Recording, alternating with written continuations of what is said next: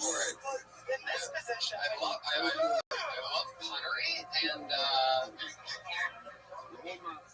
all right, Josh, let's settle down. You can You agree that was way funnier than your story, right? Oh, absolutely. And that's why I try to ask these questions and dig a little bit deeper. I mean, there was nothing funny about what the restaurant was like, but then we got to that part, and that's interesting. So, what was your reaction when you found out, like, were you more mad when you found out that she said your jokes weren't funny, or... I was upset, obviously. So the manager had to relate to these jokes. The manager was like, man, she told me she didn't like her jokes. Yeah. And they told us that you were telling all these horrible jokes. Yes. You were saying that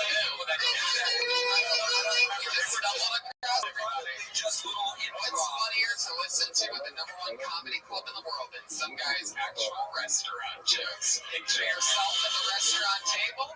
Here we are, Brad Sachs. You'll be our waiter tonight. Come on, tell us what we just improv. Stick through it. Come on, you got some jokes. I've asked you for a glass of ice water and you drop it on the table. I know you don't just drop it in one way when you say it. Oh, thank you for this. Yeah, when you give me there's the waiters that always do the thing where you finish your plate and then they go, oh, I guess you hated that, huh? Oh, right. You're like, fuck you. When people with this one lady probably, like, if they ate the whole thing really fast, like, I hated that. I'm like, Yeah. And then they're all wanting to go in the check. Maybe that's why they're mad. Come on, there's gotta be some, you don't have a couple lines. I mean, you've been waiting tables for 12 years while being a comedian, and you don't have any things that sometimes you go to. That was probably my most famous one. I'll take it all. What was your most famous one? That was like, I hated years. I hated the job. I was like, yeah, here's your fucking Diet Coke. Here's your diet. When I was a waitress, I used to tell whenever a woman had a baby and she would like want milk, I would always say, do you want skim, whole, or breast? And tell her I'd be her wet nurse. Amber got good tips. That's risky, though. Oh, yeah, I As a waiter, I'm sure the Billy Gates Corporation would hate that. I hate when waiters, though, are too jokey, and I hate that so much, and they talk too much. So are you one of those people that just like, man, I think like me? Honestly, if I went in there, just to get past it, probably like as annoying as that is for a patron, as a comic, if you're like, it's like having an open mic all day for day job. So what you're not making that opportunity. It's like fresh ears, you just try some shit out. Are you really trying to ruin all of her food for the future? I was amazing. I brought the worst food. I know what she's saying. It's not like jokes. No, you're a child. They don't even say if it's a bit about the day, the week, and not the news. If it's an actual thing, they don't ever know it's a bit. But my guess was that when she said that there were specific things like, I'm going to have to get a second, I'll catch up with you later, or whatever. Like I was hoping for like a fucking something like, I'll pay right back, don't go anywhere. She's like, I'm in a wheelchair, I'm 98, I'm not going anywhere. The only place I'm going is to hell. There you go. Hey, look who's got their woo! Josh is getting with the when you laugh it hurts my feelings. I'm just kidding. Oh my god. Are you serious? Once I actually worked with Sally, who's right here, we went to this restaurant. I once got a Yelp where they said the waitress was so annoyed she kept talking about how hot the skaters at the coffee shop next door were. That sounds like something. Yeah, they were hot. Now, normally this is the part where I say Piper, this young blank and blank, but you were so far looking out of the realm of wrestling that I'm truly stumped. Maybe a young, oh god. There's not a blonde Jewish one? Maybe the guy with the rubber bands all over. Laughing at something that nobody else said. There you go. What about you, young? Yeah, can you grow a beard? Yeah. What do we think of, what do you got for Brad Sachs? Anything pop in your mind? Some advice or something? No, I'm talking to Piper about you. Not on the That's good. That's what you were thinking. I actually wasn't thinking of that. I figured it was time for you to go. I got some my wife had just gone though, the lady water, and you go to walk with the honey, with the sugar, really, it's like a meal, right? Yeah. And she kept making me. Yeah, because she did it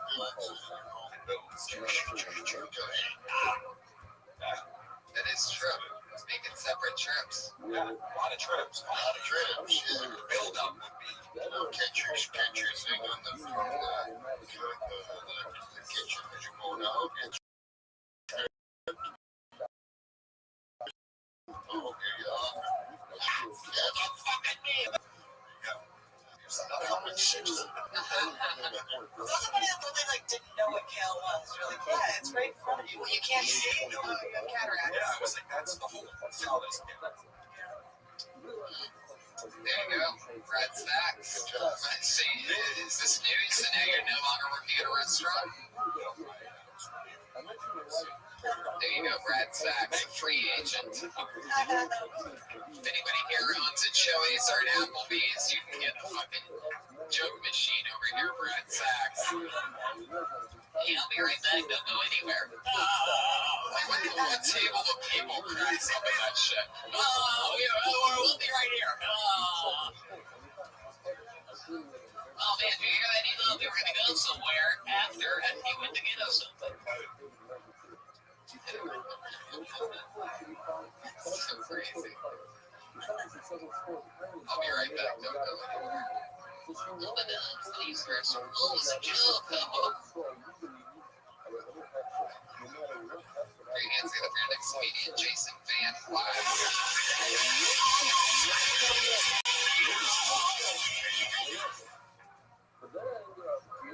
My friend saw us talking about Molly. I never started hearing Molly. I don't know if any friends you guys have. Mine are from Burning Man, so they won't shut up about how great Molly is. Mine there just Googled it. Turns out Molly is ecstasy. Literally the same thing. Just an ecstasy tablet that's been ground into a powder. That is not a new drug. I don't know how that works at all. You're like, this isn't cocaine. This is cocaine I put into a gel cap. It's called Samantha. You've probably never heard of it. We're going to talk 10 more seconds. Which is 25 seconds. So launch until like a 12-minute bit. You just want the bear. Well, we can talk about that drug because ecstasy Molly is different. It's not. MDMA is Molly. Pure Molly is MDMA. MDMA is also ecstasy. Ecstasy is MDMA plus speed.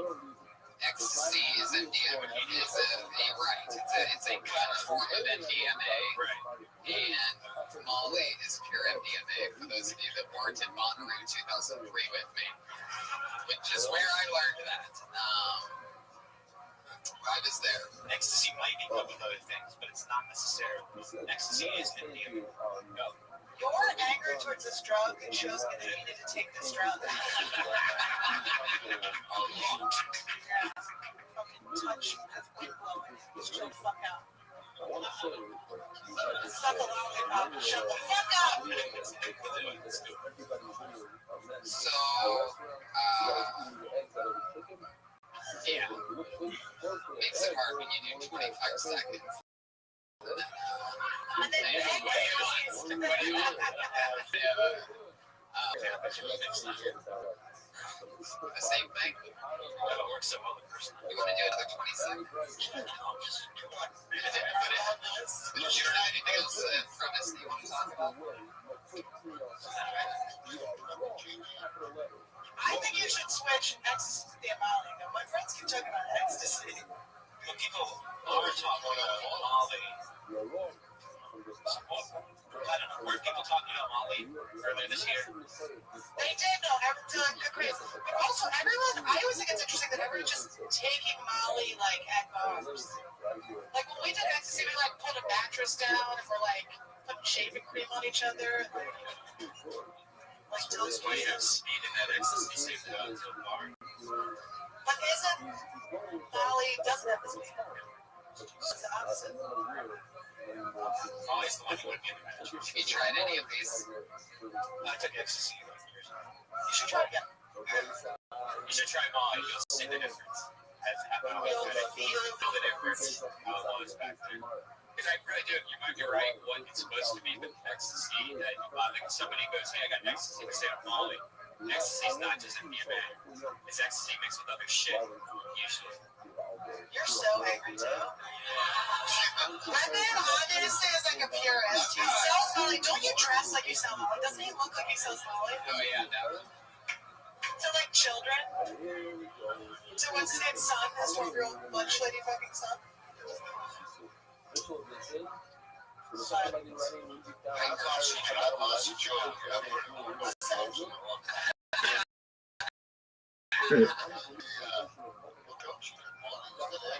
he said she. No, you have. I mean, you couldn't. I love this. Say no to him. You only hear the whole joke again. Yes! You got it. Just take a beat, bumble. Like I need more confidence. Yeah. That's so good. Overcompensating. Can't tell the fucking joke now. Oh my god! Was that you cupping his stomach? What was that?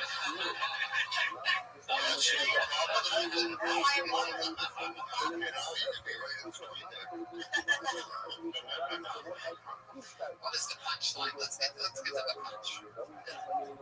It's not a new drug. Right. You can't be like, this is cocaine. This is cocaine I put into a gel cap. It's called Samantha. You probably never heard of it. And once again, it crushes. Maybe that's the maybe that's the angle. Then maybe it's more about how people are trying to be hip. Yeah, everyone's talking about this new drug. It's definitely not a new drug. Right. If your ecstasy has other stuff in it, it's because it's like saying your cocaine has formaldehyde in it, so you should try this new drug that's just cocaine. I think that's more of the actual saying. We got one rather than the shell talk, but these people are media forces right now. This podcast usually works a lot better when we're in front of a live audience, and this is a disgrace. These fucking wax museum stand-ins that we have in here tonight are not playing the game, but they like being called out on it. So maybe have instead of the cocaine be something that you could have a joke to, like maybe compared to the purple stuff and whatever lean or whatever kids are drinking that's like cough syrup. Maybe say, yeah, and then there's lean, which is, and try to find the joke in there, instead of cough syrup. What is it? It's cough syrup. Is it different than like purple drink? No, it's the same shit. It's just another thing that we give exactly the same goal, right? Yeah, so maybe that's it. It's not the exact same analogy. Right. So that'd be easier to play with, maybe, instead of purple drink or lean, it's called it. Used to be lots of those. I don't know. It seems like that would be more fun to play with. I like your style, Jason. Keep rocking, keep writing. Come back soon. Jason Van Glass. Unhurtable. I like it. You can't win, Tom. Funny guy, Jason. He's a Jason Van Glass guy, so if you're listening to the podcast, this is always fun because I like one-name people. Put your hands together for Derek.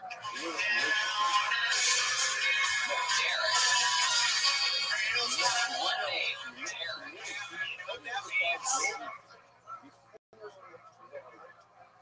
You racist motherfucker. And you know we didn't see him because he's black in a dark room? Josh! You're autistic. You're not a racist. Josh? Much love. When somebody misses their spot here after signing up for the bucket, it's always fun because that means that they get blacklisted. Take on it. And we're going to do something a little bit different with our new blacklistings where we encourage you not to follow the person but tweeted them that they really fucked up by missing their spot. Because he did fill out his Twitter at Real Derek Gary. Derek Gary with 2 R's. So tweeted Real Derek Gary that he's never going to pitch show business. He's going to just moving on. Your next comedian, I'm sure, is here because they want to make it. Goes by the name of Eddie Whitehead Jr.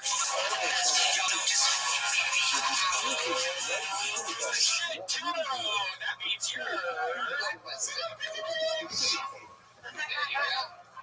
Eddie Whitehead Jr. on Twitter at Eddie Whitehead Jr. This is great. This is fun. And I'm pretty sure we're blacklisting a list of black people. So, I know Eddie.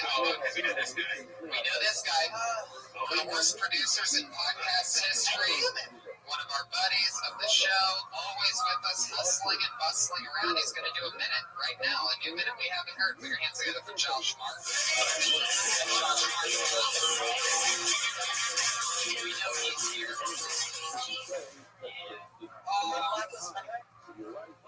Josh Mark, everybody.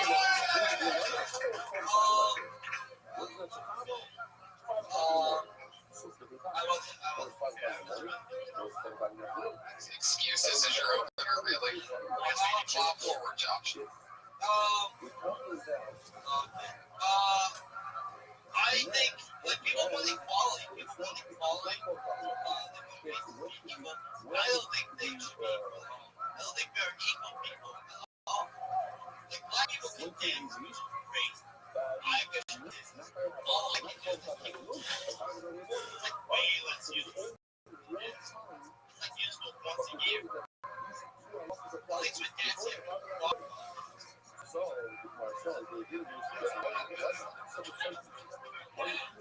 I've seen it. People walk on this. I want that. Walk on this. Yeah, that's it. You ended up accidentally killing, and I love that. It's the hardest I've laughed in a while. Dude, you know it's funny, but maybe you could start to when you can't. I guess you can fuck like with doing taxes. You know they go into that whole thing about doing taxes. Watch out with that ever fuck. Why don't you just Bullshit! Bullshit! I've never done my taxes, but I'm just assuming. You just fuck. No, you get the calculators on your ass, little imprint. TurboTax? Yeah. You get turbo fuck text. And I'm clearly doing taxes all wrong. I mean, what do you have to pay taxes on? I'm just Josh, are you fucking serious? Your comedy school? Oh my god. Oh, your parents are rich? That's weird. You just fucking I did the nailed it. Yeah, what kind of tax is like sales tax when you buy something from a store? It paints an amazing picture in people's brains that when you say fucking while dancing, I feel like everybody may have pictured something a little bit different. Some people more fucking in the bedroom while dancing, some people on the dance floor just secretly fucking. Yeah, there's like a difference between dancing while fucking and fucking while dancing. Exactly. I think That might be another thing to talk about, and another layer on the accidental funny stuff that you put in an accidental funny order earlier. And if the ultimate lesson is, man, is had I not said top forward move it so seriously, what are you going to do? Just bail out? Like, you self-destruct for your first 3 words out of your mouth were, I don't know. Every audience, no matter how smart or how stupid on any level is going to go, what do you mean you don't know? You just got, you don't know what you sign up for. Well, the joke I wanted to do, I remember it now. That's fine. You don't need to say I don't know and I'm not prepared. Nobody will ever care. That's the part where it's fun to keep it real. This is something I've had a lot of trouble with because I've always been more of a me than a performer. And it's something that I know is that you just can't bail out. Something that I learned is that you just can't bail out. They don't know your weakness until you tell them. They don't know that you forgot anything. They think you're comfortably starting your set. You could have said nothing and looked out there and been comfortable saying hello, how are you doing, until it hit you that you don't.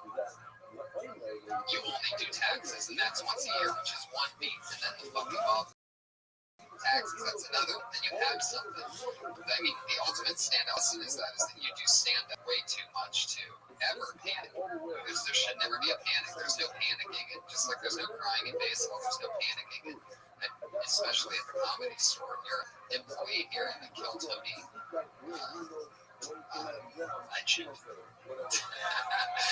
I think it was funny that your excuse was you were like, I was running up the stairs. Right. When is running up the stairs a race? You're a joke from your memory. I also was trying to get it here. Oh, also you have asthma? Now you're doing the sympathy card? That's why I don't. Yeah, can you get us some water? Yeah. I'm just kidding. And you can make jokes about that stuff too. If you would have kept it one level realer, then you could have just said that instead of saying, I don't know. I was just running up the stairs. You could have just said, I was running up the stairs. I don't know. I don't have asthma, but I look like I have asthma. Or you can talk over my already joke for you and never know what it could have been. You'll never know. You'll never know now. There's no way you'll be able to hear that when you listen to this podcast, and I'm not going to repeat it. Based on principle.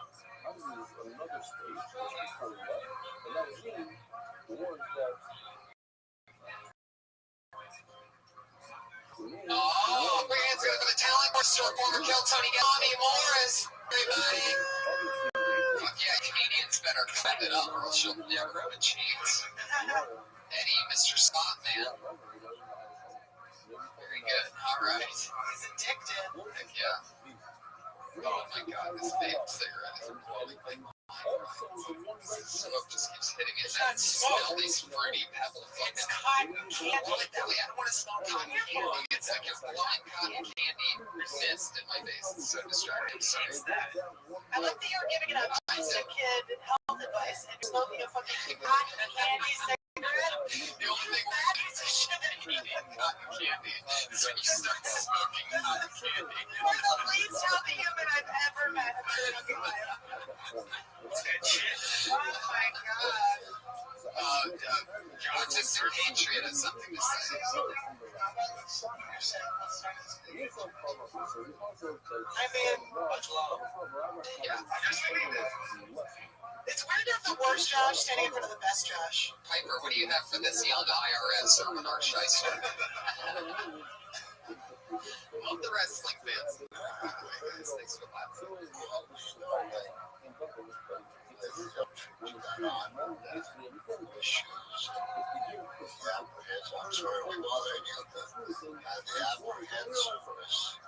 And he shut up.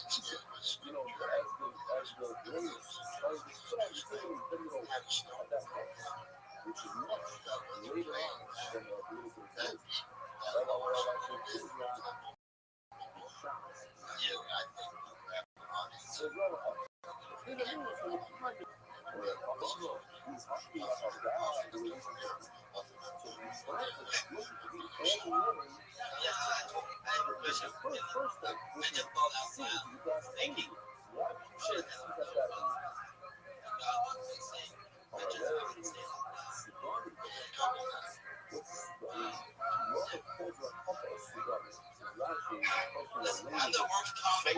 That's why I love the worst. That's not true. That's not true. If you're gonna do self-deprecation, make sure there's a punchline on the end. That was Josh Martin, everybody. Right. Hopefully the podcast audio won't pick up the one gunshot we're about to hear from the Billiard Green. Bye, Josh. So Twitter at Josh Martin Comic, truly a very, very funny rising stand-up, fully committed. I'm sure it's going to be funny when he's like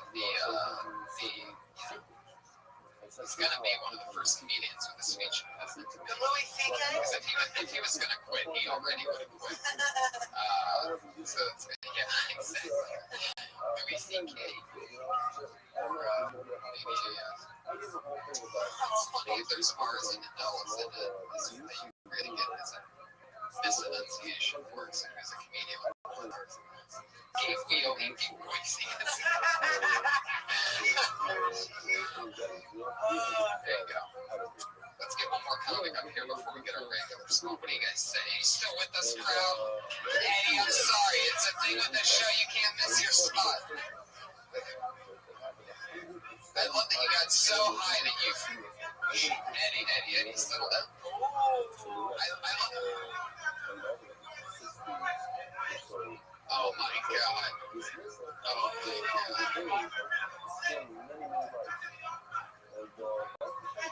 Oh, Jesus. Look at this real fool. Thanks a lot, guy with an 80s mustache. Jesus Christ. All right. Thanks, your show's gonna give him a shot. You have to let him on. All 5 legitimate audience members agree that we should give him a shot. So, Oh my God. I'm going to relieve you from your blacklist because I love audience members and I'm pandering for you fucks. So come back another week. And you guys can answer. Here's what I want in return: is that Steve Petronio? Are you here? Steve, how are you, buddy? You gonna be here next Monday? You'll start off next Monday, but in the meanwhile, I want you up to after the show, Steve. Go up to each audience member that you see here and say, "Why did you take my minute from me tonight?" And ask for Eddie Whitehead. So, Steve, we're gonna kick it off next week with you, okay? Josh, will you remind me of that? He's already gone. Obviously, it was a silent hanging.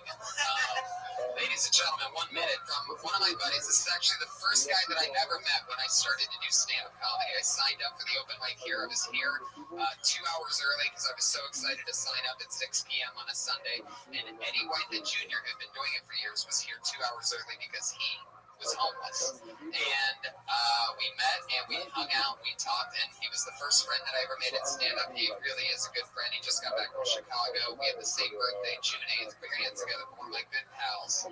Eddie Whitehead Jr. You should go watch that speech. There you go. Commitment props. I just have one question.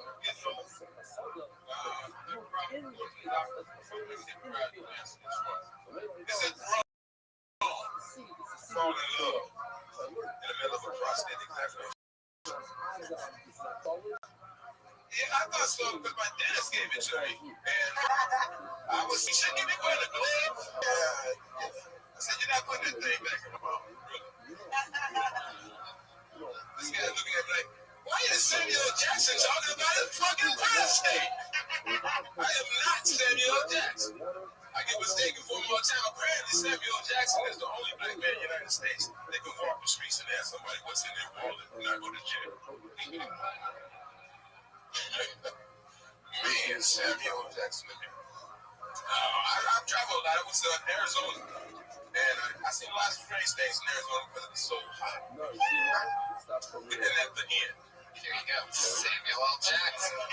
Eddie Whitehead. That's the podcast. The podcast, people. Yeah, I love it. You know what else Samuel L. Jackson does is shows up for his gigs on time and is there when he's due to be on set. That's why he's one of the most worked actors in all the show business. Oh, yeah.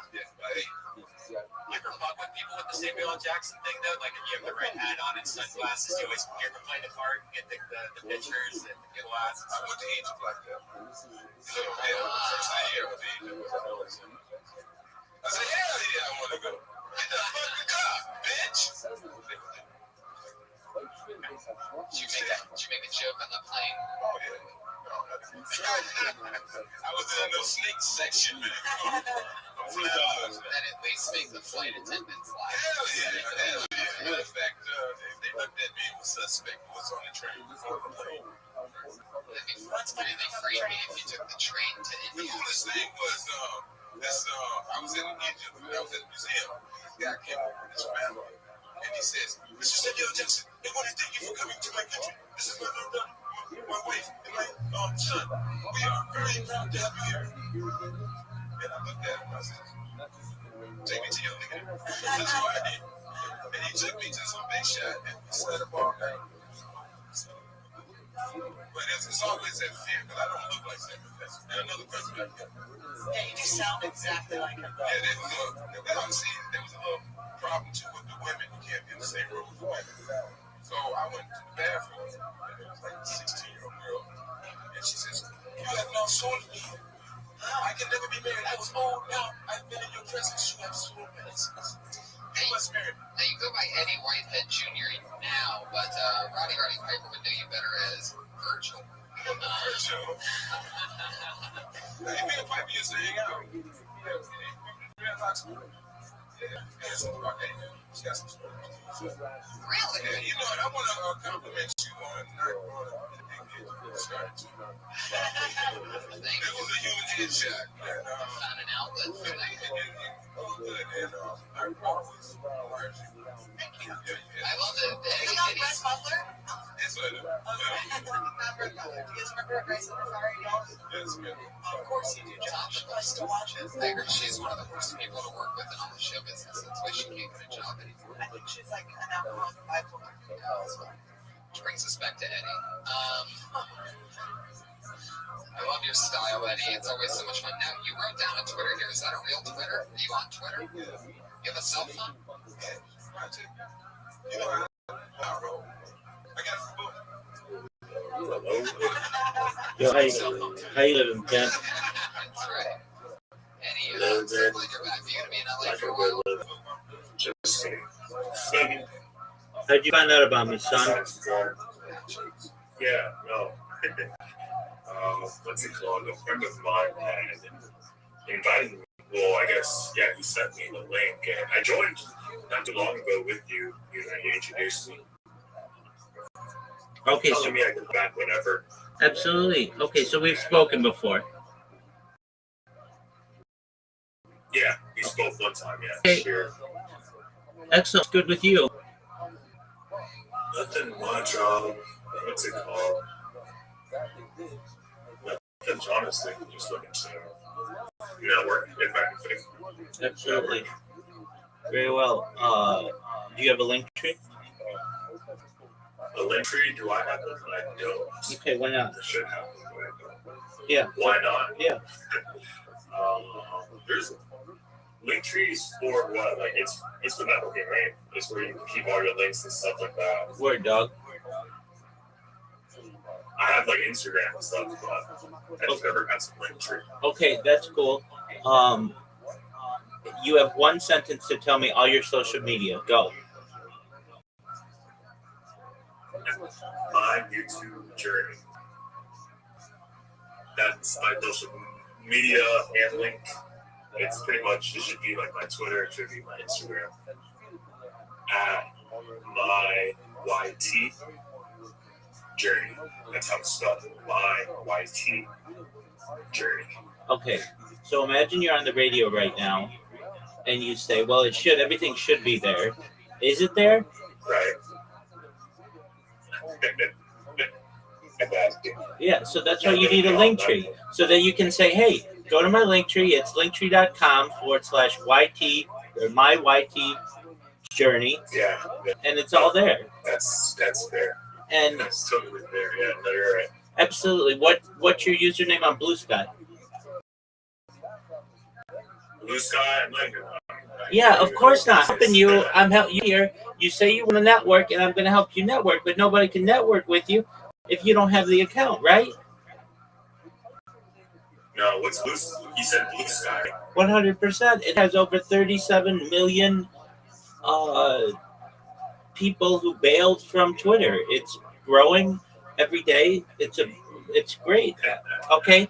What's your username on Reddit? On Reddit, it should be at my YouTube journey. I'm not sure if I have an account, but I do have an app. Okay. So if I wanted to follow you on Reddit right now, you don't even have your name locked down, and you want to network. And so I'm just teaching you, like, you need to be able to. No, I'm taking this all into account. Excellent. Okay, so I imagine you're on X, right? Yeah.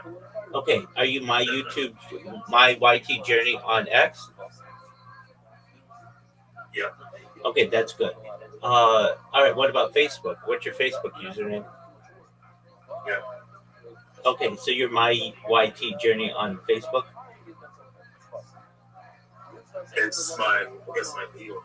It's my legal name. Okay, that's fine. Don't worry about that one. What about What about Instagram?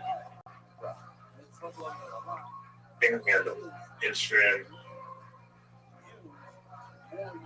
Same handle. Okay, what about TikTok? TikTok? I don't have that app.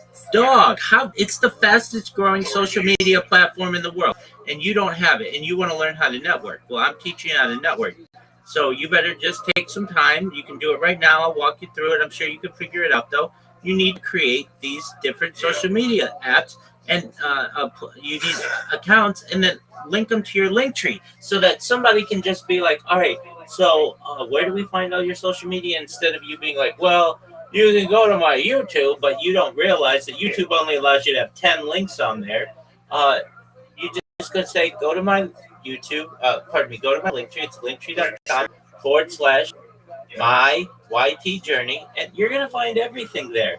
You could email me from there. You can find all of my YouTube accounts. You can find my social media, anything that you want right there. It's in one link. And then that link, and you put it in your profile, all of your different platforms, so that people are able to network with you. If you make a friend on, let's just say, Instagram, that person can follow you on TikTok. They can follow you on Twitter. You basically are using the power of your network to expand instead of just focusing on one social media platform and trying to build it up. Why not give people the opportunity to follow you on multiple channels? That's fair. Exactly. So go do it. I'm here. No, I'm definitely gonna come back. I was gonna ask, other than Blue Sky, with their and TikTok, make sure I go through all my ads and make sure everything's like within its alignment on the name, at least Instagram, all that, make sure it's the same. But other than Blue Sky, TikTok, is there any other apps? And same person here, Blue Sky, that just know. Fuck yeah. Reddit, Imager. Do you have an Imager account? Reddit, okay. You said, what is it? IMGUR. It's the largest image sharing. Doug, let's not fuck around. All you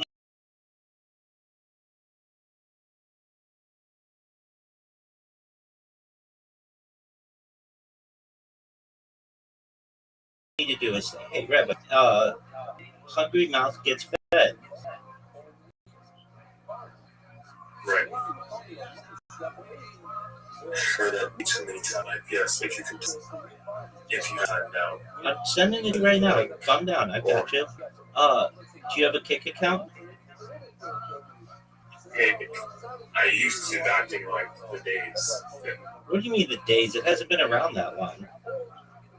The messaging app? No, dude. Kick, the fourth live streaming app in the world. KICK. Oh, okay. I just said a messaging app. Okay. I did create one not too long ago. I haven't been proactive on it at all. Just because of Twitch, but it needs to make my way towards Kick for sure.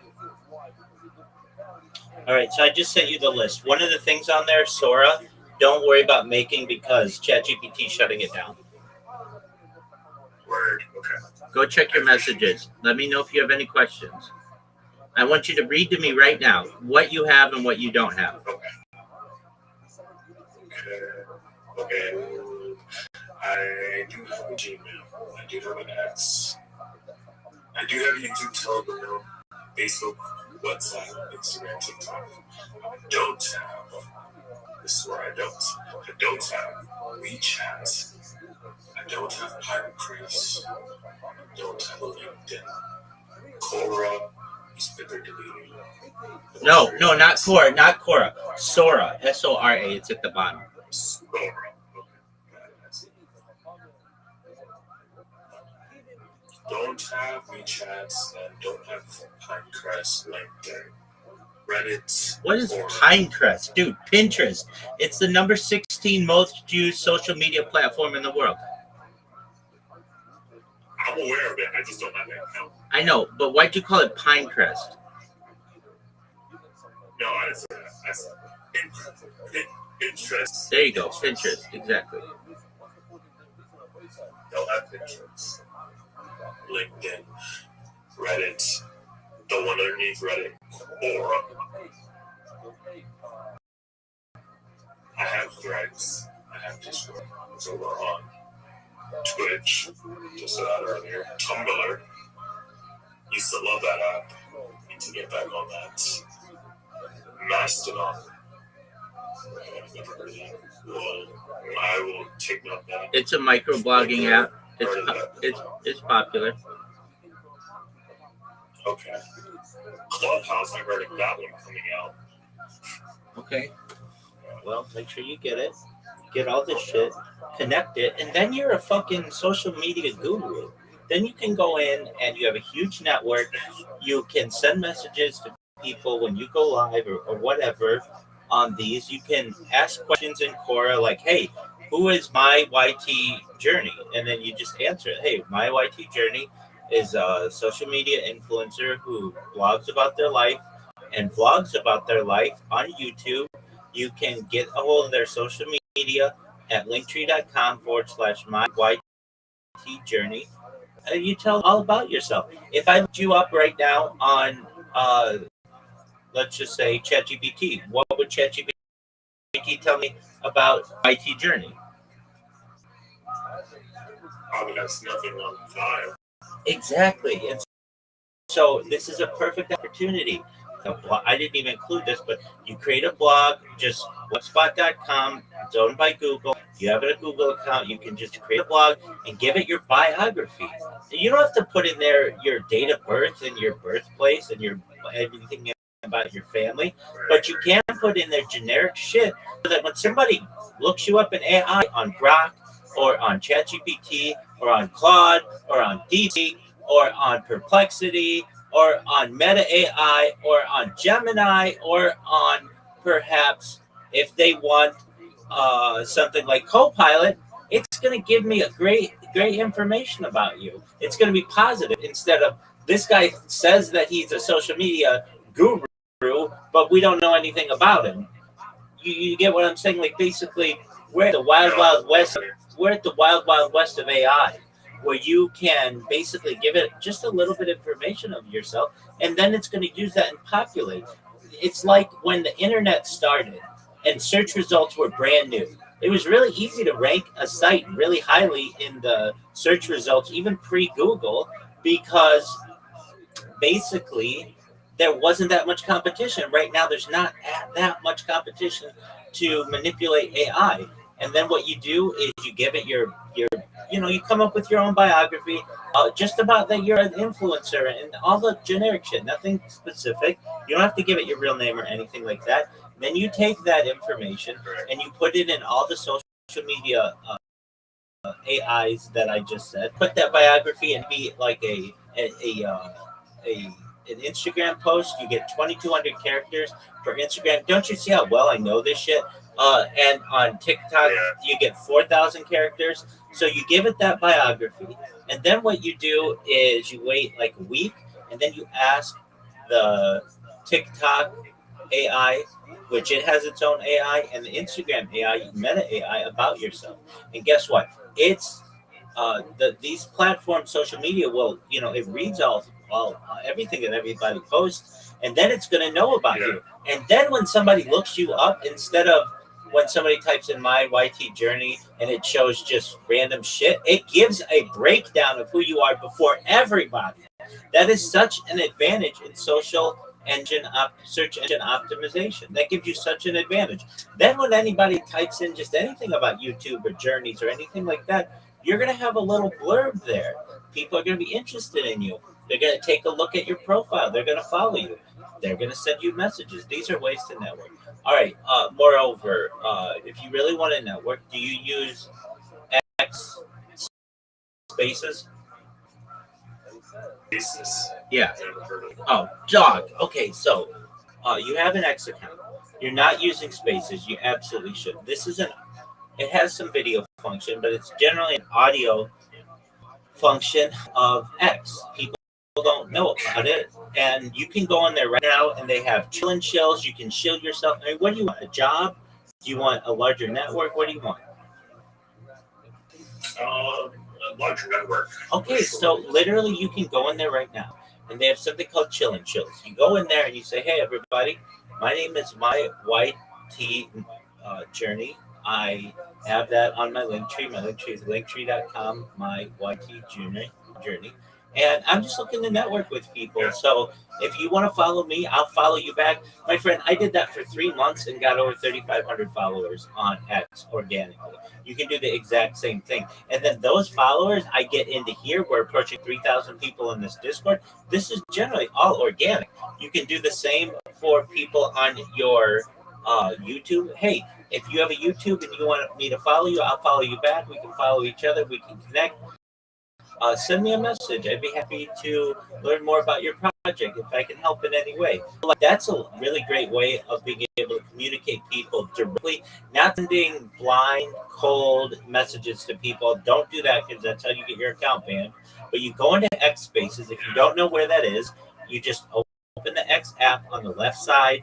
You'll see spaces under communities and all of that stuff on the left side. And then you type in the search. I'm looking like the things that are big are chill and chills, or you just type the word chill in.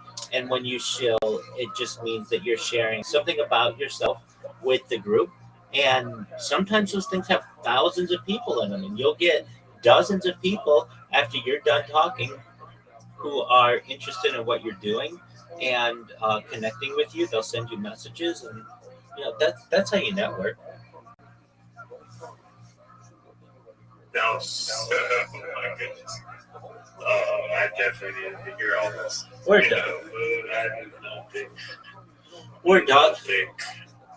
Word dog. Let me ask. For my YT journey. Okay. I'm just being straight up with you. What is your avatar? What is that? I have no idea what that is. Oh, it's me holding my finger. Oh, okay. Okay. Well, I'm not gonna make fun of that. Okay. Now I see. Now I see that it's a child. Okay. And that's important. But I'm making you aware that, like, you can brand yourself better so that your avatar says my YT journey, and people know what you're talking about. Like, I'm not saying it's the best branding, but you see the one that we have in here, Rabbi Rothschild, streams live 24/7 for world peace, discord.me/Rabbi. That sends a message. Oh, I know who this person is. I have a link to be able to follow, and I know what they do. Right? If you had my YouTube journey, now there's a better way to do this. You know what? Just because I'm a nice person, I'll send you just some examples of some people who look. I'll send you mine, and then I'll send you some of people I've helped. Your absolutely. You having your daughter there is absolutely cool, but I don't know if that's the right place for it. If you're trying to brand stuff, if you're trying to network, like that's a great thing though. I'm not saying that. I'm not saying that you need to change. Look at the example that I just sent you. If you really want your daughter in it, then just put a circle around her, and at the top have my YT journey, and at the bottom linktree.com/my YT journey. That way, look at your Discord messages. Do you see the examples that I sent you? Going to Okay, so look at the examples that I've seen.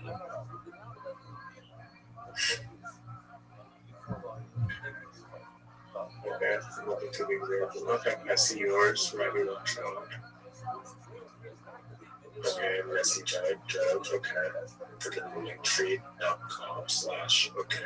That gives me a call to action. That every time like what we're talking about in marketing is impressions. And I'm making an impression with you. Giant Judge just made an impression with you. Billy just made an impression with you. You saw what we put out there. We're using ourselves to be able to market. And I've helped hundreds of people market themselves this way. I'm the person who's on the internet more than any person ever. I have more archived footage of myself on YouTube than any person ever. I'm live on 25 different YouTube streams right now. I'm live on Twitch. I'm live on X. I'm live live on TikTok right now. I have a video going right now of me that's uploading to TikTok, and another one that's recording of me on TikTok. I'm everywhere. I have more content than any person ever. I see more social media than any person ever. And I'm telling you what works.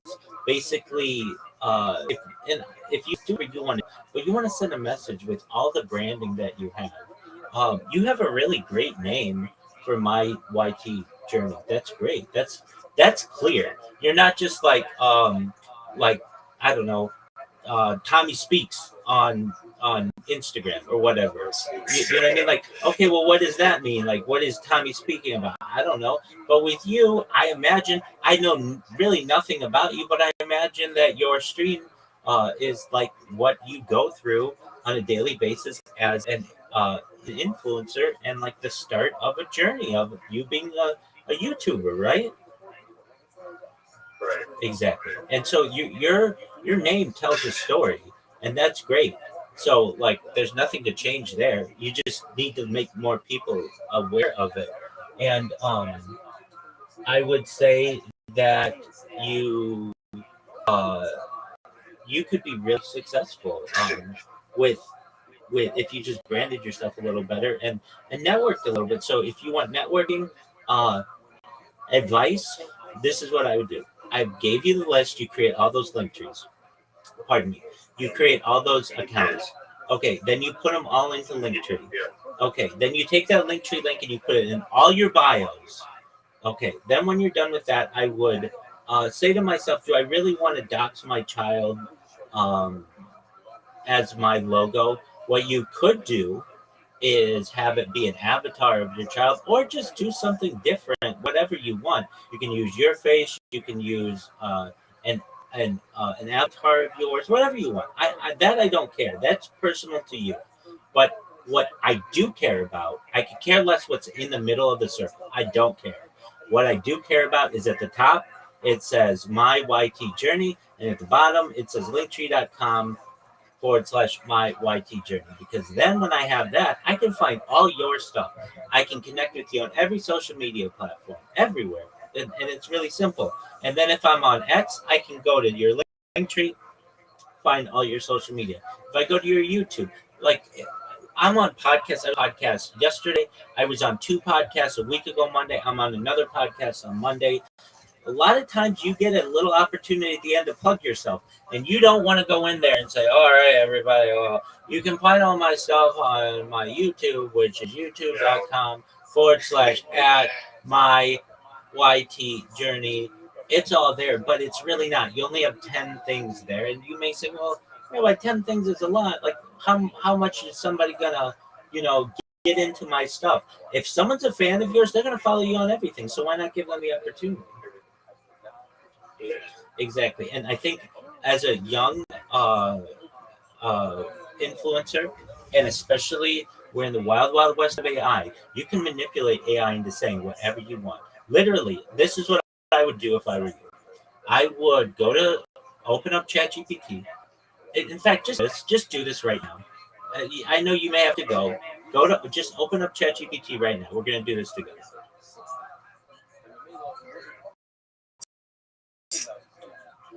Do you have iPhone?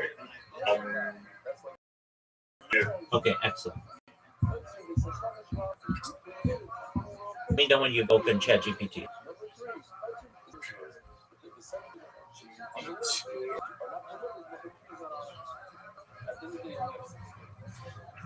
Dog, I'm not even gonna fuck around. I'm just gonna give you what to copy and paste.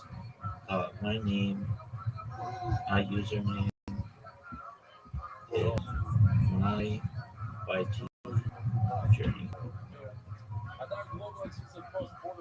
Alright, ChatGPT says what's on my agenda today. I am a multi-stream streamer on YouTube and Twitch and Rumble and Kick. I am documenting my journey as a social media influencer and the challenges and opportunities that come with sharing my life with the world. I want people to they can connect with me on all my social media. I'm on all the platforms.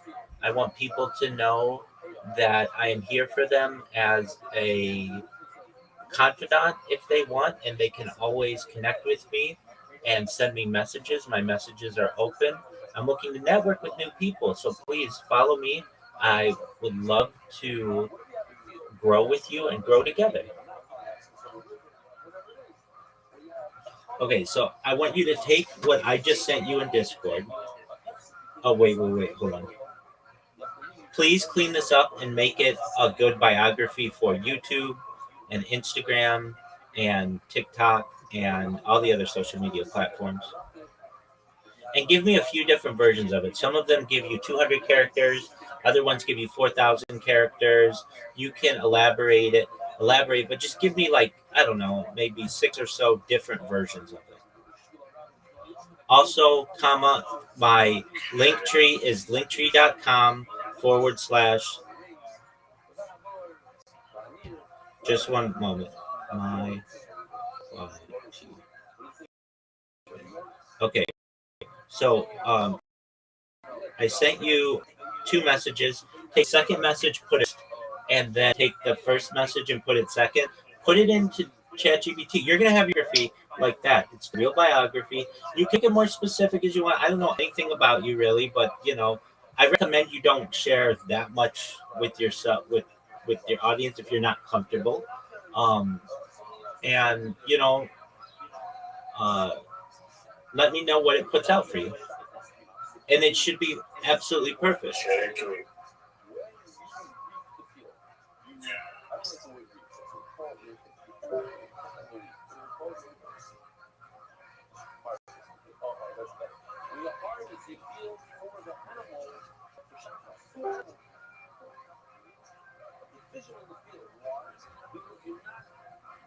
I just for a second.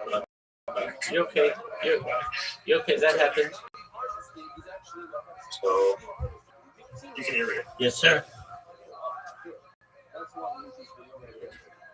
So I'm copying and pasting, so to clean it up.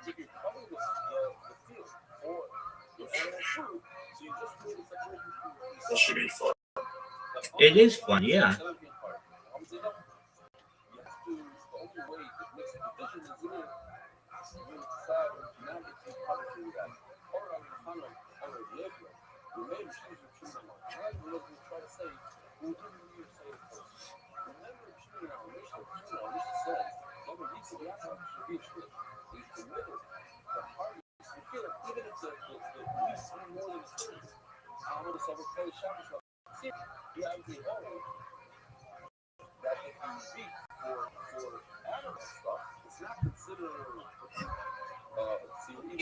Almost a little edit, I guess.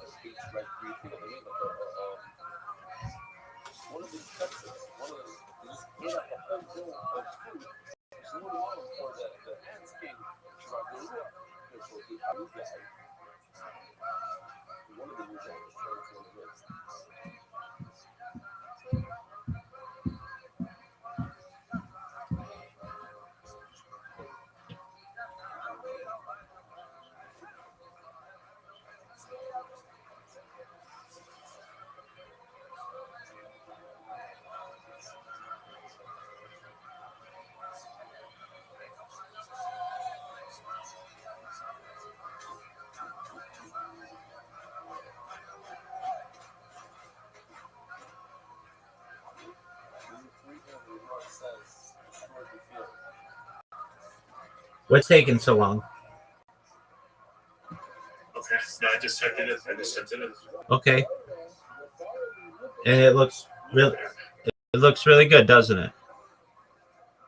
Yeah. Exactly what you need, right? All right. So then you take that, you can save it. You can put specifics in it. You can say, I don't like it like this or whatever. But, and I'm sure if you're a serious YouTuber, you've got a pretty good got a pretty good fee on there anyway, but I'm not like as aligned as you'd like it. Like it unless you really focus on your networking and your social media profiles, a lot of them will be random. I can tell you some of mine are random. I made it like 5 years ago or whatever, 7 years ago, or whatever it may be. Maybe 2 years ago. Maybe I made it last week. And my interests change. What I want to tell the world about myself changes.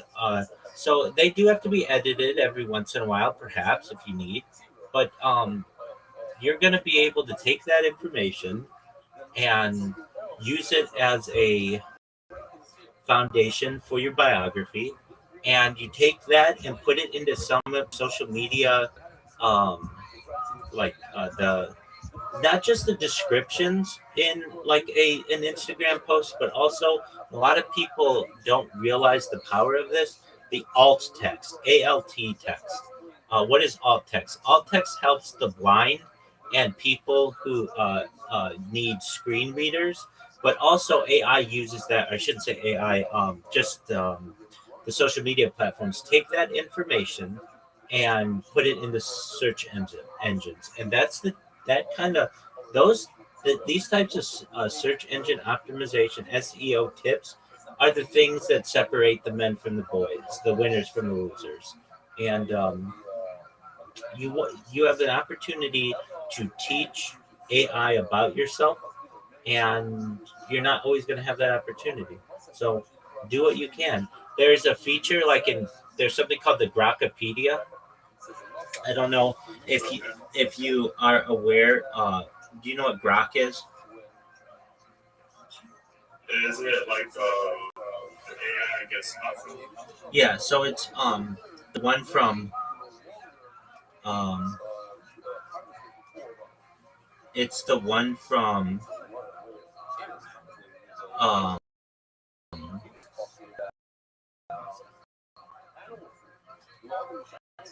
it's the one from Twitter and Grokpedia.com. You can suggest a page for them, and it's basically Wikipedia, but it's all written in AI.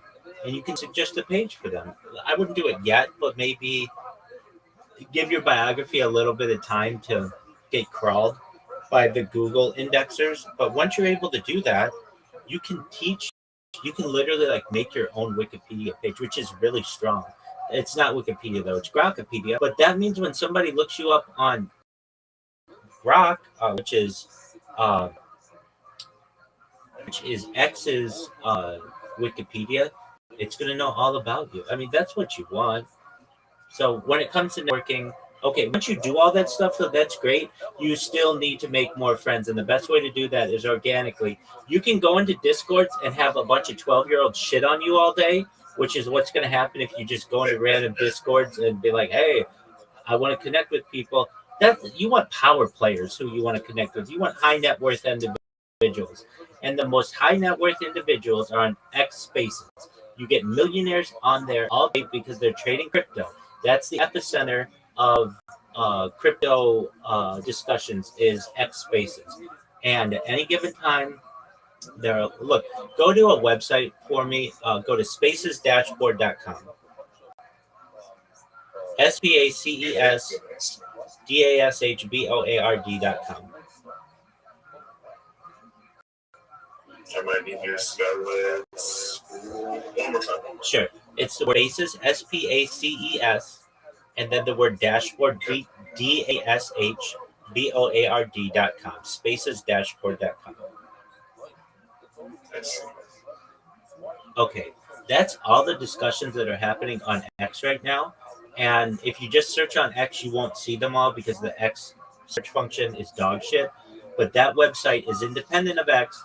And do you see all the discussions that are going on? There are hundreds of discussions going on of people who are high net worth individuals who are politically active, who are looking to network, looking to increase their user counts, their follower counts, all the things that you want. All you have to do is this.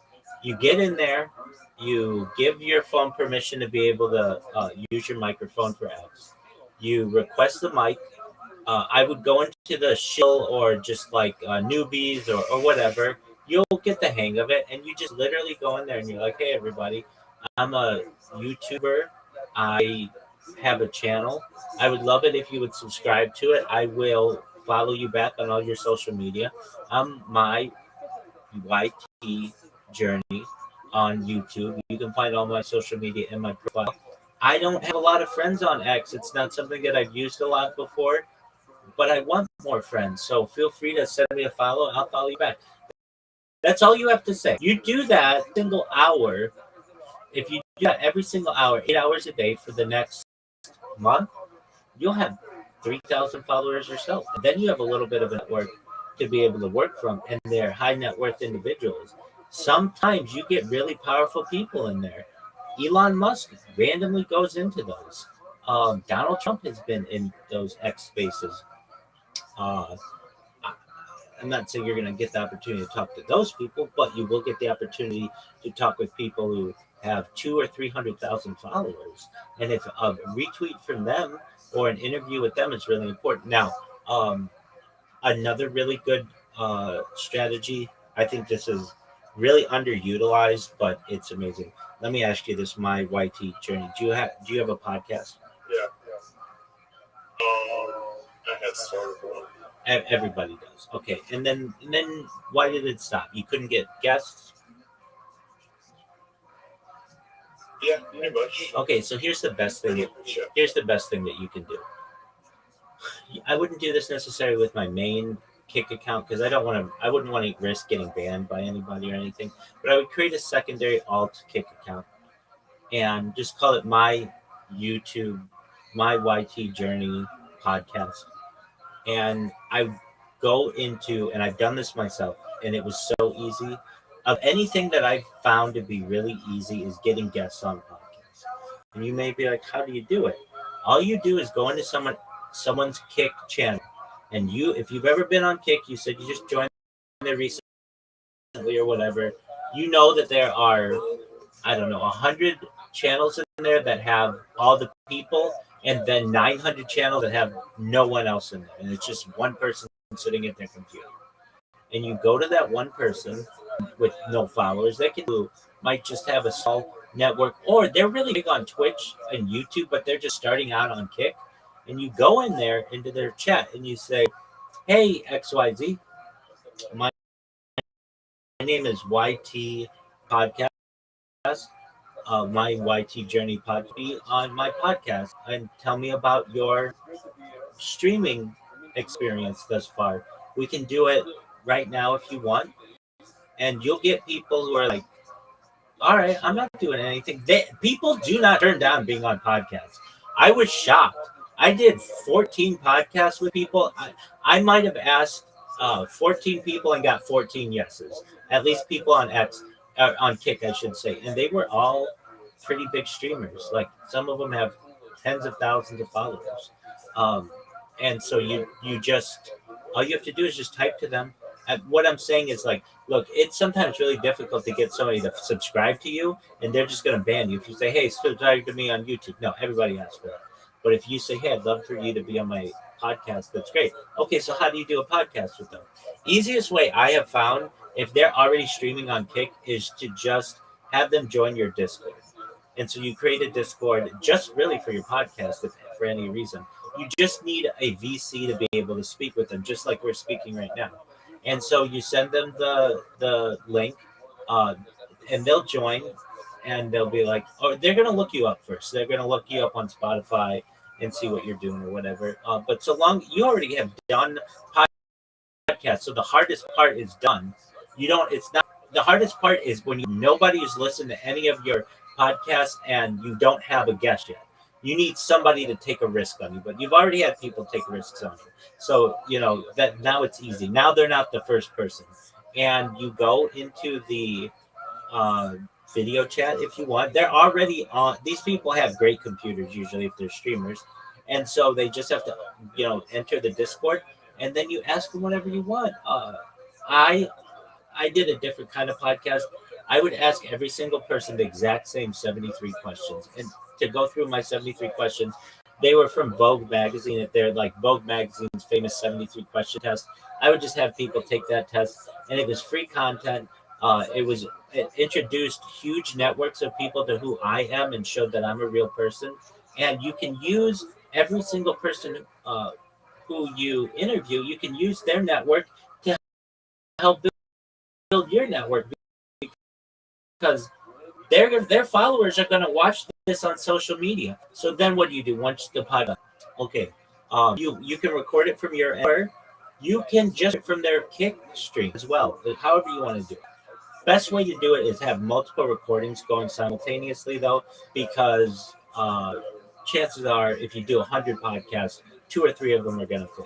But then once you have that, then what you do is you upload it to your YouTube, you upload it to your Rumble, you upload it to your Instagram, you upload it to your TikTok, you upload it to your X, and anywhere else, and then you tag them in it, and that means they're going to follow you, and that means you're going to start to get into their network.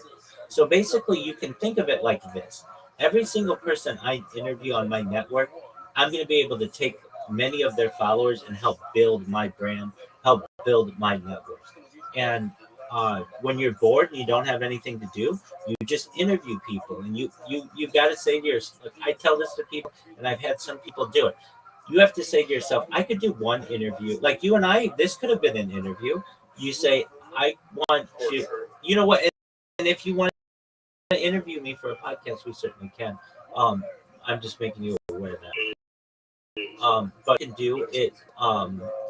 You say to yourself, all right, my YT journey, I'm going to interview one person per day, per weekday, let's say. You've got a family or whatever. And the interviews don't have to take hours. They don't have to be Joe Rogan 3-hour marathons. 30 minutes is just ask somebody about their journey of what they do, what they experience, their challenges. You may have a set of questions that you may ask, but the people are going to take it from there. Most of these people are very charismatic because they're influencers, and all you have to do is set them up. Hey, tell me about your journey, and they're going to go on for 5 minutes about what they've done. You might get some other people who are just really short, and that's okay. You might want to add some questions to it, but you have basically an unlimited amount of guests by just use it. I call this strategy ambush podcasting, where the person doesn't know that they are going to be asked to be on your podcast, and it's like fishing. You just go into their chat, you ask if they want to be on your podcast. If they say not right now, I'm busy, that's cool. Don't pressure them. Come back the next day. If you come back a few days in a row, yeah, they'll want to be on it. It's not because you're so great, it's because these people are small time streamers themselves, and they know being on a podcast is excellent for their marketing. And so you have the power to be able to use a podcast and get guests. So if you're looking to network, those are some really great strategies. The X Spaces is a great one. The ambush podcasting is another great one. It's much better than going into people's discords and being like, hey, follow me on YouTube. That's pulling teeth, as I'm sure you're aware. Yeah. You said it was called ambush? I call it that, and the reason why I call it that is because the people, there's this idea, I think it's a television show called Ambush Makeover, where they have like a makeup artist and their hair crew and whatever. They go to someone's work when they're not expecting it, and they're like, we're going to do a makeover on you. And it's basically, the person doesn't know they're going to be on a television show and get a makeover, and they get a makeover and they look all great at the end. Great. So it's this idea of ambush, like you are going to get someone on a podcast. They don't know they're going to be on the podcast.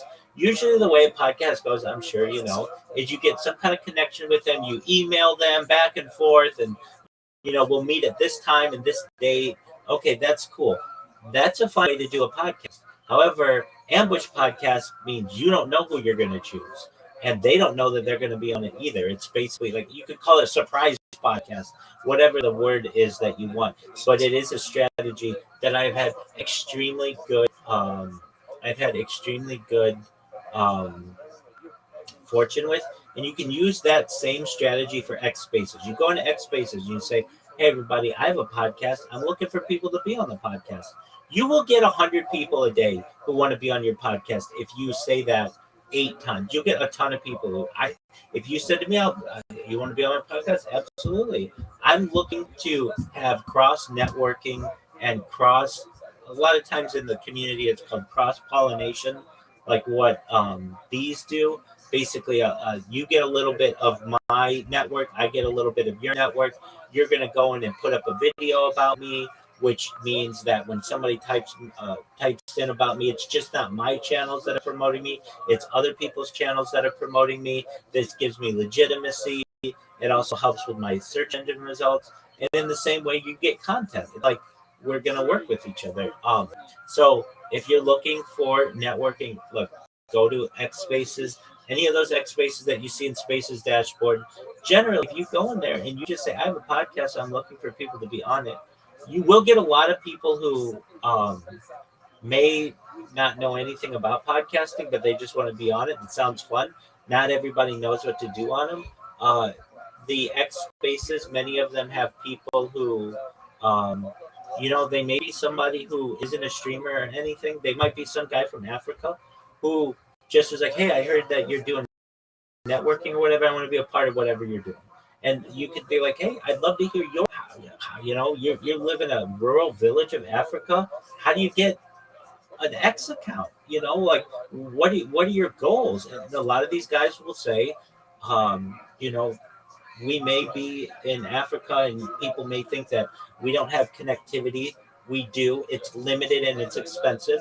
But you work hard and you get yourself a cell phone. Most people there are on cell phones, and then they get a little bit of money to get some connectivity. And when they do, they're on X Spaces for 8 hours a day, at least grinding it out, connecting, networking. You're gonna get journeys like that. You're gonna get journeys from other people who are YouTubers and such, and just like I am, who are probably more established and want to connect with you. You're going to get people. You could say, it doesn't have to just be on your influencer journey. Tell me about your crypto journey. You're just looking for content. You're looking for people who have networks. But the great thing is, you're able to see how big a fish this is right away. You're able to say, hey, this person has 15,000 X followers. That's a medium to large size account generally. Or maybe they only have 3, whatever it is. But then what you're going to be able to do is tag. That means all of their followers are going to be able to see it. You'll put hashtags in there. And it's just, and a beautiful thing about the podcast is it's archived and people will be looking at it 5 years from now. Every person types in that person that you interviewed into X or YouTube. Anybody puts their username in there, there's a very good chance your podcast is going to show up for that. And then people are going to look at it. People are going to ask you to be on their podcast. Eventually, you get to this point where people will pay you to be on their podcast. Not yet, but if you really said to yourself, I'm going to do a podcast, one per day I think you should do it every single day if you can. But I'm going to try to do it at least every weekday. I'm going to dedicate 30 minutes of time to just finding someone who wants to talk. It's a little bit of work, but you'll get it down to a science where you learn how to upload the YouTube, upload the Rumble, do all that kind of stuff, upload the X, tag it correctly, etc., etc. In 1 year from now, you will have done hundreds of podcasts, and all of those people and their networks will mesh with yours, and you'll grow exponentially. You'll then have a real podcast that people want to be on, and you'll be able to start to get sponsorships, etc. Let me ask you, said you have a podcast. Are you on Spotify?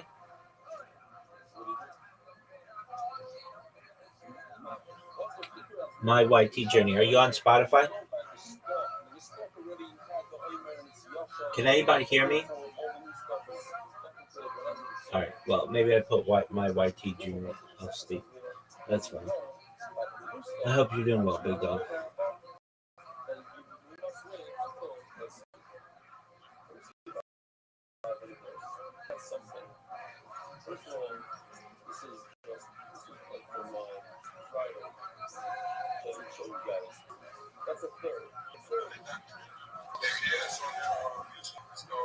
Stand up, your index from day one. That's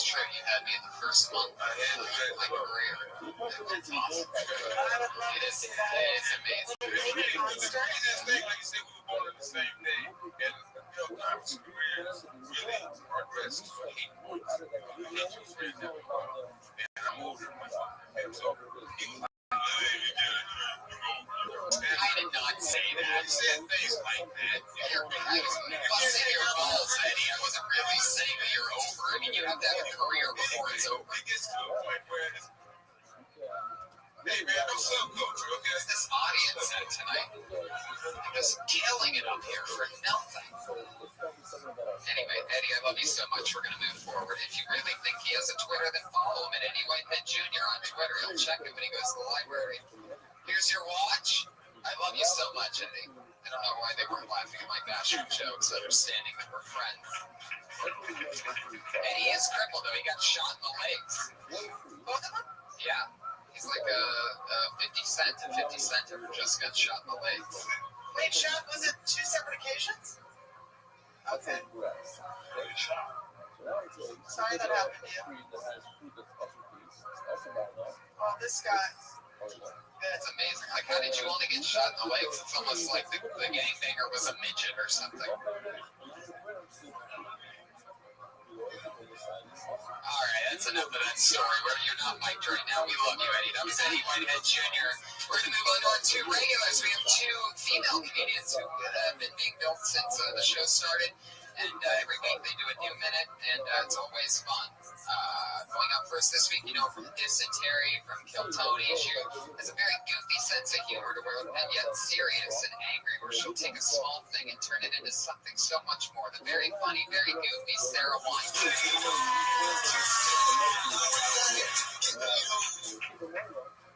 A friend invited me over for dinner. I said, fuck yeah, free food. What are we eating? She said, meatloaf. I said, I will not be coming.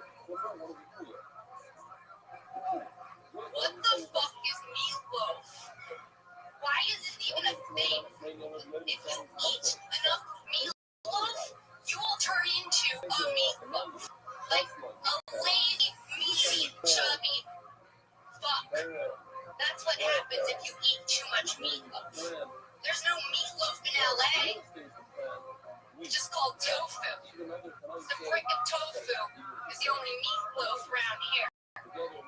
If you're going to a restaurant specifically for the meatloaf, plan to have good voice. My mom made turkey meatloaf. The whole family got sick. It was the color of a terracotta pot. That's all I have on meatloaf. That's 59 seconds. You can tell she is a Kill Tony veteran. 59.55 seconds. Let's talk about meatloaf, shall we? I feel a lot of people don't hate meatloaf as much as you do, so it's hard to get Gotta sell it. Yes. Meatloaf's good. Yeah, it's really good. Really? Boston Market meatloaf sandwich? You kidding me? Oh my god! Who eats at fucking Boston Market anymore? What? Holy shit! Boston Market's bomb. How are you like able to talk? I threw up. I think there's something there, but I think I'm surprised that in the way that you normally write that there wasn't more of the breakdown of any other meat that you eat. The specific name of the meat is in it, like chicken parmesan or steak or only meatloaf is the only thing where it's like that's meat. Trust me. You know, it's like nobody's asking the tough questions like, what's the meat? Yeah. Never It's true. I don't know why I don't think that. Well, But I mean, that's why I'm in your shows.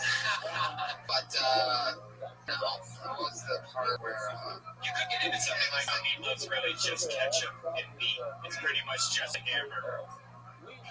it's pretty much Big hamburger. Don't they have breadcrumbs in it too? Yeah, It is. it's pretty much just a hamburger. Yeah, it's like an imploded hamburger. That's why we say you make meatloaf, you make burgers. That's like it's rare.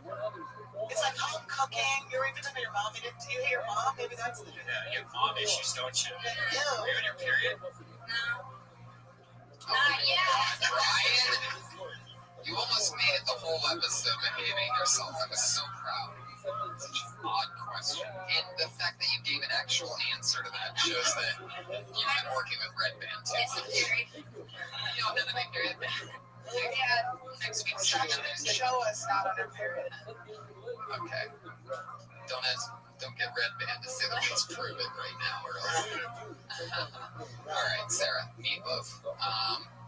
Yeah, it's an interesting one. I would revisit it and look at it from different perspectives. Ask yourself the tough questions like, what else? Do we just put one condiment on and it makes it a thing? Breadcrumbs. What the fuck?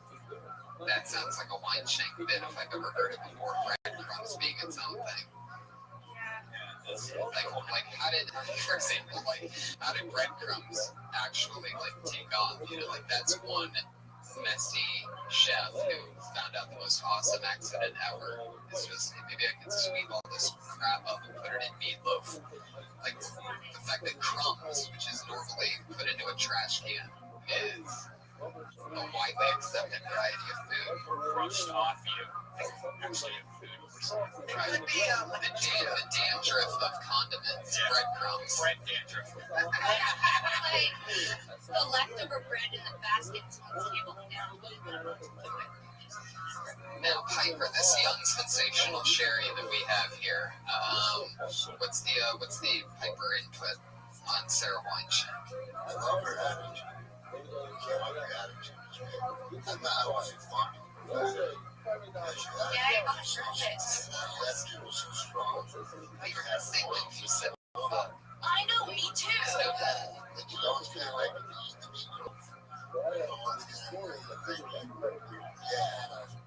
strong, small, strong,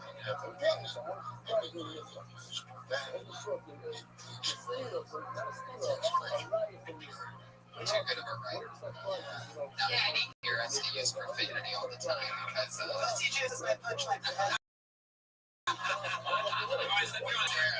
Yes, thank you so much. The great Sarah Weincheck. She's on Twitter at Princess Shank. I bet you could. Drink that water, Josh. Final comedian of the night, dropped out of college at the University of Florida with just a couple semesters left. Put your hands together for Kimberly Compton. Always funny.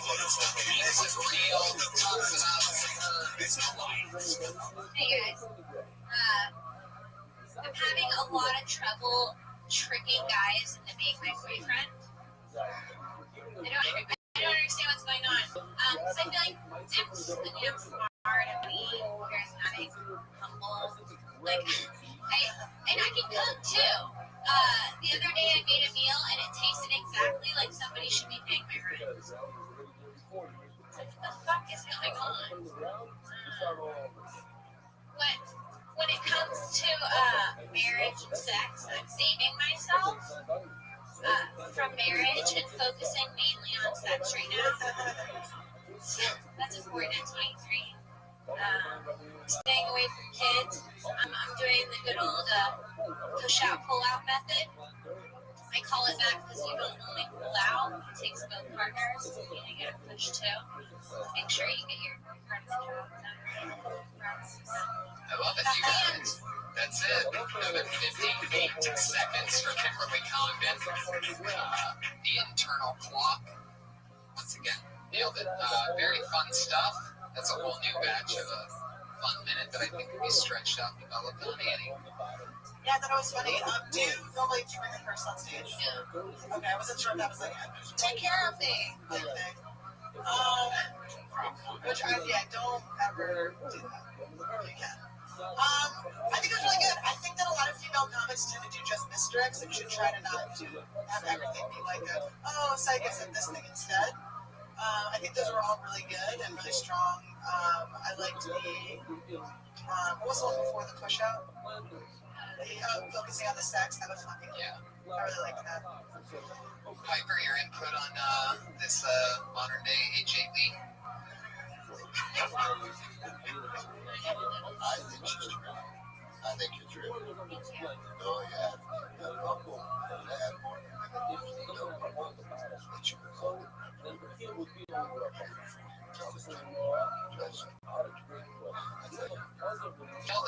Kimberly Condon, she's on Twitter. Kimberly Condon, we are out of time.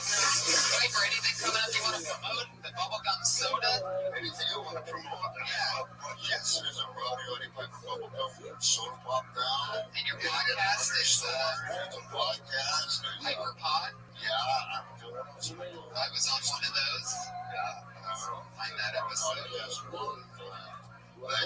House is the best show. Highly recommend anybody and everybody. Yeah, get the WWE Network. It's only $10 a month and watch all the episodes of Legends House. I've told everybody to watch it. It's my favorite show ever. Andy Letterman, you're Andy Letterman on Twitter. Piper's R_Roddy Piper. R_Roddy_. Gotcha. And on Andy Letterman, it's like Andy Letterman, but no T's with the LEDERMAN. At Autistic Thunder is Josh Meyerowitz on Twitter. At Autistic Thunder, no underscore there, right? One word. Autistic Thunder. Red Band. Me and Tim Tripoli are going to Florida in August 8th, 9th, and 10th. At a Death Squad TV. Yep. Go buy a shirt at TonyHinchcliffe.com. You know this kid here? When I first came here, he had me for that's true. And I took him A real to man. spend some place in Denny's. And filled him up and talked to him so far. Thank you, buddy. You're the best. So much great advice and great stuff. One of my heroes and my best friends, Roddy Piper, the great Andy Letterman. Thank you, Josh Martin. Thank you, live audience. It's been so much fun. See you again soon. Kill Tony.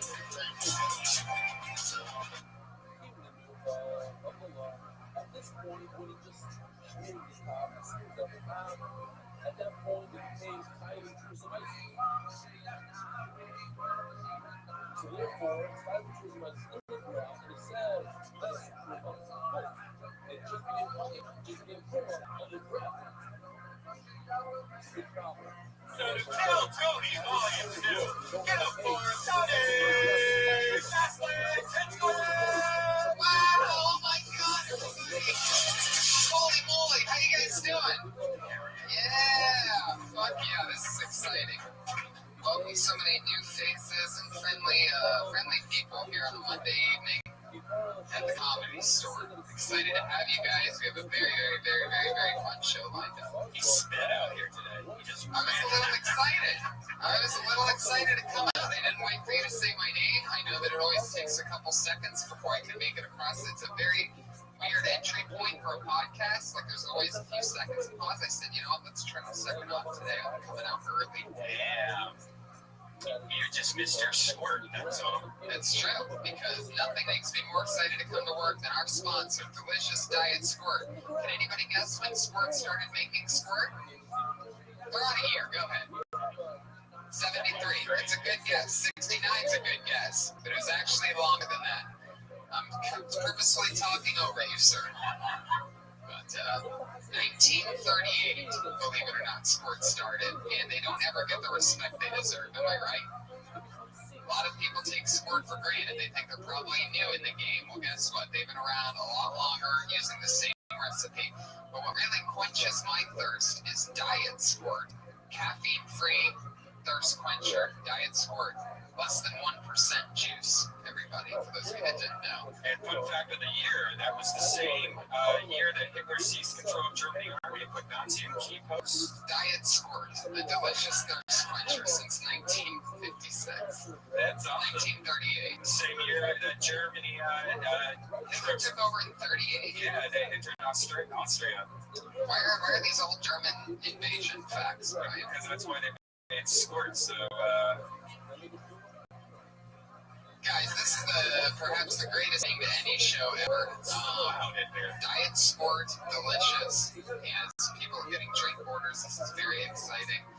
I love these three guys right here. They're from one of my favorite bands. What's the name of your band? Fart. For those of you listening, go listen to some Fart.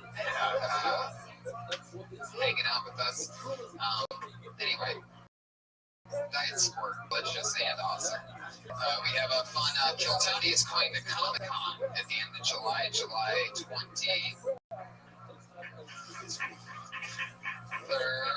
July 23rd, Kill Tony and Thunder Pussy is going to be at the American Comedy Co. If you're a comic, get there an hour early. I think it'll be like 7 o'clock. Sign up. Depending on how many people are in the show, you probably won't have to buy a ticket. Delicious and refreshing. about that. But it should be a lot of fun. And then the following day, we just have a comedy show, July 24th. Kreischer is going to be joining us at 24th. So it's going to be a lot of fun. We're going to have a lot of surprise guests because there's always a bunch of comics in town for that. They want to do some stage time. I always have fun in San Diego. Yeah. I once had a bird shit in my mouth in Diego, guys. That actually happened. I wasn't much ago when a friend made me laugh really hard. And my head went back just for a second. And that bird shit in my mouth. Do you remember what it tastes like? Was it blueberry? Was it? I remember exactly what it tasted like because a bird shit in my mouth. And that doesn't happen very often. Yeah, does it taste like regular poop or is it? It seems like it would be more sugary. It's a good question if it tastes like regular poop or not. Like you're talking when you say regular poop, do you mean human poop? Yeah, you know, like when you don't wipe so good and you like hit your mouth and everyone's done it. No. Nobody you've done that. That's you. The porn star shit in your mouth once. No. Thank God, absolutely not. I haven't had a porn star do anything in my mouth. Alright, well, you know what poop smells I like? draw the line with porn stars at my mouth. There's a line right there. Well, yeah. I mean, yeah, you know. I don't ever have a thing where I pooped on my hand and then itched my Just mouth. kidding about that. No, but you know what shit smells like though. So does it taste like It's like the smell. No, bird shit tastes like salty seafood. So it's not that bad. By the way, we serve food here at the Comedy Store. Chicken tenders and chips and salsa, I do believe. But anyway, always keeping us safe. We always have a head of security on the show, guys. And this is, we always have a patron to protect us. And this is July 4th weekend coming up. So it's a real special Patriot, as if it's wasn't always every week, but it's the return of one of our favorite Patriots ever. And serve It has cold. to be That's something very American. Well, in the style of going against the grain, I decided to bring back one of our most un-American patriots ever. It is truly the Iranian patriot, everybody. Hormuz Rashid. The Iranian dances to get it started. It's extremely Iranian. How you doing today, Patriot?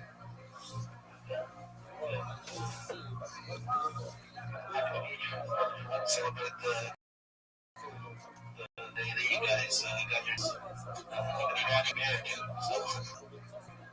All right. Sounded a little sarcastic there. Congratulations on our independence, but I'll take it anyway. Looks like he has his girlfriend's scarf. This isn't for the woman. It's for what the Jews are doing. There's no Jews here. I love Jews. Of course you do. Nothing says I love Jews more than Night Squirt. that's right. Since 1938. You ever drink Diet Squirt, Patriot? Yes, I have. That's when you make it Iranian with the squid, right? All right.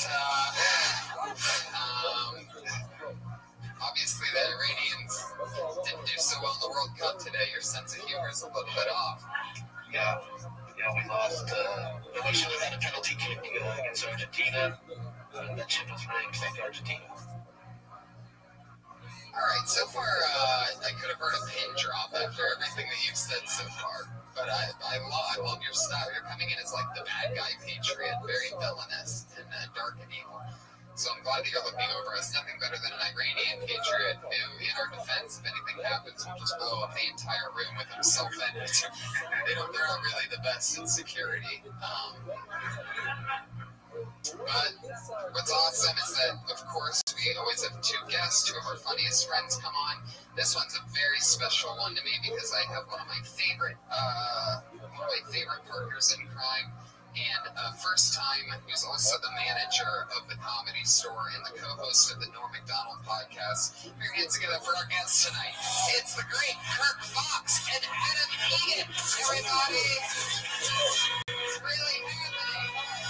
Adam, my great friends, make me laugh every single night here. powerful and mighty Kirk Fox, a Kill Tony favorite and one of my favorite comics and pals. Good to be here, Tony. Thank you so much. Thanks for having me, guys. And also good to see you. Sometimes you wonder why I don't ever say hi. Especially in turn up a little bit. Good seeing you guys. That's our picture. Yeah, I got scared when you said you could hear a pin drop because I thought you made me pull over. They were off and running. Kirk Fox. Thank you very much. Bringing the thunder. Tied it in, tied pin drop grenade, and It confirms that this is a live audience. I couldn't get it rolling. I had to pitch. it's on now. I have a deal with Squirt, right? It's on now. I made a deal with I Squirt. got out here when I did. Exactly. It's this weird deal I signed with Squirt where not only are they our new sponsor, but I have to mention them guaranteed 10 times before I bring up the Patriot. How much you getting? These cans of Squirt stuff that they give us. It's really it. We were getting paid in cans of Squirt, so this is a joke I'm about to say, everybody listening to the podcast, but if anybody in the audience wants to buy Diet Squirts from us, we have an abundance of them. Now, when you say squirts and put an S on them, does it still count? That means You have to say squirt. That means multiple squirts. Yeah, they want you to buy more than one, so they probably might. We have You know what we should do? We should shake this as hard as we can, and if there's somebody that comes in, like we should go ahead, you want to squirt, and then we could all watch. Brian, we had the room so I guess you felt that the laughter wasn't enough. I just wanted to sue. We have to be on it, so maybe for Josh, you want a can of Squirt? We would open a can of squirt here on stage. fair enough. Actually, we fired Josh this week, and we have a new producer. I know that sounds like Josh, but it's actually not Josh. Oh, really? Did you know that? No, I didn't. Who is that? Well, I'll tell you right now. He looks different. He looks like he's carrying himself with a lot more confidence. Yeah, that mystery man is actually we fired Josh at the end of last week's episode. He was spilling tequila on us and stuff like that accidentally. He's got a little speech impediment. So this week we hired there was one guy that applied for his job, and we hired him. It's put your hands together for our newest showrunner, the great Luchador Martin. There he is. I'm smart, sir. Totally different than Josh Martin. Josh, you got a Luchador. You want to say something? You want to say something into the microphone? Did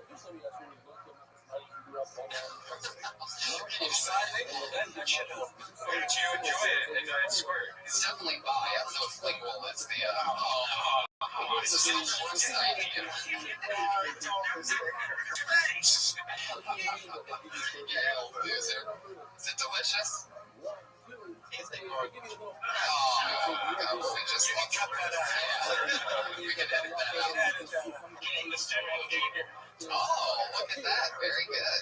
Still trying to make up for those lost jokes. Have you ever noticed that you never see Luchador and Josh Martin the same time?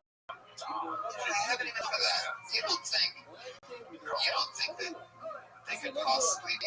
Oh, I thought you were going to say you don't think it's Josh, what are you doing back here? You're fired. You just missed Luchador. That's one of the worst sketches that we've ever improvised in the history of Kill Tony. It turns out I thought Josh in a Luchador mask was a lot funnier than Halfway through that, people were hoping that it had been a grenade. It's these corporate sponsors, man. They're changing the show. Josh, just a comedy note from now on. It's funniest if when I say you want to say something that you would actually talk exactly how you normally talk because your speech impediment is what's funniest. So when you said C, you gave me nothing to work with. There you go. Very good. All right. Yikes. I love Josh Martin.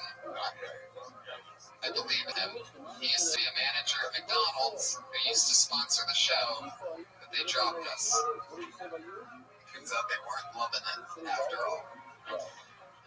But we're moving on. Watching that, you guys. For the audience to see how hard comedy is. It's true. It's true. They're getting a first-hand look at someone else powerful. People in the world bombing on a It's true. It's true. The Iranian Patriot. They're not the most powerful, but they do. I just keep mentioning sponsors over and over again. I completely sold my soul for Kansas. So It's affected your timing and your comedy. it's true. My comedy's fun. I'm just pointing out, sport may be not worth it. It's true. That's what I'm saying. I'll write a letter to my friends over at Sport, and I'm going to negotiate this promotion. I'm going to handwrite a letter to the main Sport. That sense of write a letter to my friends over there. What's going on with this episode? Sorry, this has been kind of weird. It was always so much speed. Now everything. First of all, I'm enjoying it. Especially the part of laughter is crucial. It's more about education tonight. It's true. If you want a laughter, you could have got somebody else. This is serious. Absolutely. People laugh all day. A lot of good people before they even got here. Oh, you son of a bitch. Now, Adam is not only the manager of the Comedy Store, this is the first time since Tommy made a guest appearance on the show that a Comedy Store, big wig, one would call you. Even though you have such a short style haircut, one could easily call you a big wig. I shit you not, I did not know that you were a manager. Oh yeah, Are you serious? I didn't know. You just call to random people. It's Can you give me my check? Yeah. I thought you just were in control of that. Just a room. Yeah. You're the manager. I am. Shit, Yeah. I had no idea. So this is good. I had a lot of questions for you. I feel like the microphone. This has already been productive. For you at least. Well, I got a house like that. He's also the co-host of the Norm Macdonald podcast. I got to see him do stand-up live for the first time I've ever seen him live just a few nights ago, and I giggled like I haven't since I first saw my first stand-up comedians. You remember how when you first got into it, you're like, this was hilarious. No, I laughed in between the giggles. Like, that's what I'm saying. It's like I was cracking up so hard that I was just slamming stuff and laughing in between on his setups. And just even every word that came out of his mouth was funny. Every style that he did it was unbelievable. Yeah. My favorite Weekend Update guy ever. Did you guys meet when you used to work in Arizona? Yeah. I was managing over there. Actually, at the time, the first time I met him, I was a server. And then we just went out and played poker and talked about old film noirs and shit. And we would play poker till like noon the next day. And he had, he would stay. I'd have to go serve. Yeah, serve. This guy. I had to fight for that shit. Yeah, that's also from cheese platters and shit. He went from server at an Arizona comedy club to manager of the world famous comedy store. Server to a ticker. Well, do you remember when you first moved out here, before you got a job here, we were talking. That's right. And you go, Brian, I got an offer to go to the Comedy Store. Or there was something else. Tour manager road manager for Norm. Yeah, road manager for Norm Macdonald. And I said, Norm Macdonald. yeah, they come here. It's not his job. You're an idiot. You'll kill your So you ended up doing this. Oh, yeah, he does some road. No, I took the job. I went against Red Band's advice. Was that correct, though? If I wanted to go back in time, I think I've been original. Yeah, because he probably canceled that tour, right? Yeah, I mean, Yeah. this has been great. It's a lot of fun. It's before he gets I hang out with my friends. Well, that was one of the funniest. Manager. Oh, if I'm back on that would be happening tonight. So any comedians that get up here, you have a chance to speak directly with the manager of the comedy store, one of the managers of the comedy store. But definitely one of my funniest pals. So I'm glad to have you here. I reckon, Adrian, did you have any questions for our guests? As everybody knows, Greg is huge within the Iranian community. And it's good to know. I love the Iranian community. Where is that community? I'd like to, I've never even seen it. It's mostly in Westwood. They asked the question I wanted to convey to you. Why not? This is your night. Okay, that's a big idea, man. You're on. I didn't mean to do it. Of course. Why not? I would say, yeah, my favorite food is pizza. There you go. Thank you. For you to even bring that up. Yeah, pizza. Thank you. How about for Adam? Did you have a question for Adam? How many Iranian girls have you fucked? Zero. Yeah. Zero. I'm sorry. I didn't know that there was an option. Oh, it's a no for me. For anyone. Okay, well, fuck Iranian women. How many Iranian women have you slept with? That's what I want to know. You're an Iranian, right? Really? Is that true? Yeah. I've always wanted to, yeah. It's like a forbidden fruit. It's like sleeping with the enemy. Is it kind of risky, like you take off for like curtains and then you're like, oh shit, it's too late. I have to sleep with They're pretty hairy girls. Once they get older, they start learning about hair and stuff. And they're so beautiful. Nice. Would you marry an Iranian woman? No. Why is that such a power? You said no. I mean, well, most Iranian women hang out like in large groups of Iranians. For safety. Those are just the worst. For safety. Please, it's not like a National Geographic. A cell of Iranians. You always describe it as a cell. I never thought about it. Something to think about now. Is it fun? Yeah. Stick with Iranian women, drop friends. Absolutely. Yeah, I've always, to answer your question, no, I haven't. I've always wanted to sleep with Do you have a sister, Hormuz? I do have an older sister. She's married with 2 kids. Well, she's not trying. There you go. High five on that. I didn't even hear it or understand it, but I'll high five to it all day. Guys, you know the show. Comedians get pulled out of a bucket. They do 1 minute. Comedians, you know your minute's up when you hear the sound of a kitty cat. Aw, how cute. That means wrap it up, or else you're going to bring out the angry West Hollywood bear. Obviously starting his night. It was a little nightclub West Hollywood bear for you. That sounds so much better. Oh, man. So there we go. You guys ready? This is Josh. What number is this? 58.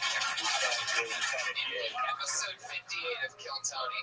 Here we go. Oh, you know what? Something crazy. This is the first ever episode out of all 58 that at the end of the last episode I made a joke about how the audience caused this guy him getting up because I had to put another guy up who got listed earlier on, and this guy didn't get up even though I'd already pulled his name. So I told him he could go up first this week for the first time ever. Our first set person in a lineup to trans together for the 1 minute of Steve Catrunia. All right, thank you for having me. Let's get into it. One of my least favorite feelings in the world, fellas. Maybe you can feel me on this. You're with your lady, you're making sweet love. You're on top of her hands, and all of a sudden a search party begins. All of a sudden, for all the muscles. It's not the time for judgment, okay? All right, I already got the shakes. I don't need any more acknowledgement of what's going on. Fellas, this happens. Stay in the pocket, okay? This is the worst judgment I ever got. I was with my ex-girlfriend, and I drooled all over her back. And she was pissed. She turned around, she had death eyes, her pussy clenched its teeth. It was fucking bad. But I stayed in the pocket. You know what? One of us had a great time. So I got that going on for me. Alright? You know what? We'll just end it there. We'll send it there. 50 seconds. I can see there's a 51 seconds. 51. So there was 9 seconds spaced out for laughter that didn't happen. No, so let me get this right, Steve. You're talking about a woman grabbing your arm, and then your version of staying in the pocket when that happens instead of panicking is drooling. Oh, okay. Those two examples. He was like, you should have a search party to find my muscles. I think that's what it was. Yeah, I didn't understand the drooling part. It was just it was just a different example of getting judged in the bedroom. Now, do you think that she was actually judging you, or do you think she was just grabbing your arm, and maybe that was just like your own? It was probably more internal than anything else. I can understand that. Self-conscious. I like your persona, your delivery, and the inflection. I hear a lot of David Tell, and I think maybe that's just me. I think I hear David telling you only in the way that it looks like you ate David Tell. No, anyway. One thing that I do find interesting, though, is that any woman that would grab your arms, I mean, they gotta sort of know, like, what you look like, what they're in for with that. She saw the trailer. She bought the ticket to the movie. I mean, you're there. Yeah. I think they'd be more shocked if there was pure hard rock muscles under that. I mean, you do look like the top half of a centaur. However, you don't seem like the kind of guy that would be really ripped to me. But the truth is, you do look like you might have some muscle there. So that kind of threw me a little, because already I was like, this guy's got a lot more muscle. But I did like the way you attacked it. You came out and attacked it. You attacked it so hard that you blew through some of the joke. I mean, we still want to hear what you're talking about. So even when you come up here, take a deep breath. It's only going to use up 5 seconds, which you had at the end. So you can catch your breath and then just start talking about it. And trust your material. You were bailing out of it while you were doing it. I was, and don't ever do that again. Just trust yourself. I won't. You came down here and you parked, so you came up here on stage and you changed things. Now, what do you do to work? Do you work out? Not with any regularity. What's the closest, like, what do you do regularly that could count as working out? I mean, push-ups, sit-ups, and I have a pair of dumbbells. I take the dust off them every now and again and get them out. Where do you leave the dumbbells when you put them away? Where do you put them? Under your bed? No, just next to it. Next to it. See, now, personally, I find it more interesting the way you're talking right now. Okay. I mean, I think you can get up there and still believe in yourself, but you don't have to speed it up because you're a chill guy. Yeah, right? Are you chill? Yeah, usually. Yes. So just a little nerves in 1 minute, like I want to just get it all in there. Yeah, but you want to get it all in there, or you want to get it in there enough to at least get some lunch? Yeah, that's true. So just get a little in there. Sometimes just the tip of your dick is full out. It's true, the classic blunder. It seems to sometimes throw people off in the shows. They try to supplement it instead of shine on its own. Iranian Patriot, what do you think of Steve Petronio? I love Steve Petronio. Huge fan. Traveling on the North Spring. Such a spin of water, maybe. What's that? Listen, we're in America now. We troll. We don't spit. I would have thought the Iranian. I would have thought the Iranian.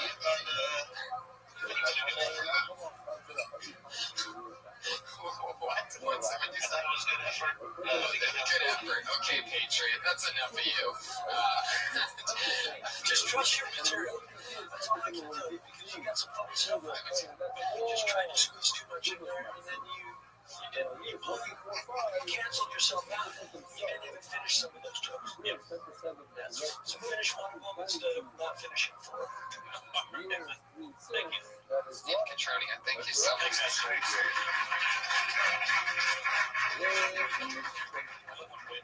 When they're working out, they're like, I gotta feel my muscle. And my favorite thing to do is just like the pinch the top part of the fat. Like, they expect you to go like this. I see that.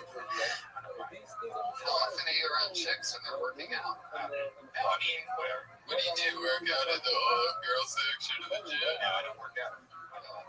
You know what I'm saying? Girls, you don't need to be a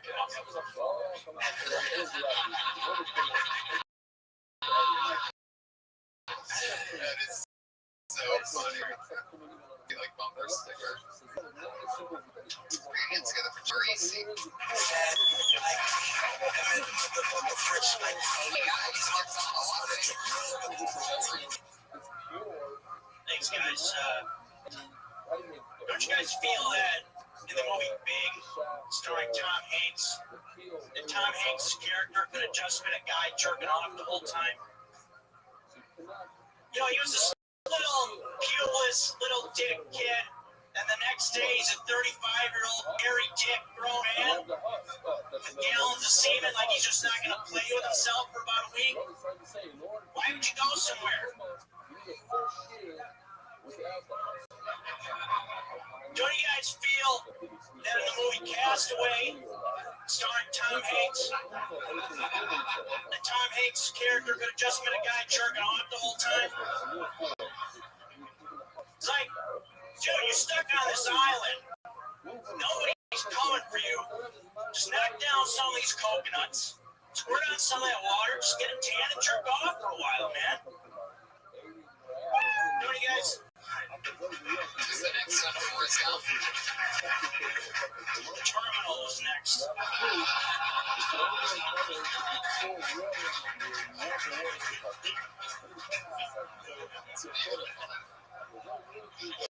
Listen,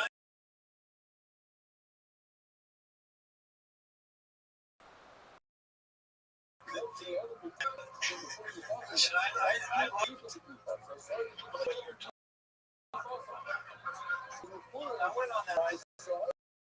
Yeah, we're like Tom Spanks.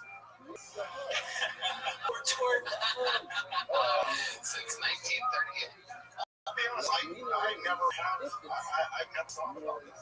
I never watched Big and thought, you know, I thought that was hilarious. I think it's true. I think he's absolutely. I think if I was 12 and I woke up 35, I'd be jerking off and playing the piano. Yeah.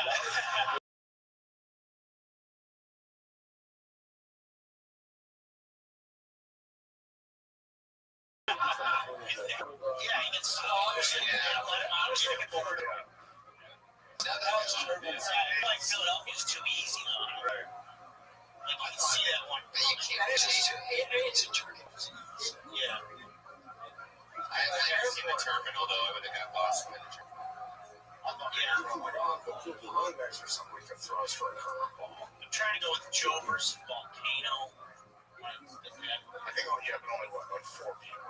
Yeah, that's why I so go many movies that you can jerk off. Look, I thought, you said that the name, you had confidence in your material, and I thought it was very fun. Yeah. Yeah, you got mail. Right. What's another one? I mean, Forrest Gump, even have Sleepless in Seattle is a perfect title for somebody to be jerking off all night.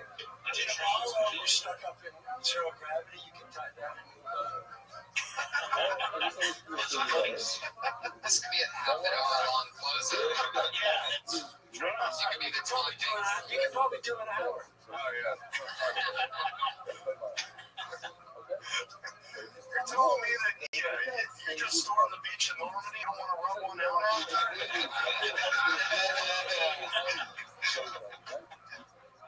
Yeah, that was great. That was very fun. He does like. I love how you always have like somebody that reminds you of something. Young Reddits, like a young Dana tell. It's a good angle. It's my angle. Everybody needs an angle. Like a young Tom Hanks. I love Joe versus the Volcano. Have you guys seen that? I love that movie. They didn't get this the credit it deserves. Yeah, I agree. I'm pretty sure the Volcano. I should say, I don't know. Can I remember that great scene? Can you get the job? It's great. You ever watch shows where someone just want to come on something? Yeah. Hey, Chair, what do you got? I was going to say, the whole 13 did it, what do you do? Did you not hear me say that? It wasn't in Farsi, so he couldn't understand. Toy Story. Oh, yeah. I mean, for a character named Woody, he should be jerking off. There it is. Taking on the road. Right. Yeah, what the fuck are we doing? Sorry, everybody who signed up. You ask way too many questions. Just do it. You know you're successful. You know you did well tonight. That's very fun. Joe Gracie. Hell yeah. He's on Twitter, Joe Gracie, Joe, M-A-R-R-E-S-C. And don't forget about Steve Petronio's on Twitter. I've been watching Tom Hanks.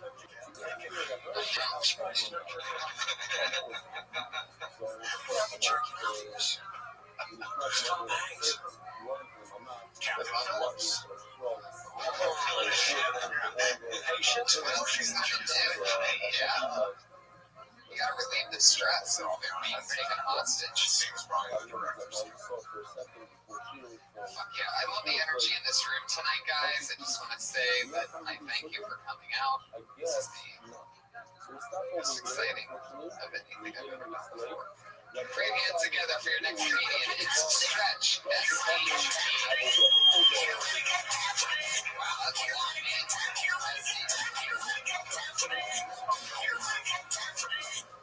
Thank you very much, guys. Happy to be here. A little bit of pain now. I got a pinched nerve in my neck shoulder area.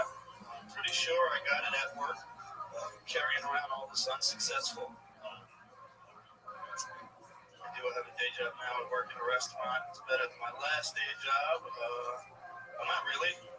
I used to sell cocaine. I was a big Hollywood drug dealer for 13 years. It's a nice job, a lot of money. The number one question asked about me being a drug dealer is, wow, I just fucked that whole show. That's all right, you're a drug dealer. Keep going. The number one question asked about me being a Hollywood drug dealer for 13 years is, do you have any now?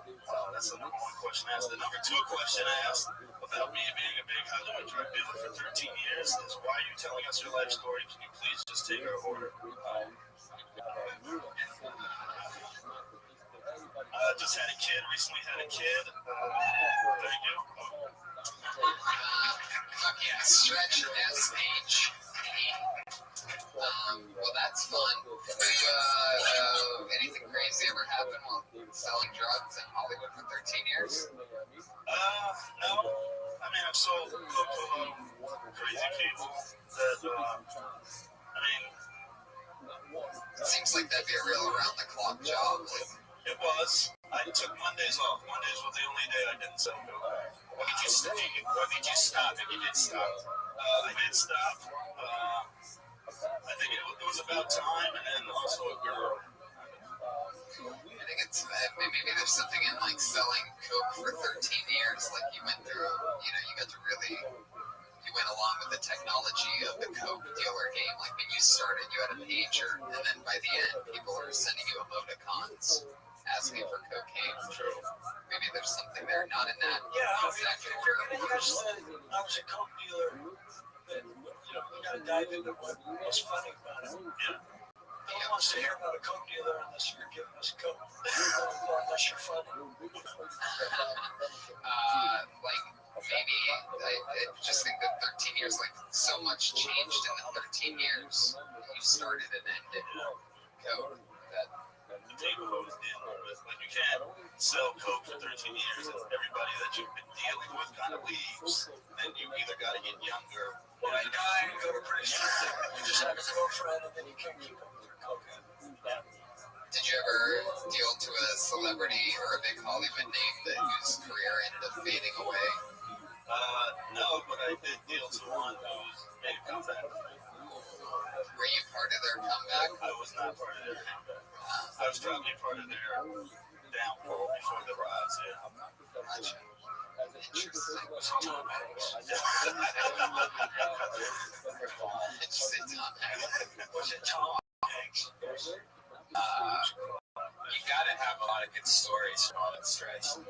Just how long you've been doing it. Yeah, How much pussy probably got thrown at you. Yeah, I mean, there is a lot of stories, you know. I mean, I'm diving into it 1 minute. I kind of fucked up that joke, so it's just. But yeah, there's a lot of stories. There's a lot more I need to dive into. You probably can't mention any of the celebrities that you I would, right? you know what I'm saying? I would. At least not this stage. So maybe there's some other things you can talk about besides drug dealing. Yeah, absolutely. Like the time you sold coke to Whitney Houston and Bobby Brown. Or Amy Winehouse. Either of those three. Oh, so for you podcast listeners, he's giving me a thumbs up, nodding his head yes right now. He's also writing down Michael Jackson. Did you ever get arrested? I did not. I had a successful 13-year successful run. At 7 years. Never got popped. Never got, in trouble. Were you ever in a chase or anything? Never. Nothing. It was. Did you get arrested recently for anything? I did get arrested 2 weeks after I stopped. That's what I thought. It was because I had a warrant. It was for 13 years. They couldn't find me. Then I made a huge mistake. I smoked weed with a stripper next to Trocadero. Without paying attention. Shit is Where's the Trocadero? I think it's the body shop. Oh, shit, the body shop. Body shops in the black in the most recent Grand Theft Auto, they make it so like everything. Yeah, I was into that slowly. When these first came out, the first thing I did was get some red cap. I'll ask you a question. What was the job? What was the job? What did you talk about for me? The first thing was working at a restaurant. The second thing was still working at a restaurant, but you have to call back to work at the restaurant. You have 2 questions. People ask me. You just got to be a little more specific. Yeah, I just I don't have to ask what were you talking about. I just don't have to step on all of it. Maybe if you sell yourself some coke and then do some writing, like that'll get really crisp and tight. Yeah. Did you ever, when you sold, did you do it also, or did you play it? So you have to, right? Every I movie. sold it, but I didn't. I dabbed a little after it was after I was out of it. Like I felt that stuff. Did you miss it? No. I missed the money. That's the only thing I was good about is the money, and it allowed me to do whatever else I wanted to do or look into whatever else I wanted to do. Did you ever have a thing like we see in the movies when you're selling it to some big celebrity? Has anyone ever tried to like make you do something in front of them to make sure you weren't involved, or like kind of like I see it in the movies, like true romance and stuff like that? You do something too. Yeah, that shit's all fake, by the way. Like that Stuff that happens in movies. That old thing that goes on, like you have to tell me if you're a cop. That whole thing. Yeah. Until I never told you. Stretch. Fuck yeah. I love your Stretch, smile. you look good up there, man. Come back with some jokes next time and attack it. And don't talk about being a drug dealer unless it's interesting. No one gives a shit what you used to do. Thank you very much. Appreciate it. Stretch SHP is on Twitter at Stretch SHP. I'll meet you in the parking lot, baby. Did you ever get into coke? You guys ever did? It's illegal. It's illegal. Coke's terrible. I sold it for a good month in college, but You sold it? yeah. Well, I found out that if you bought a certain amount and you sold it a certain amount, you just got free coke. And so I didn't really sell it to make money. I just got free coke. Yeah. I pretty much had to quit because of the people that I was selling to. It just was like an all-night thing. People at 5 in the morning, come into your house. It just was awful. Because I don't know how much it's so much.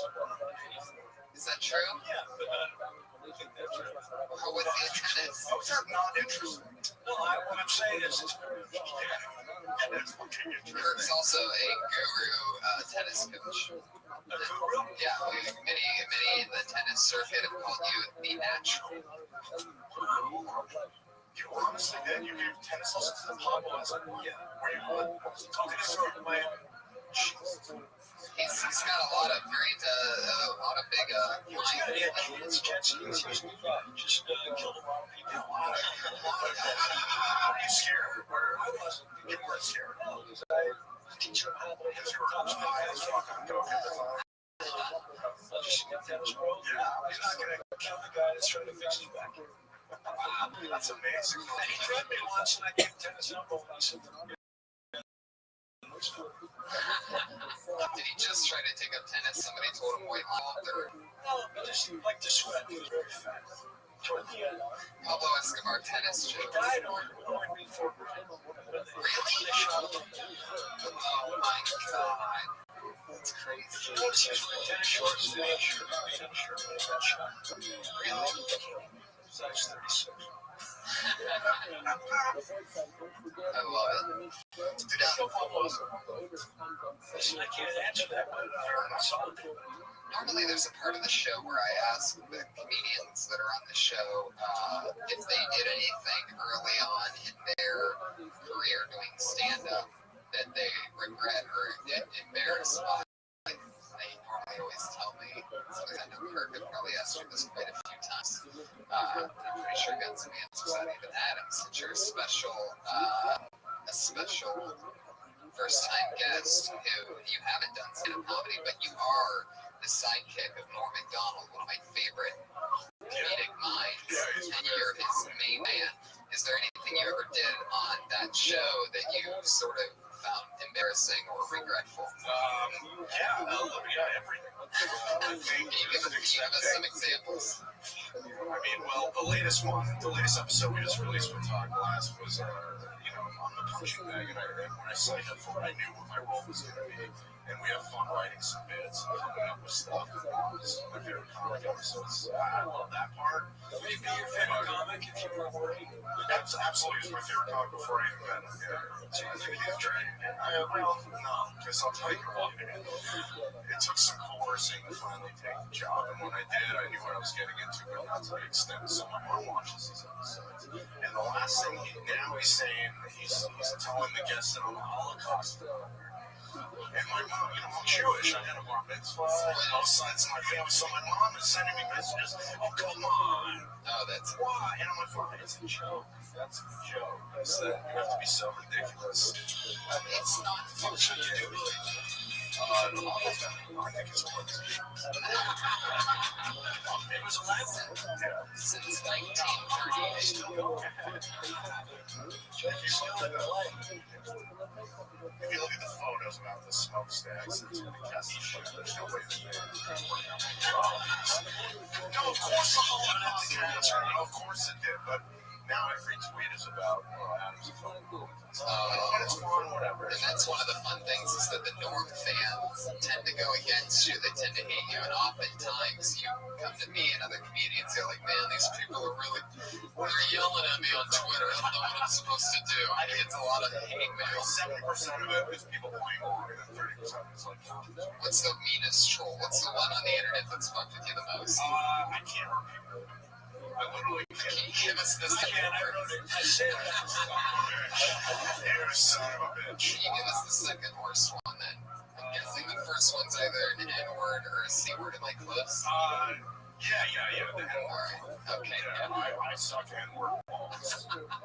I mean, come on. That's just rude and uncalled for. So you degrade Another one, I stopped reading. Something like Adam Egan looks like a gay faggot in a Western shirt that works at Whole Foods, and you just want to punch her in the fucking face. Oh my god. I don't even know how they fit that 140 characters. Was that the shirt they were referring to? I have a lot of this shirt. You do sort of dress like a Western doll of some kind. I get threads every day on Twitter. Really? What's attached? Oh, wow, yeah. That's right. People don't think I'm very good moves. They think I'm racist. I encourage conflict. Just I wonder if those other I hate marriages and a lot. I wonder if Then those they realize that I've never had a relationship. It's funny why the show's canceled. But I was fun. I loved watching it. I got to catch an episode one time, and it was Anyone out here ever see the test? Good. Well, that's why it's canceled. yeah. That's right, man. Thank you. We'll talk about it after. Let's talk shop. It's a little pre-Maury, right? Yeah. Thank you, Maury. Jerry. I was supposed to be on Dr. Phil once. They wanted me to do salvia. Dr. Phil. And at the last, like the day before I was supposed to show up, the girl in the sickness. No, salvia is that mint. It's kind of like doing, it's like doing mushroom, like a whippet of mushrooms. And I thought it would be funny to do because it is a funny drug to do, but then I got talked out of it. Like so many people told me, like, dude, don't do that. Yeah. I just thought it'd be funny. So you did it on a podcast? No, I did it on YouTube. Your next comedian. This sounds like a fake name. I'd be surprised if somebody actually walked up here after I say this name. So here we go. Put your hands together for Brian Blank. You know you've been hosting comedy shows too long is when you know the blatant fake names. What was it, Brian? What? Brian Blank, who's not even a real person, but we're gonna blacklist him anyway. Go ahead. That's what it sounds like when you get blacklisted by the Iranian. It's also the sound you hear right before a bus blows up.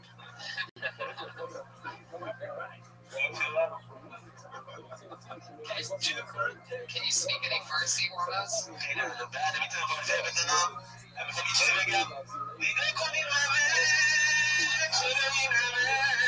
Somebody answers my question and slices my throat. That is as close to a hijacking as I ever want to get.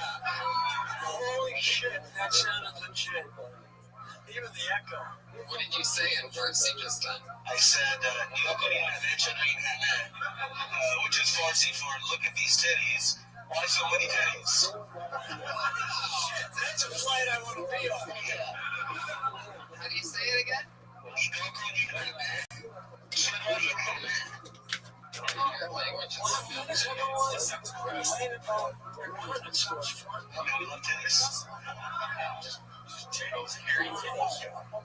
Let's go. maybe the comedy store will cover your vacation. Sweet by Auschwitz, and I pointed out, you can still do that. Your next comedian goes by the name of Robbie Carlisle.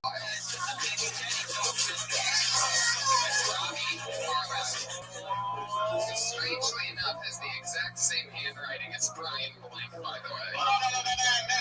Robbie, you non-existent fuck, and you just got blacklisted.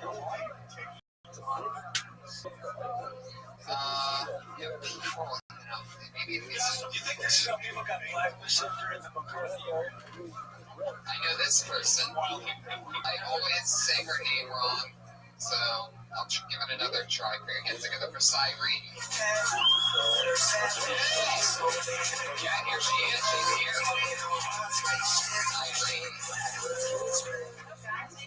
Cyrene. I just realized why there's no Thanksgiving music. Okay, because Thanksgiving music would be totally depressing.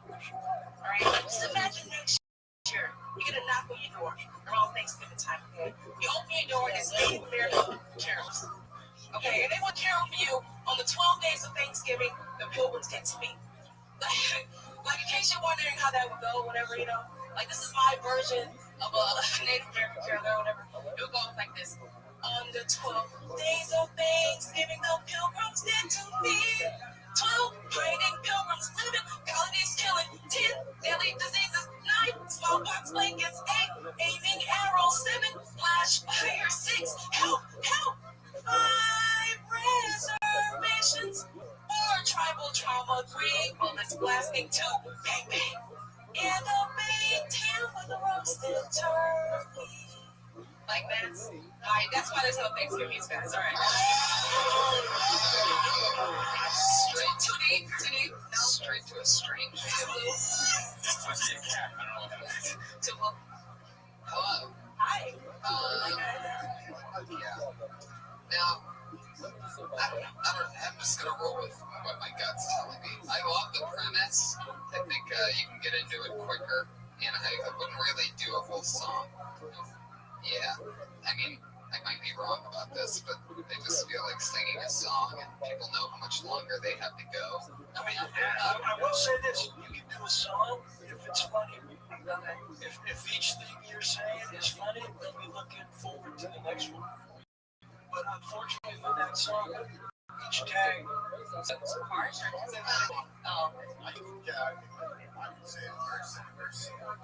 use the content. Sorry, just the content. If the content of the joke is something that's so serious and it carries a message and it makes people just go, oh, man, it has to be fun. Or the song, joke, whatever. If it's not funny, it's going to be that much harder to work because you're already like, people are already thinking. It's exactly what Tony said. We all got a song, so we all just kind of all went together. Like, oh man, I got at least 12 starting at 12. It's going to be 35 seconds from right now. When you said, I know why there's no Thanksgiving song. Yeah, that's right. Yeah. Not necessarily what the song would sound like, but what else would happen? Everyone was too tired to sing. That's why. They just filled out. Yeah. Well, after Thanksgiving, no one wants to sing. They just want to sleep. And also, how many times they would just get shot approaching a house to carol in front of it like Indians. Yeah, there is something like adorable about what you said. Like oh, I'm sure my mom would be howling at her. Right. So there is a place for it. I just don't think that the comedy store is what it. The Ohio 60-year-old mom range. Right. Because I know my mom would have loved that too. Again, you're very confident. You believed in that shit. That is true. And Hallmark corporate events. Well, how would you say it does when you say it does really well? What does that mean?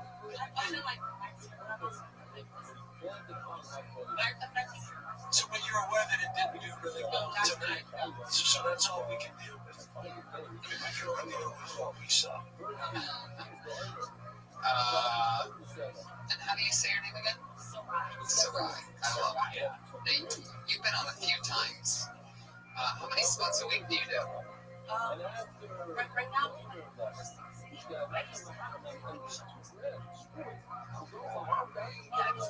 was a weird mix too. What are you doing over there at Second City?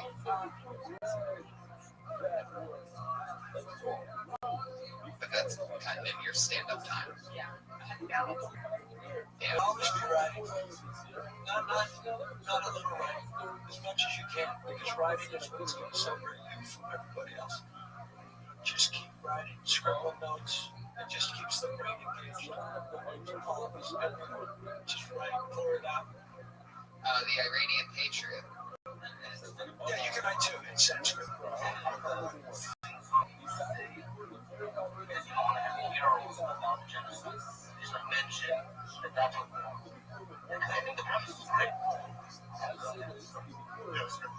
Yeah, Thanksgiving carolers. I sing Thanksgiving music. I was hoping it was going to Is it Indian?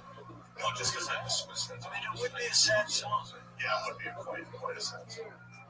Yeah, Thanksgiving would be a rough one for carolers. What else? The Holocaust.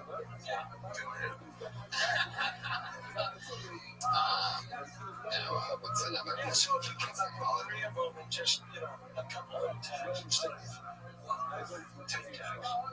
Because that song is a lot of days. I also think you could talk about Christmas caroling and that. I mean, it's sort of a strange start point just going into starting at Thanksgiving, so maybe you could work more on the actual caroling thing, like how creepy that sort of is, right? Have you ever had that done to you? Have you ever answered your door and had a bunch of freaks outside of it starting a song at the same time? It's creepy. The first Thanksgiving prayer, something like that. Alright, thank you so much. What was the first Thanksgiving prayer? It's probably, Please, Christopher Columbus, please stop raping my wife, please. Jesus. Also, wait, that could be an angle. So, Just a sad time. There was a lot of COVID closure. you were doing any caroling of any kind? You seem like the young Adam could have been a caroler. You're in the musical business. You got me my Book of Mormon audition. I did. No, I've never done any caroling. I did karaoke. You said no, since discussed. Do you have a problem with it? A little bit.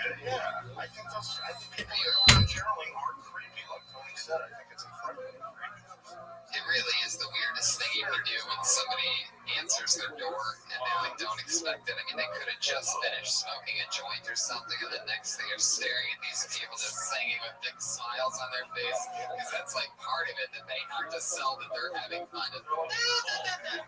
Yeah, it's like they're ringing Austin. It's always the longest song, you know. It's like on the 45th day of Christmas. It's like, come on. I have a anything in the oven right now. I mean, is there a thing you also have to listen? I think so. I think it's an unsaid thing. That's how I roll. Yeah, I'm shutting the door for somebody's home. Exactly. I don't think any of these people really. But do you think that as they're singing, someone's going around the back, going through the back window. Yeah, I can't even sing it. Like, I don't know shit. I love that. That's an interesting Carol Bandit approach. They're literally cold calling people and just singing. Yeah. You know what I mean? Yeah. I can't, like, I've done karaoke twice. One was at a white trash bowling alley bar. It wasn't welcome back. What'd you sing? He's so horny. Oh my god. It was a dinner. Oh my I was god. 18 and a fake ID. Everybody said they might drinks for me all night if I did it. And after they were done, okay, they go, I apologize. I don't know how that song got on the list, but I guarantee you that will never happen again. So, Kirk, you ever karaoke? How about you? Are you any Patriot? You ever do it? Love it. What's your favorite go-to song? here we go. Tim McGraw, I don't know why I mean that, bro. I'll be honest, that's not what I was expecting to hear. Oh, do you do any? Oh, you do it as well? Music. You really fill out that Patriot suit for us. I love it. Yeah, you know what kind of looks like a fucking mountain. Oh, yeah. It reminds me of a crazy bet that Adam and I made. Well, not everybody's probably caught up on Game of Thrones. We can't talk about that. Your next comedian goes by the name of Austin James. You know what that means? He just got last.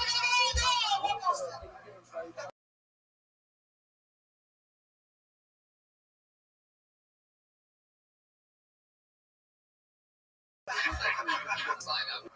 This person's real. I hope he's in the room. Really, really, really fun. Young rising talent. Put your hands together for Drew Lynch, everybody. One of my favorite upcoming comics in the world. Hi. My name is Drew. I have a stutter. It's a real stutter. Not the joke. The hardest part, the hardest thing for me is a drive-through, because you gotta say the order fast and you're walking through it and then it'll come. It's like I don't know why I.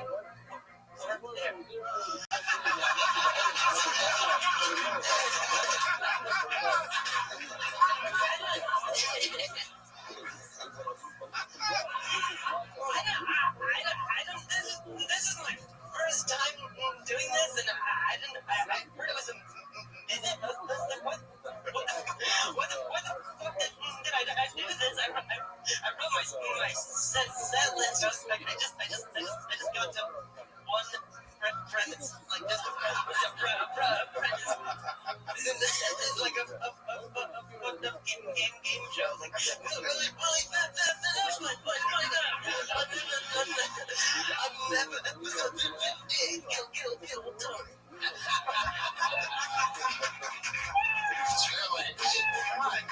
He's an assassin. Wow. It's a cold-blooded assassin. I'm so fucking over comedy sometimes. Like, I've been in this band. I've been improv and Tempe for 7 years. Been here for 4. It takes a lot to get me into a room to even watch anyone anymore, except for obviously Tony. No, but seriously, usually when you see someone with an impediment or something, they use it in such a hacky way, and you utilize it in a way that's unique. Great, right? And it's the delivery, everything about you. I love you're very likable, and I have a great Drew Lynch story that just happened. So you guys can you can go. Make me wish I had a speech impediment. Bass is a true testament to what you just I think I could really, if I had that info, the test would still be on the air. it's gonna be on the air, but on the first episode.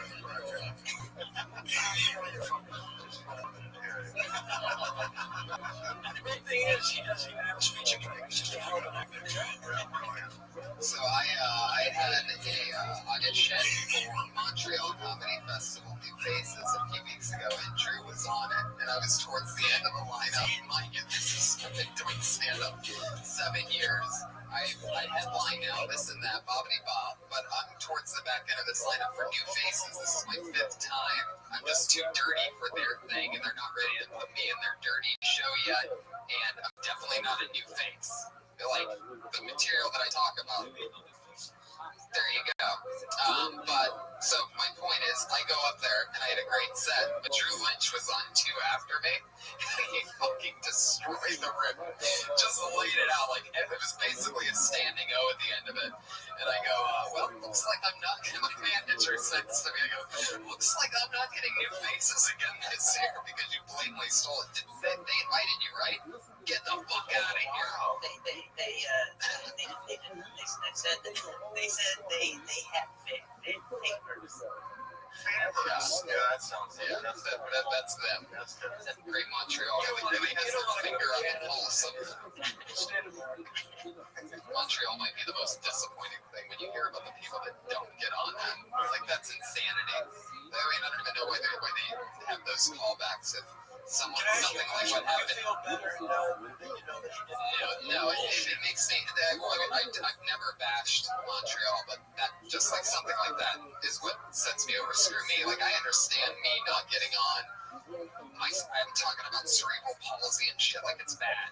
Like, it's not New Faces stuff on their cute little show. And I'm not saying that you're cute and little, but you are in a way very cute and little. And you fucking decimated the room. Like, I thought I killed until I saw how great you did. It's amazing. It's jokes on jokes, great stuff. But yeah, always. I mean, that's. I thought for sure that you got it. So that's a doubly sad story. Montreal, you're losing touch. How do you like that? I said it on Kill Tony. Now, are you working on the stutter, or are you just want to fix it somehow? Or is it too good now? Well, like I used to take speech therapy, but it was getting to the progress that I so I was just like, it doesn't come back, then, you know, like there's a surgery that can stuff. Do you notice that, like, on certain, like, have you ever tried to, like, I mean, like, do you drink? Like, does it slow the stutter down, or is there certain drugs that you've taken that you're like, holy shit, every time I hit I used to drugs you took that caused it. I used to buy cocaine from a guy from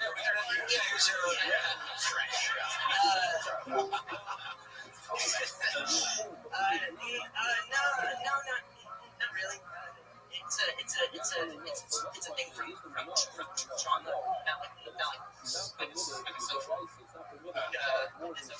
my friend growing up had a stutter, but I noticed some days it was like he almost didn't have one at all, and then other days it was just, whoa. So when you say trauma, there was an injury? Recent? 2 years ago. Wow. The trauma didn't involve penis or anything. It was all penis. I can feel it. Just hearing about it function. Wow, that's amazing. I didn't know that could actually be on set like that. Like, you didn't have a stutter a few years ago? No. He said trauma, an injury, right? Yes. It was it's really embarrassing, but it was, I played. You've seen the show if you don't think we're embarrassed. Yeah. I played softball, and I got hit in the throat, which paralyzed some nerves in my lower part. And then I had a concussion, and then I went home and went to sleep, and it turned out supposed to It's like my confession. Yeah. Interesting. You could die from that, man. That's it for me. You could die from getting hit in the throat, so at least you're alive. Yeah. Shit.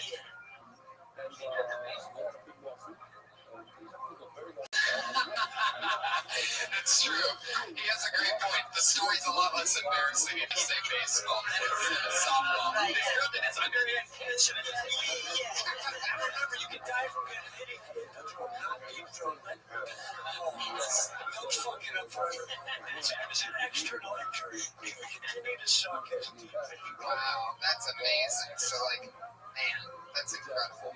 Well, you know what? It gave you literally your comic voice, so I think that's how long you been doing it? It's been 3 years. 3 years. You're great. So you're doing it a year before injury? I got enough feedback before, but that was when I was eating the real pigs. Because I was not good. Well, you're good now. So, Great hands together for the great Drew Lynch. First on here first. Drew Lynch on Twitter. Blooded killer. I was going to be a disaster. We just see what on Twitter. Yeah. At the church. Like the same amount of characters as I did. I didn't give him one. By the way, I didn't give him 1 minute. That's good enough. That's all right. True. That's what I was going to do. A joke. Forget about jokes. We gotta get that guy some that's what it's sincerely. Oh, yeah, definitely. Well, fun fact, the last 5 door guys that have been hired here at the Comedy Store have all come from the crop of Kill Tony. Oh, I got you to blame for this? Yeah. I guarantee there's a few door guys that are going to go out and just punch each other in the throat. Yeah, somebody's trying to. I need this to work for me. I need you to punch me hard. Dude, I need to stutter quick. Dude, just throw up a softball and hit it as hard as you can. One more time for Drew Lynch. Drew Lynch.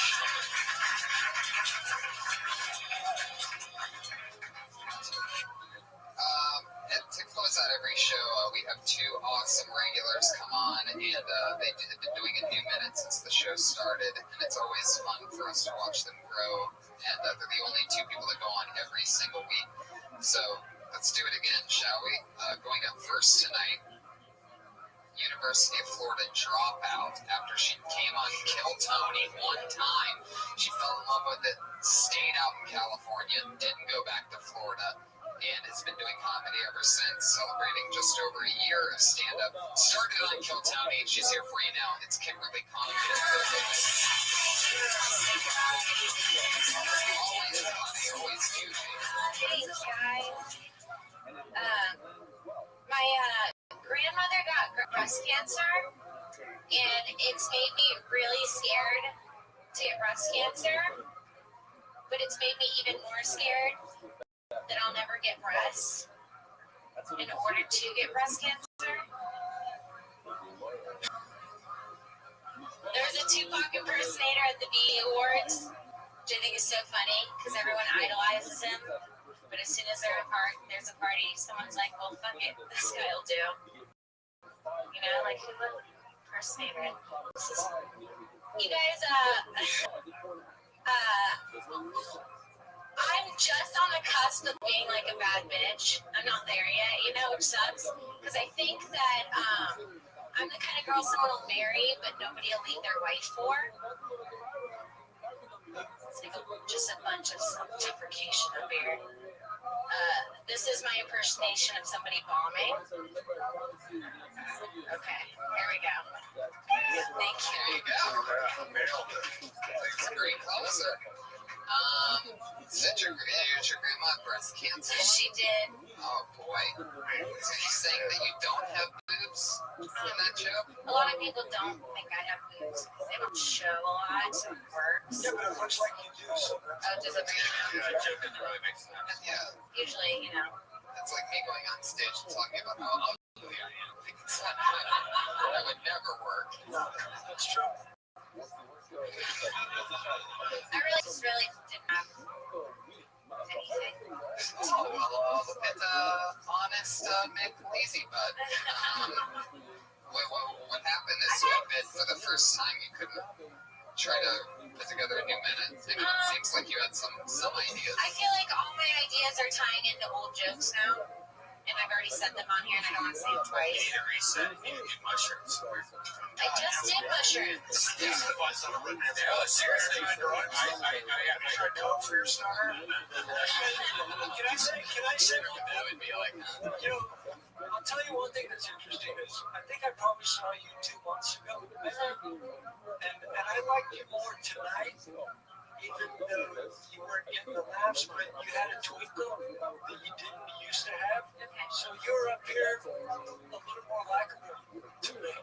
So that to me is you're making the strides. And the fact that you didn't get the laughs, you still got the laughs at the end by saying that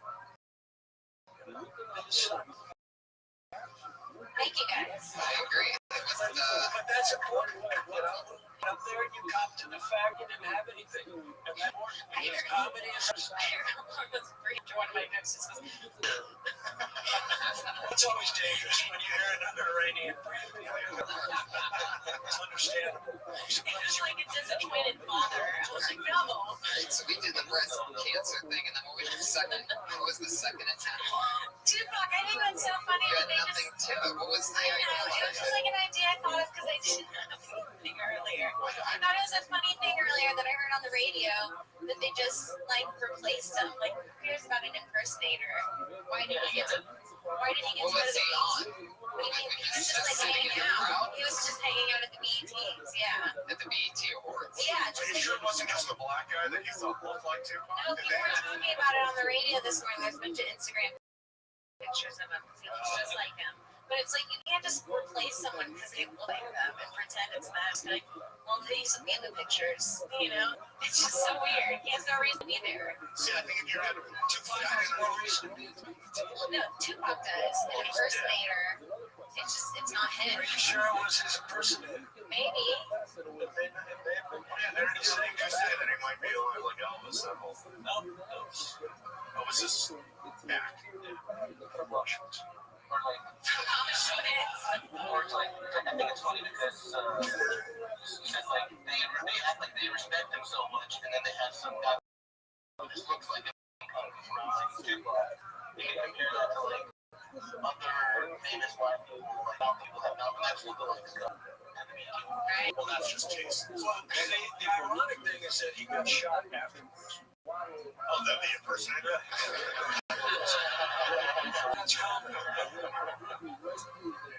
Three people did get shot last night. Really? Yeah, which is hilarious. Yeah, I saw that. Yeah, 2 different parties. 3 people got shot. I think everybody goes through like a weird phase where you just can't think of new stuff, or everything you think of kind of seems like stuff that you already have. And I personally deal with it by just doing something I don't do or never do. Yeah, sure. I think that's what I think will come with mushrooms. You know, I just like mushrooms. but do something that's different. You know, like try to. But I mean, 7 minutes since I met you. What? You haven't seen me. When was the last time I saw you? I've never seen you. You gave me some really good advice once. I remember I had a joke about this. I used to date this girl in high school, and she would always want me to pee inside of her in the shower. Like, the joke was, I was like, why are you going to pee inside of you? And she's like, because it makes it feel like they're coming to me times 1,000. Ew, Brian, I hate you. What did I say? I can't remember now. I'm surprised I had that conversation. Yeah, but you forgot. But you had a tag to it. Like, I haven't done that. I don't remember the joke, but you had this tag that I did. I tried it out like the next time, and it worked. And I totally have every time I did that joke, I now do it now, but now I can't remember the tag. But What'd you name the joke? What'd you name the joke? I don't name my jokes. Do you name your jokes? I don't know. Sometimes. Is it Jeff? No, I'm doing Jeff tonight. Yeah, sometimes I name them. Breast cancer battle. That's a joke you're working on. Yeah. Tupac impersonator. That's what that one's called. In my phone. So you actually had some jokes tonight. Yeah, I haven't really done them at mics yet. That was probably an issue. I've been working just on other stuff. Try now. Breast chips. I remember the joke. Okay. So she said it made me feel like it's coming many times 1,000. I was like, really, to me, it feels like you were molested. And then that was the joke. And then you said you should do molested times 1,000. Like, wait a second. They go molested times 1,000. So that little piece, though, you'd be amazed how just helping me to what he's changed. I realize that I didn't do It looks very would have been amazing if it didn't work. Everybody cool that when comics do that, though, because how many people, like if they think of something, they usually don't tell I always like tagging friends. I just give them a tag when they do it. I like thinking of the tags that my own joke about peeing inside of a girl. Yeah, you peed inside of her body, Yeah. and then she peed it out. Yes. No, she kept it. No, she just held it for a minute. Why is it gross that she peed in it? It's gross because it's like double pee. She just dropped it. Just dropped it. big deer. It's gross or she holds it inside. It's big. Ew. Are you still with this girl? No, this is good.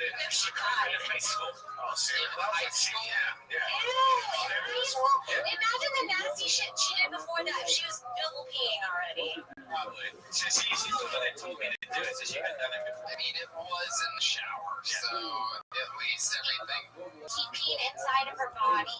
I know, I get it. There's not even a name for it. It's not like a river inside of her that are completely normal. It's a lemon meringue pie. Really? And I'm gonna take on that. Thank you so much. It's really comment, everybody. Really comment. Our second regular, always goofy style, always has something small, and she turns it into something big. Small ideas. Oh, like boners. Look at this. Tom Redman has the sense of humor of a 7-year-old. Pick on a boner. Really? Is that what you guys thought of when I said taking something small and making it bigger? Is that what this world's coming to? That makes you think of boners now? Keep saying yes. And it's this girl that only thinks of boners, obviously. You know her from the Kill Tony podcast and always being a fun face around here. It's Sarah Weintrager. Sarah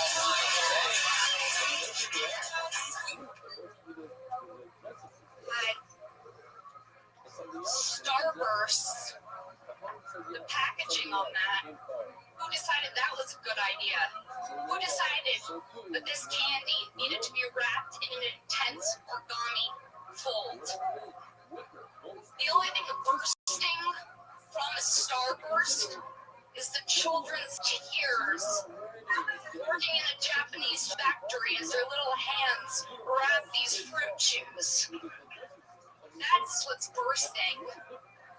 In the time that it takes to unwrap a single starburst, I could have finished a full bag of Skittles. Starbursts are someone with Parkinson's nightmare. All right. There you go. 47 seconds of Starburst thunder and lightning. I like the Parkinson's tag. Starburst. I pictured the kids working on there's a lot going on in that job. I tried so hard with Starburst today. You had Starburst today? No, I Googled Starburst, went on Wikipedia, looked at them, Did a lot of research. did a lot of research. They're hard to open. So hard to open. Yeah, I find them unrewarding. Me too. But I didn't want to say that because last time I bagged on Meatloaf and then everyone fucking liked Meatloaf. Clash on Meatloaf? And then I was like, if people like Meatloaf, people really like Starburst. Are you sure they didn't think you meant Yeah, but even if they really like Starburst, now you're in a debate and you can really stand by what you believe. I think you should take your stand regardless of what people say. You can't go pro Meatloaf. I'm working on that, so. Just by curiosity, by round of applause, how many people love Starburst in this room? Thank knew it. Starburst. All right. By round of applause, how many of you are huge fans of meatloaf? Wow, somebody in the back actually stood up and started yelling. That's great. Oh my God. I got in the back that put down a plate of meatloaf to stand up for that. See, but Tony, but that's something that's, I think, important because now it'll be up to you to sway them. To meatloaf? Anything that you're talking about, never let the audience decide what you're going to talk about. When you go up there, talk about what you want and take them on the ride because they'll come to you if you believe in it and convince them. Especially if they all love Starburst, how great would it be if you can get them laughing about Starburst? I like Starburst. Never had a problem opening them. They're like pre-chewed stuff. Oh, they're hard to open. They're impossible. They're kind of creepy. You guys are a bunch of pussies. You don't have Starburst. It doesn't make you a man. I can get it one hand like it's flipped. It's too much work, and I fucking hate the way they taste. I like the red They sand. are hard to open. You can say maybe it's easier to, tie a cherry stem into a knot. Oh, that's a good tag. Wow. Kim wrote more punchlines for Sarah Weinstein than she did for Did kids. she say that for fat people? That's a workout. It's like fruit for fat people, Starburst. Like, why are they packaged twice? That's what I want. It is a tight seal. Yeah, just one package would have sufficed. They can't really compete with Now and Later anyway, right? No, never. That's truly the monster. Now, I don't really eat that much candy, so I can tell you're getting really passionate about it. For Starburst. Wow, you actually just keep some on you. Right. Fuck yeah. I smell like a Starburst sponsor. I smell a diabetic foot. It's funny that you bring that up, because new Starburst minis are not wrapped. You just have a bag, like a Doritos bag full of Starburst. And it's great. It's convenient. But also, whoever just mentioned diabetes, it's like they would die before they could open it. That, and maybe that's like the Surgeon General's way of protecting people is that, we can only, all right, we'll let you put this product out there, but only under the condition that it takes them 15 minutes to open up each little square block. Right. And maybe instead of Skittle a different way, I don't know, I could be off, but I think instead of saying I prefer Skittles, say something like, I can taste. Oh, you said you eat the whole bag? I can eat the whole bag of Skittles in the time it takes to unwrap a single I star. can taste 100 rainbows before I open that pack or something. By the way, a Starburst is also what it's called after you peed inside a girl and all the pee comes out at one time. That was Sarah Weinstein, everybody. She's on Twitter at Princess Shane. Another very fun Kill Tony, everybody. Thank you guys so much for coming out. Kirk, you're on Twitter at Kirk Fox. Anything coming up you want to promote? Adam eBay at Adam Egan. Yeah, Adam Egan. Adam EG.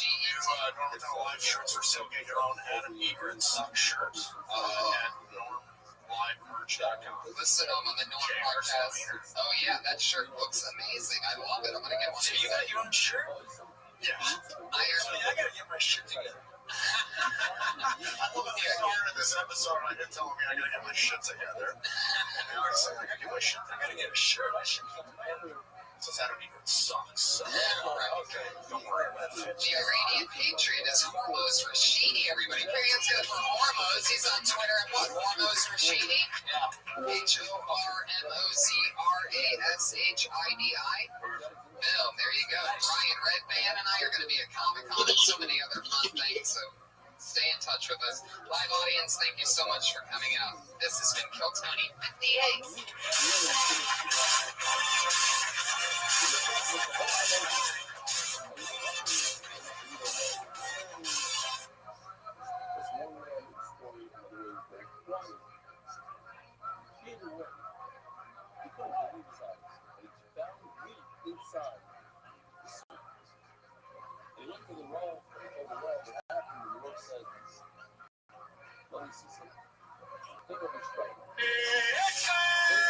Yeah, everybody. Hi, everyone. Wow, how exciting. Holy moly, this is like a real thing going on. I'm in extra early today to test it out. I came in early last week, and you know what? I think I'm coming in early from now on. It's giving me a heart attack when I see you coming early. Look at this cool crowd we have. It's a bunch of pretty people, and these guys over here. See that, everybody? The jokes are already happening. Wow. Fuck yeah, comedians up top. Good to see you guys. This is fun. This is episode 59 of the Hilltony. Yes, 59 episodes. Very, very fun. It's been a crazy week in comedy since I last saw you. Yeah. We've been going up a lot. We had a fun 4th of July weekend, Independence Day, and Opie and Anthony, right? Yeah, that's what I've been doing with. I've just been glued to that the whole weekend. I'm a big fan of Opie and Anthony. I don't know if you guys heard all the shit that went down over the weekend. It's very interesting. Who doesn't know by round of applause? All right, so this amazing radio duo has a straight guy, Opie, and the funny man, Anthony. And Jim Norton's on the show also. Classic competitor to Howard Stern and other, Anyway, Bobby, Anthony's taking a picture on Central Park, right? Yeah, he was in the middle on the streets downtown New York. And he's taking pictures at like 3 in the morning. And a woman just dressed up in a mini skirt, probably street meat, who knows. He took a photo of her and she got pissed. And so she just charged him and started attacking him, punching him in the face. And then he tweeted that. He just tweeted a bunch of stuff. Some of it's considered racist to a lot of people, including Sirius, who fired him. Oh, yeah, that's right. That's the crazy twist. Yeah. The show's canceled. Well, it's not canceled. They fired him. So now they own the show. So they can do anything they want. They can do whatever. Wow, that's exciting. Yeah. Fuck yeah, everybody. I think what I found interesting, I want to talk to our guests about this. We'll bring this back up. You know what I'm excited about? Comic-Con coming up at the end of July, everybody. Hilltony live from San Diego's Comic-Con, everyone. So for those of you listening, San Diego, if you're a comic interested in trying out a minute with Hilltony at Comic-Con, you'll be able to sign that night for the show. And what's cool is that there's a lot of clubs down in San Diego. You got the Comedy Store in Korea, the American Comedy Club, you got the one that's down the street, Madhouse. Yeah, there's a huge community down there that doesn't really always mix with the LA people, so they might not know the show very well. So if there's people in LA that are going to be down there for Comic-Con, this is going to be an interesting change. It's going to be a fun mix. We had a blast. We were at the La Jolla Comedy Store for Hilltony, which was crazy. Combining Comic-Con San Diego and this, I must say, it's an amazing show. So when we combine all those things, it's going to be fun. And we're also going to have Thunder Pussy and a comedy show, but there's a new tour schedule for all the Death Squad shows at DeathSquad.tv. So that's all the information. So all that information, we get to do now, bring out our security for tonight's show, everybody. Listen to that like golf clap. We were able to, I guess Josh is just bringing it on. Josh Martin, everybody, the producer of the show, has the comedic timing of suicide bomber. Really, just, what were you going to do, run him out the whole way?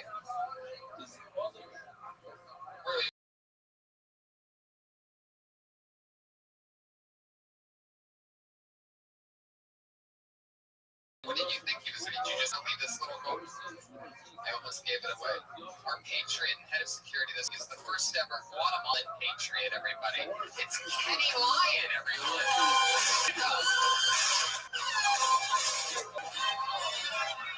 Right, it's the dizzy patriot, everybody.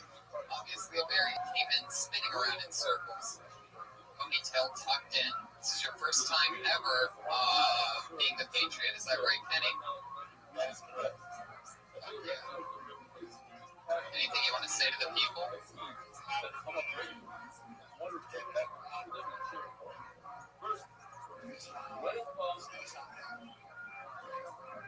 Go right ahead.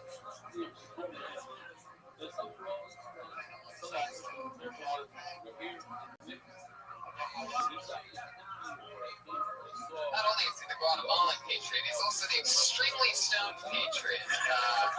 So I'm really glad that he's going to be daydreaming next to the stage, keeping us all safe. I love it. Kenny's one of the cooler, positive, very stoned, hippie, young comics on the scene. He actually, when he's not protecting us as the Guatemalan patriot, He actually runs one of the goofiest open mics I've ever done in my entire life. I did it a few weeks ago, just because he invited me, and I like Kenny. He says I'm doing an open mic at a pizza shack in Santa Monica Island. I go looking for this place, and it's literally a little tiny shack that only serves outdoor pizza. He's in the parking lot of a plaza with 2 karaoke machines hooked up to one mic, so it's like surround sound in the parking lot of a pizza place. Chairs set up, and just in the, if I'm not mistaken, it's on a handicap spot, correct? Yes, okay. And it was just unbelievable. I'm telling you, it's got the show, it's got the hipness and goofiness to actually blow up. Like, people thought I was kidding. I'm like, this show could be fucking huge in a few months if you keep doing it. How often do you do that show?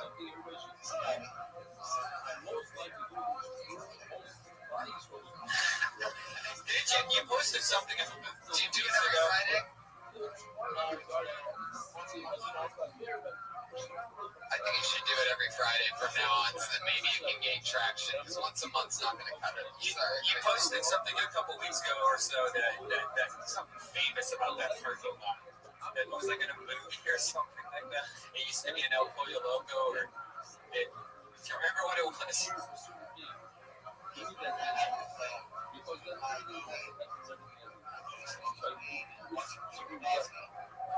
You do that daily? The Big Lebowski? No. Oh my God. It's filmed in that parking lot scene. It's almost like maybe if you didn't smoke pot once, you remember what the Big Lebowski was like the next day, and you wouldn't have to rewatch it every day. But I see, that's an interesting routine. Fuck yeah, most people brush their teeth. Kenny Lyon watches the Big Lebowski. Trans together for me, so Patriot keeping us safe. I'm so excited about our 2 guests tonight, everybody. They are return guests. Both of them have been on an episode before, and they're 2 of my favorite people, too. The funniest people out there. 2 of my really good friends. Great hands together for the great Eric Griffin and Moshe Kasher, everybody. Moshe Kasher, Eric Griffin. It's going to be so much fun. Welcome back. So good to have you guys. 2 funny pals. Moshe, you're all over my Netflix. Every time I log in, it's recommending me so hard. You're all over my YouPorn. Yeah, because he did a YouPorn, or You guys like me. I feel like you could. Joe Rogan calls me Super Twink.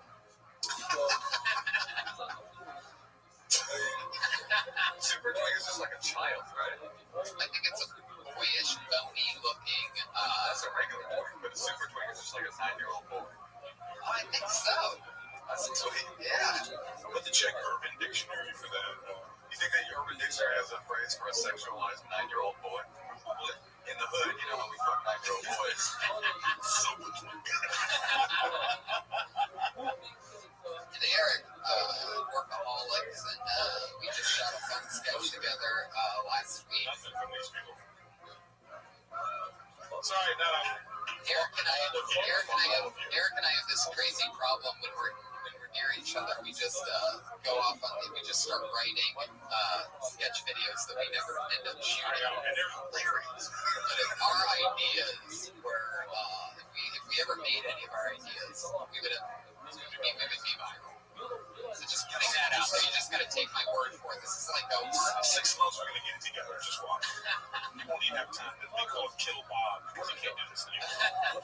Bob, I don't know if he's Bob Saget. Maybe Bob Saget's gonna take over for Kill Tony. It's like I'm down on my luck, man. I guess what we need is Eric. We need one of those people that those Yeah, stenographer, just like right here, they just continuously wouldn't just use our phones and record with the archaeology. But anyway. So, what do you think about the Guatemalan Patriot? no offense, but isn't he like a crazy downgrade from the last day when I was here? Not spiritually, although the costume, right? The costume is like underoos now compared to. You guys were both on the show in the actual first Iron Patriot. Yeah, like I mean, your lasers are straight up night lights where I want to take a piss at 2 in the morning. It's actually all upgrades. You can now sit down. You can do a lot of things like jumping and running. So what happened to the other dude? He went crazy. He's just an old model. He went crazy. The guy that had a $16,000 Iron Man suit. That guy went crazy. That's so hard to believe. I don't think he finished the payments on that suit.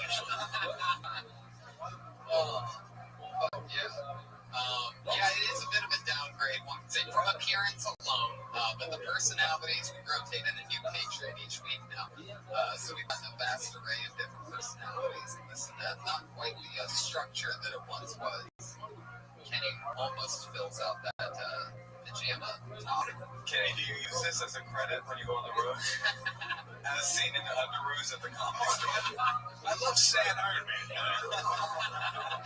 Yeah, it's almost like a frown instead of a. How do you get the helmet to frown? But yeah. Well, I'm excited to have you guys, and comedians have signed up for the opportunity to do a minute. Oh yeah, Kenny, do you have any questions for our guests?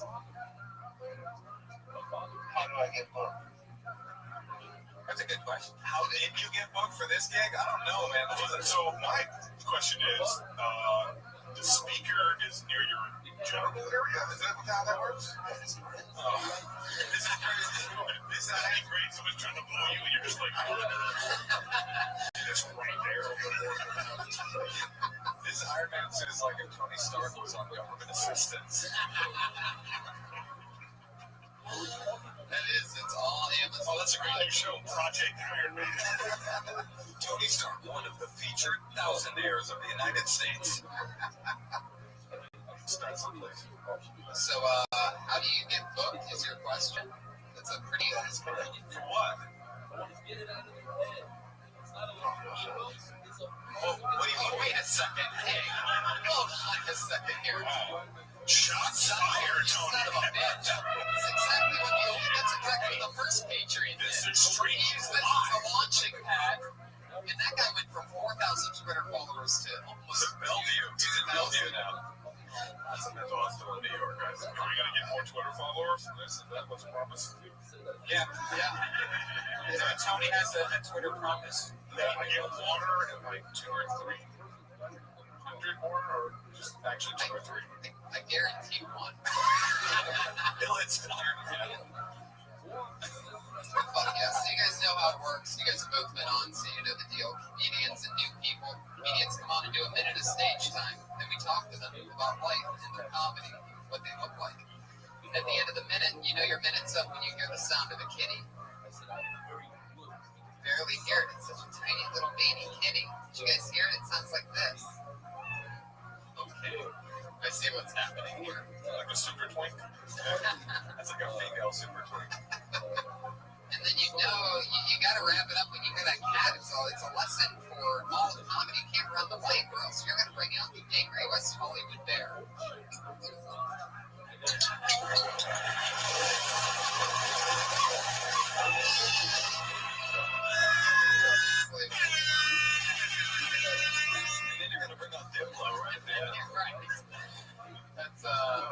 That sounds like a 1989 sound effect from a rap song. There it is. Fuck yeah. So you don't want to bring out that bear. And our podcast listeners who complain every week that the bear is too loud and they have to rip their headphones out. You don't want to make them mad. Yeah, there's a thing that it's loud. Here's a funny thing. As a listener, you should also learn the thing. If you hear the little cute kid, you're like, maybe I should turn down my little volume a little, or unplug my little. That's a lot of work to listen to this podcast. It's a real tactile experience. Change your volume. Oh, I'm going for a jog, but I'm going to turn my volume. So, fuck yeah. Don't run the light, people. You guys ready? Episode 59 of Kill Tony. I'm so excited. I'm so excited because I know we love comedy. Your first comedian tonight. Oh, this is an interesting one. She's known for at times going into depressing subjects and sometimes when keeping it real goes wrong. Sarah talks about real life stuff sometimes that scares the hell out of people. But she's back, and her name is Sarah Kenny, everybody.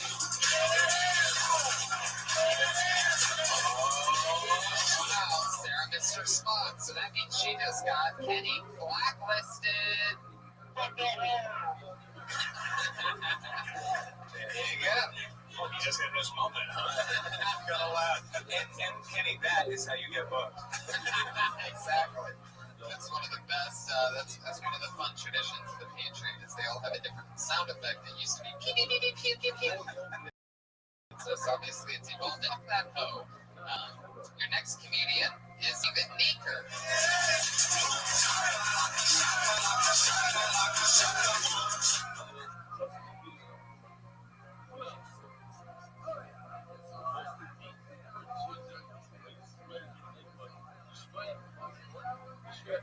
Is it working? I went to Salt Lake City not too long ago. And I went to visit the Mormon temple. They don't let you into the temple. They let you into this congregation. I walked in over every doorway. There's a 6-pointed star. I'm Jewish. My name's David. That's my star. So I said to the morning lady, hey, what's going on with the 6-pointed star? She said, oh, that's the Star of Jubilee. Hey, you can't just put Jubilee on the end of it and pretend we're not going to notice. What's she going to do next? Show me a Muslim flag? Oh, that's the Mormon flag of all of you guys are doing.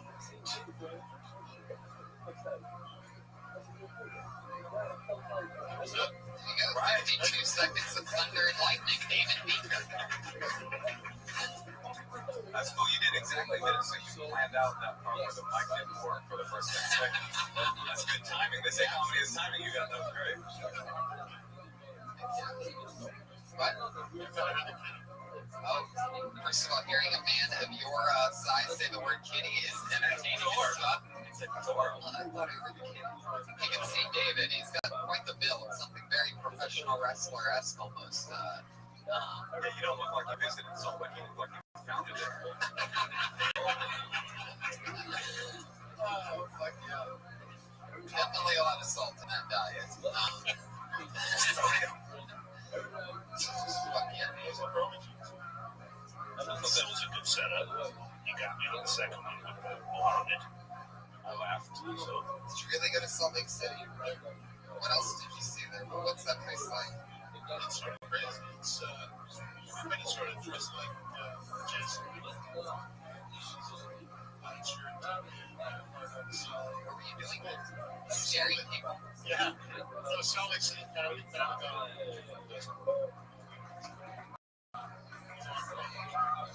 Definitely look like the kind of person that worked at a festival. A comedy festival is the festival that you look like. Like a parking lot of a jam band concert. Yeah, we're like, straight up to the crazy 5-minute freak show up there. We got an alligator lady. I'm like, oh, that's fun. I like how the top is different from the bottom. It feels like you're missing like a Russian hatch or something that just finish that off. Russian. Oh, poor thing. Oh, yeah. You got it. Yeah, I like your look. I do. It's cool. I always say that. I always say that simply because it's twice my size. I think you're a great looking. You're a great guy. That's just how I look. And, you didn't always look like that. I didn't always have a beard. Right. The beard is lovely. It is truly, it seems like it's rough. I can't grow any hair yet. It's the hair. I only grow it on one side. Really jealous. I only grow hair on one side of my face.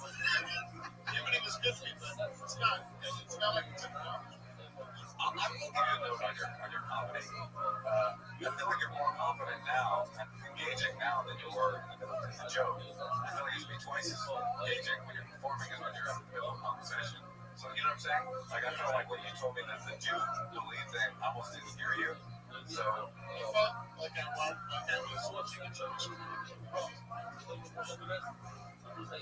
This is a tough situation, you know. Everybody else is about to come up, you know. Try to get that nervousness out of the way before you get up here. You took the bullet, the mic didn't work, but you know, you still got us to laugh. So just in the future, you know, I like the set that I like too. yeah, I'm really funny. For everybody else that's coming up, like if you're nervous, like don't fucking bring that bullshit to the stage. You know what I mean? We can't deal with your fucking nerves up here. It's do or die, you piece of shit. So just chill out and have a good time. Prayers have been made on Kill Tony. How were the audiences in Salt Lake City? What was that like? Judgy. I guess that's sort of the alternative wasn't the it's okay, or I think going to the restaurant is not wise. For the one that we have at the end of an hour, Oh yeah, super twink material. so this was sort of the alternative. The festival set up for the alternative.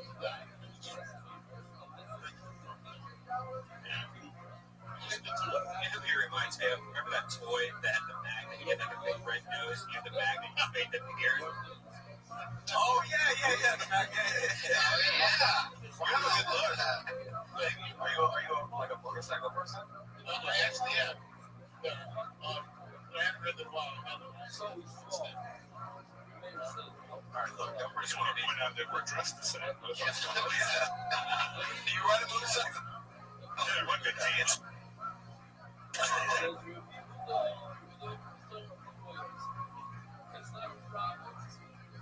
It's not a problem.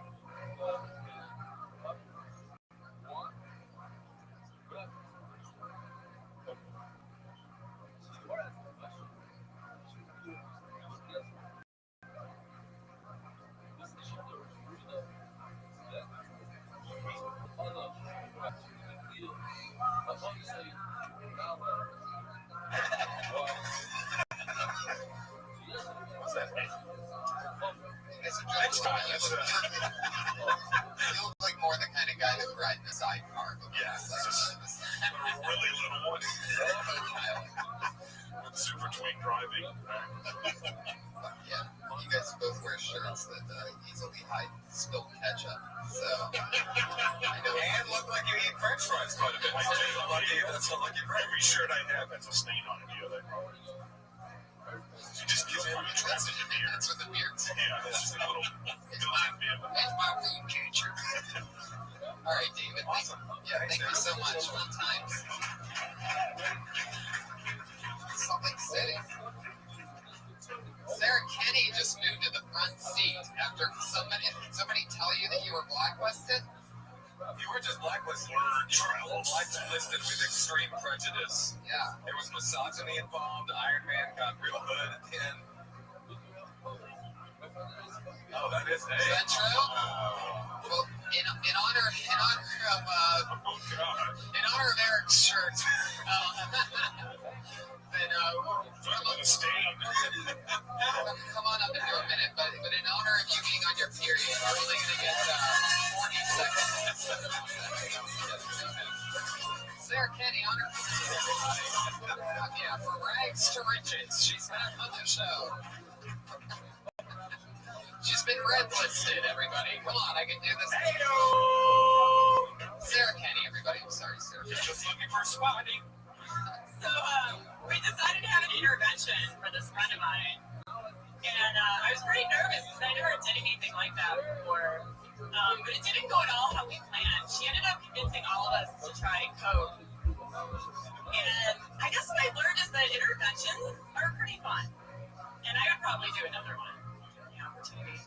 I was at a coffee shop and the guy next to me asked if I'd keep an eye on his laptop while he went to the bathroom because he thought I looked honest.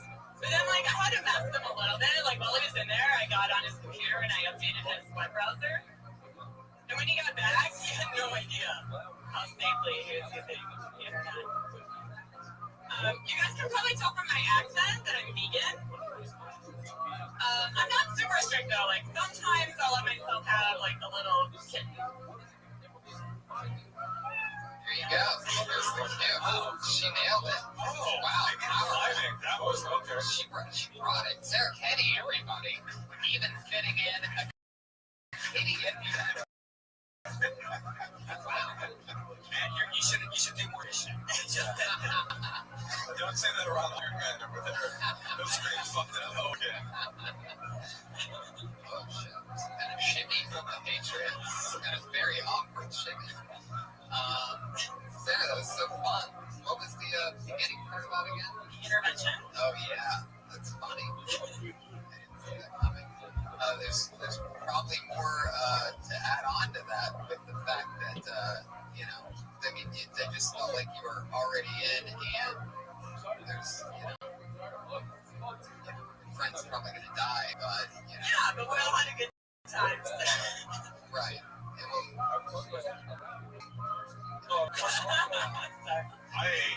I can appreciate what you're trying to do with your materials, kind of alti-ish, you know, like misdirection type of thing. No, I'm just, I appreciate that, but I just think that, you know, that, like, I know you only do it a minute, but that first one could have gone a little longer, you could have embellished on that a little bit more, but I like your direction that you're going in. I see what you're trying to do. Let's sell it, like, believe it. Don't make it. It kind of felt like you were just like, you know, right? You know, it's like, part of the old thing would be to, like you really believe what you're about to say. Yeah. And that's what makes it funny. When you say, like, you really went to an intervention and have to come across like that. Yeah. So it's like, performance is important. So just keep that in mind. That's what I think about it. Yeah, no, I actually agree. I thought that the first punchline was funny. It was good. It's a one-liner. And then the second thing, it wanted an act out of you acting like you were on coke, doing the same coke shit. Okay. Or just dropping it, just doing the one-liner. It wanted you. Go weird out of it. What you're trying to do is say, like, I love cocaine, I'm addicted to it, I want to do it, it's really fun. But what you said was like, I think I'll try it again. And, like, I want it. I mean, the second joke I didn't actually understand. Maybe that's my fault, everybody laughed. The laptop, Yeah, like, Really? Yeah. well, at first I did that joke where I, like, actually fucked with something on his computer in a bad way, but then I thought, what if I just updated the safety features and, like, so now... See, that's what I'm saying. That's like a performance thing. That's like a very alti, like, you know what I mean? I think that I was with her on that.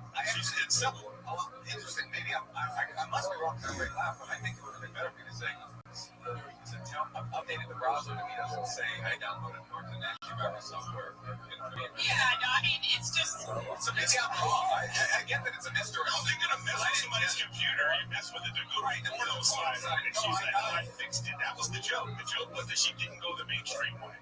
That's the joke of it. Yeah, maybe this is how I feel about alternate comedy. Anyway, this is like how I feel when I'm listening to it too. And I go, what the fuck was that? You know, why is that funny to people? But I get it. That's what I'm saying. Why is that guy's career going better than mine? Like, it's complicated. Most of the board, though. We've been having this argument since the day we met, basically. Which is that club comedy is as bad as alternative comedy.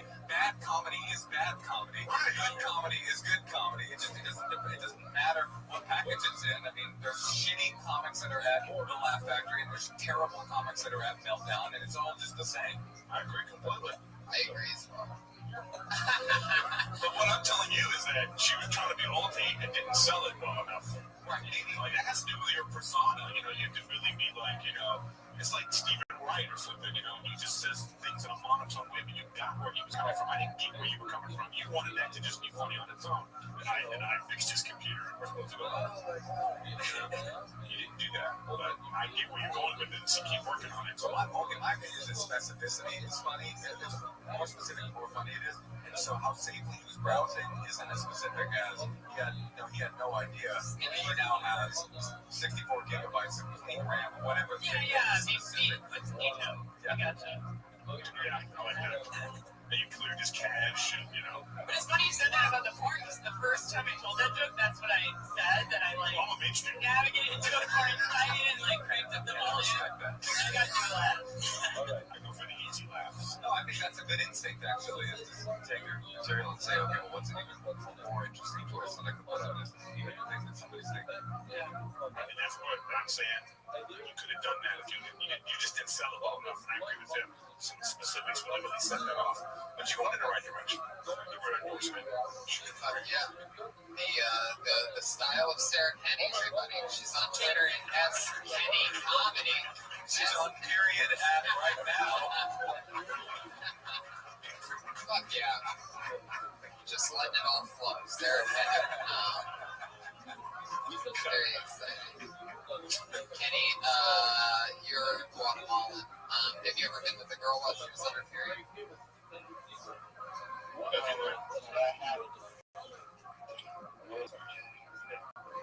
It's a blood joke. That's what he's trying to do. Yeah, the blood for blood thing. I would have gone salsa, you know, since he's from okay, I would like that, yeah. I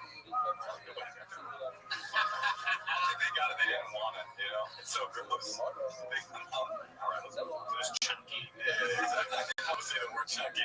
Do you guys remember if when you were on lives, did I ever ask you if there was something you did first started comedy and you went through it or that you were embarrassed about? I started asking you what it is.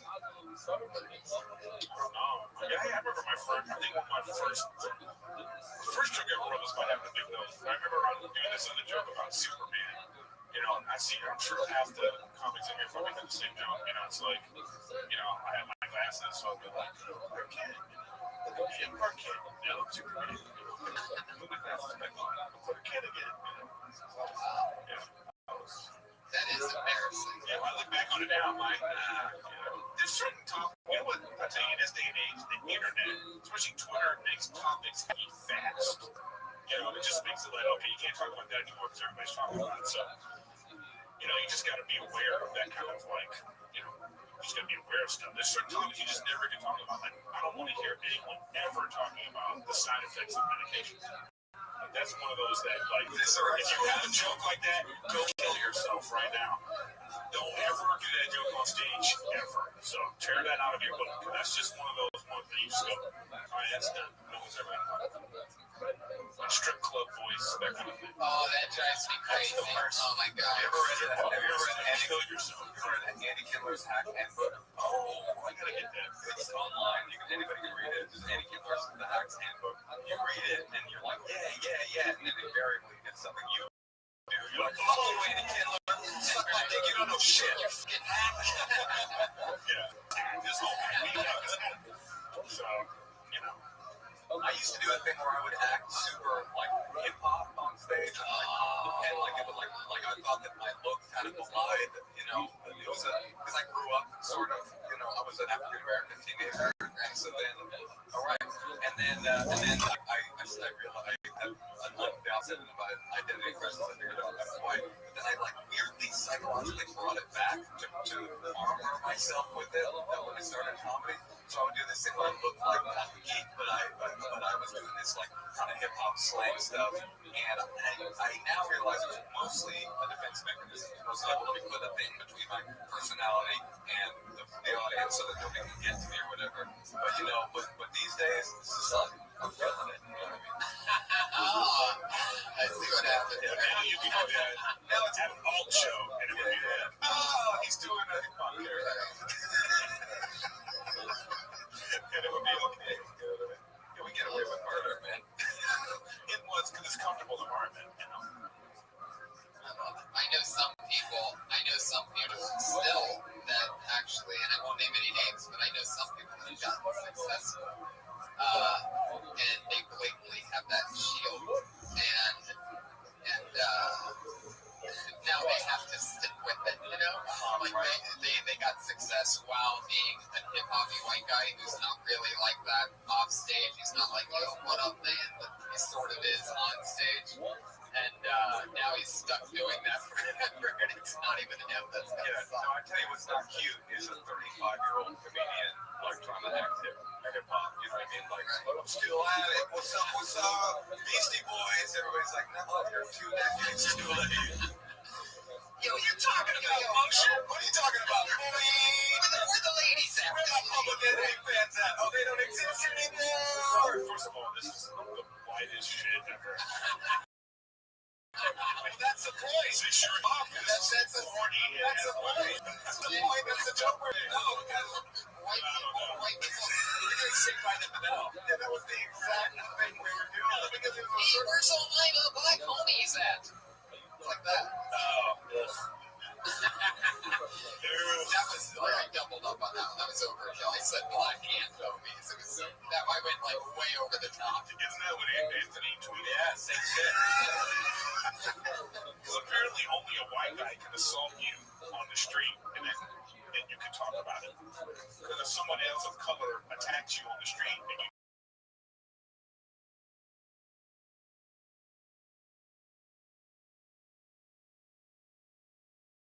tweet about it. You were black people animals. I think that's one of the problems you don't have. Just calling that woman an animal. He said these people, so he couldn't, unless he had a real psychedelic experience where she became.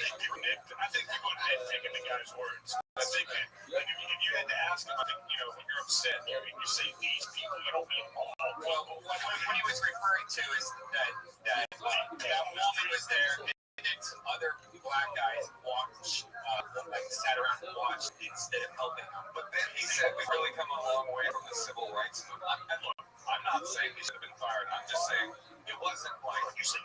I'm just saying it wasn't like he was being like, what could have been interpreted as racist. It was definitely racist. But if you were to listen to the whole backstory of it, I think everyone knows what kind of racist he is. He's very jokingly about it, and he's not very serious about it. He's talking about certain issues in New York that's going on with violence. I don't think he was trying to be funny, and I think that it's hard to tell you. I mean, I used to get beat up by black people, and I'll tell you, it is really hard. The guy with the iron man comes and going crazy. It's really hard to not see racist after you got beat up by a black guy. That's that one. That's how I feel about it. It is because you're one. What are you supposed to say? Never. Okay, I hear you, and everybody everybody's responsible. Everybody has their own response to anger, and you never are pretty when you're angry. But if a white dude beat you up, it's not very difficult for you to not be racist towards white people. I would say that he was an animal. Right, that's my point. Yeah. You could have said the exact same thing. These people that you would refer to, you'd be like, well, does he mean street people or people on the street? Like, if they were all white, he could have used the exact same wording. Right? That's my point. So because he didn't use it, because it was people of color, then all of a sudden it becomes racist. It's like, well, I find that nonsense. Yeah, what do you know about this issue? Anyway, back to me and my opinions on the black community. What it's like, I'm just telling you here. He's doing his character right now. See, that was the hip-hop persona. Yeah, Savage Lords, I didn't know. Thank you very much. I've never even listened to savages as a negative or a racist term. I always, especially when you work, if you're calling people savages as an awesome thing, that gives me an awesome love maker. They say he's a savage. Yeah, but context is absolutely everything. Yeah, if I saw you do a kickflip and I was like, dog, you're a savage, that would feel very different than if I ran up to a group of black dudes in South Central. I was like, what's up, you bunch of savages? How about getting it? They're like, hey, he must think I'm dope. How does he know I skateboard? Even a white guy did the exact same thing, and you call him, what do you call him, the savage Austin? Well, don't you know that there's a historical context for the term savage? A lot of people don't know that. I did. I had no idea. I learned it. I don't know if you're thinking about historical context when you get your ass beat. He was he had time. I don't want to go on the record because I don't think anybody should get fired for things that they say, especially a shock jock. Known for being shocking. Yeah, it's like fuck them for thinking all of a sudden now being like, hey, this guy.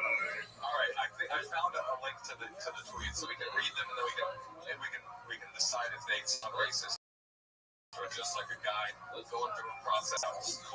Savages Before we hit the beats, I just want to say that Kill Tony supports all black people and Anthony Cumia from the Obie and Anthony Show. This message brought to you by El Pollo Loco, bringing the heat one Serrano pepper at a time. And if you sponsorship, wow. And you know your podcast has made it.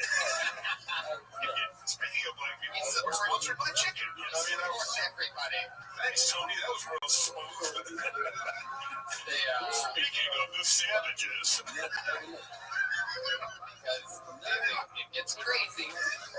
This is interesting. This is interesting how every tweet is like, to me, and I'm a liberal, I know who I am, I know that I always am more likely to Jew. I'm Jew.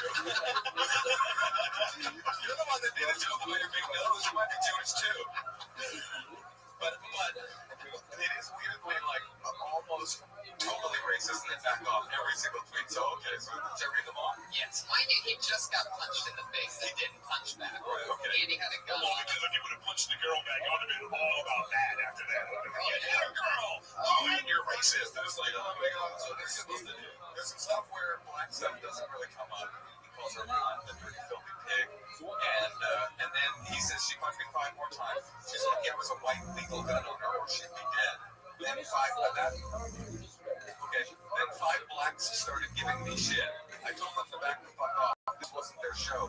punch me again. Seems wife always don't get back. Lucky Savage. I wish a cop was around. Blah, blah, blah. They aren't people. That's one tweet. They aren't people. I'm fucking. But these are people who are not connected. Hey, the white people again. But see, you're looking into this because the person's black. Well, he has brought up her race multiple times in this Twitter thing already. He race the other people. So I'm just saying, like, there's no way he didn't know. Like, maybe this could be conflated to. What's the tweet before they are? Wish a cop was around, but she said she'd tell them I sexually harassed her. Lying cunt. I hope she gets shot in her ass, fuck face. I'm getting a good laugh. That's at least. So this is not only a person that's being on, but also saying if he calls the police, will say that he tried to rape her. Nobody thinks she's awesome. Nobody thinks she's a great person. But you're defending really. No, I'm not. No, he's not defending it. I'm defending vague racism at best. Okay, well, let's keep going. Liberal media right now. Is it the media? There's just what he said. You're being the liberal media right now. No, I'm not saying anything. I'm just reading it and listening to what people think here. If you said this black bitch and this black people in the world are animals, that's what you're bad. Okay, all right. So then they are people. I'm fucking livid. If I was an illegal savage, I'd have shot her. The violence in her was so predictable. I hope she gets killed. It's a jungle out there in our cities after midnight. Violent savages own the streets. They all come to defend this pig. I have to yell at them like dogs. Did you get any photos of her? Yup. Animal pig, cunt, fuck bitch. Why you get pinned for no reason? I was white. Savage, violent animals prey on white people. Easy target. This cunt had no clue how lucky she was. She belittled me 10 times. I had a gun. Animal. The cunt kept walking. Boy beats her to death.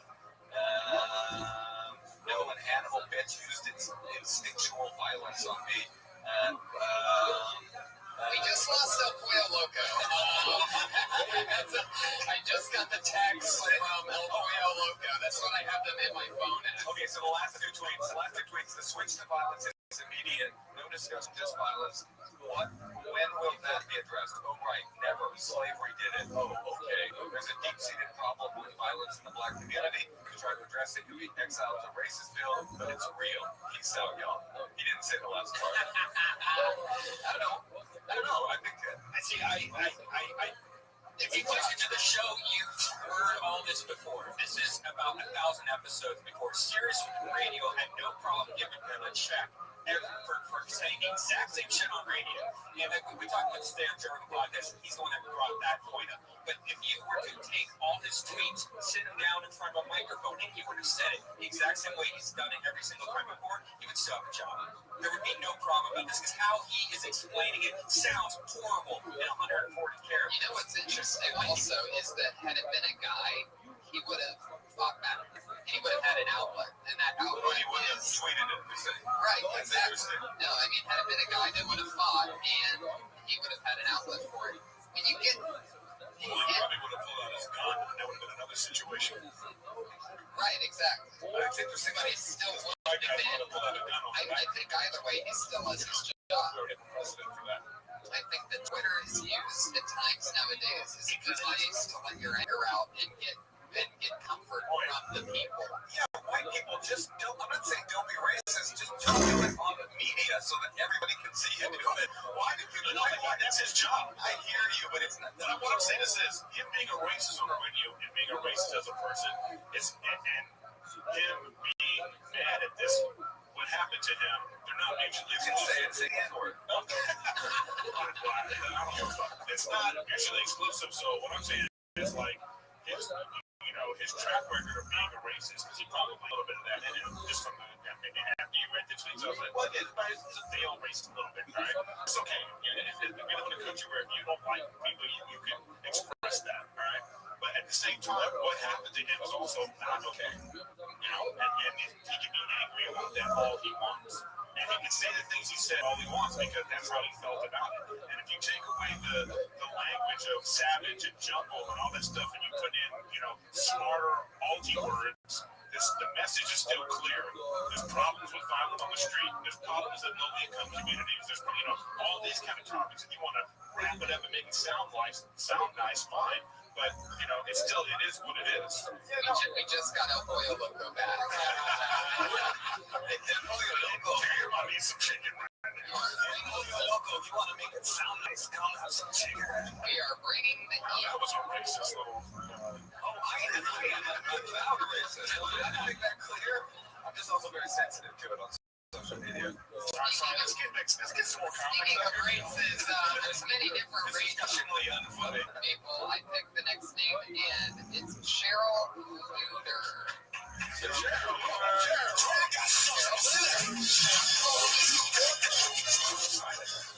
I'm excited. What's up, you guys? I have been unemployed. I have given up looking for jobs and started looking for dates.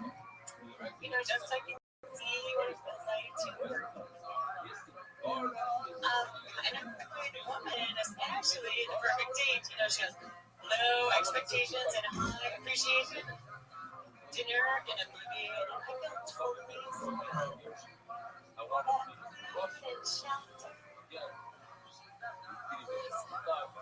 Sometimes though, I don't feel like I'm on a date with a guy. I feel more like I'm on a play date with his penis. You know, you have to keep it constantly entertained. You're always cleaning up after it, and you just hope and pray that it goes down for a nap when you want it to. Quickly, while we're on the subject, guys.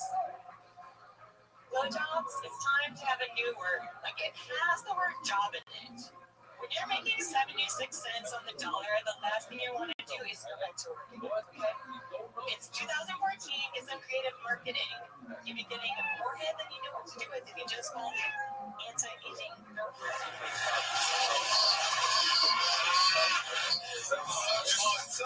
Fucking buried a cow during that. Did you hear that? What was it? Anti-aging. Anti-aging throat moisturizer. Oh. Get on board. The blowjob joke is probably like the oldest joke that everyone's ever done before, ever taking the jaw part out and then going, oh, it's a jaw, making a joke. So that's, I had two comics in that same joke. You've had two comics? I've had a couple. Message received. I will say this. I think that what you're trying to do, like, I get it. No, for real. It's like an alternate way. Shut up. No, for real. What you didn't do is you didn't sell it. You know, like, you don't believe the things that you're saying. Like, you didn't put anything behind it. Like, I get that you want to come up and the joke is, well, you know, I don't have a job, so I'm going to start dating. Like, so that's like a layered joke. That's about, like, you know, women don't have to work. We just need a man. Okay, that's the point of that, right? Well, then you really, then my point is this, then you really haven't expressed what you're trying to say. And it is hard because in this environment, after we just had this like heated discussion about racism, then you got to come up with the other thing. You know what I mean? And your accent was so strongly white that it felt like you were being more racist than Anthony. Yeah. Absolutely. The first few syllables. Even now. Racist! You know the bit right now? We just discussed this problem in society. So I'm just thinking if you like, you know, come like figure out who you are and if you can like come up and just like do that. So well, it's hard. It's the hardest thing to do. Look, if everybody can do stand-up comedy, you know, everybody would. There's only like 2 or 3% of all the comics in the world that are probably actually working. The rest of them are like, you know, tragic open micers. You know what I mean? So in an Iron Man costume. You know what I mean? So this is. It's not for everyone. You know, this is like playing the piano. You have to practice every single day. You know, it's an art form that you have to really practice. So I wouldn't go away from what you're trying to do, but you need to express what you're trying to do. Like, then what was the point of that joke? If you say, I don't have a job, so I'm going to start dating, what was the point of that then? To you. How long have you been doing stand-up? Could you answer that? It was almost 3 years. How often do you do spots? Any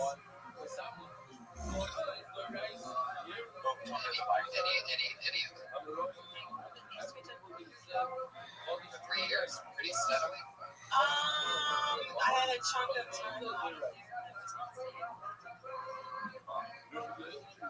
I still want to go. What's the point of that joke? In your opinion. Press elevate. You guys can all learn from it right here. Most of you don't know what your jokes are about. How can you come on stage and say something and you don't know what the point is? Because check it out. How the fuck are we supposed to know the point of your joke? You don't even know the point of your joke. What's the sound effect really necessary? I'm just saying, like, that's really, like, I'm thinking that that goes for professional people. Most people don't know what their jokes are about. They think they say words, and that's what the joke's about. Especially buzzwords like rape or racism or something. They go, well, that's a rape joke. No, it's probably not. It's probably about a monkey that did whatever. I don't know. I'm just saying, you don't know what your joke's about, man. What are you saying? You're so right, too. We have this all the time that happens when people come up here. I'm really like, wait, they're just kind of talking about something vaguely. There's no wrap up around, there's no story to it that actually gets to a point that we go, oh, it's just kind of like, words are visual. You don't have to say a lot of words. Just know what you're talking about. Like, you can bring images to people's face. Like, if I say the words bloody stool, I mean, that's a clear visual is in your head. Yeah, it's a British dude describing a chair. Alternative.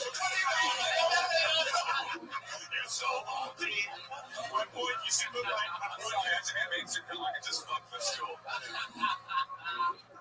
These people would be laughing. This is the funniest fucking comedy. We've literally been having this thing all the time.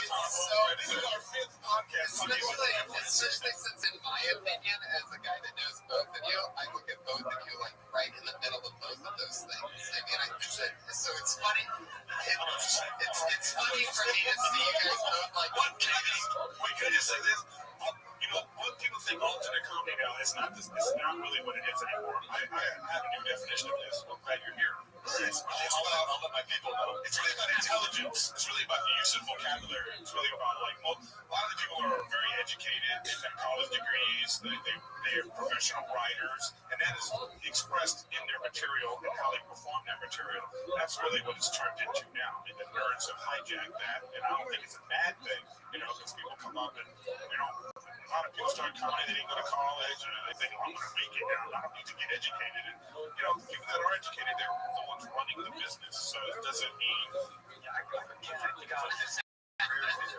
mean, like, Dennis Miller is the most. Yeah, but that was like, you talking about 30 years ago? How about people we're talking about right now? It's just the vocabulary. No. I'm saying that's just part of it. I'm just saying having a rich vocabulary, being educated, being well read. I think all those things, the good alternative comics now, that's part of what they have. There's no such thing as alternative comedy or mainstream comedy. It's just comedy. And some of it looks that's the hacky answer. That's such a mainstream jokes. That's like a kill me all just get along. Rodney King, but it's the truth. It's like Rick Glassman pretty much only does clubs, and if somebody looked at him who didn't know about a concert, what is this alt comic here? And he's super alty. All he does is clubs. So what does that mean? I mean, there is abstract comedy, which I think is true. Like Rick Glassman does it, Rick Weinbach, Reggie Watts, these people that do weird comedy, which is a whole different thing. There's nothing weird about what Pat Oswalt does, right? It's pretty much just comedy. But again, you're mentioning people that started the movement as opposed to what I'm saying is happening now. No. Stay right where you are. We're still in the middle of this discussion. You inspired this discussion. Just keep at it. Let's do another one, right? What is she gonna do? She ever has a 7-minute spot. Be ahead of time and get a tampon. Oh, call back. I'm surprised she has to pee since she just shit on stage. I'm sorry, but she wasn't in the room to hear that, so it doesn't matter. I don't give a damn. Yeah. Is this live? Are people actually listening? Not right now. Oh, so just say I'm on site. This one's going through quite the editing process. Your next comedian goes by the name Frankie Winnie.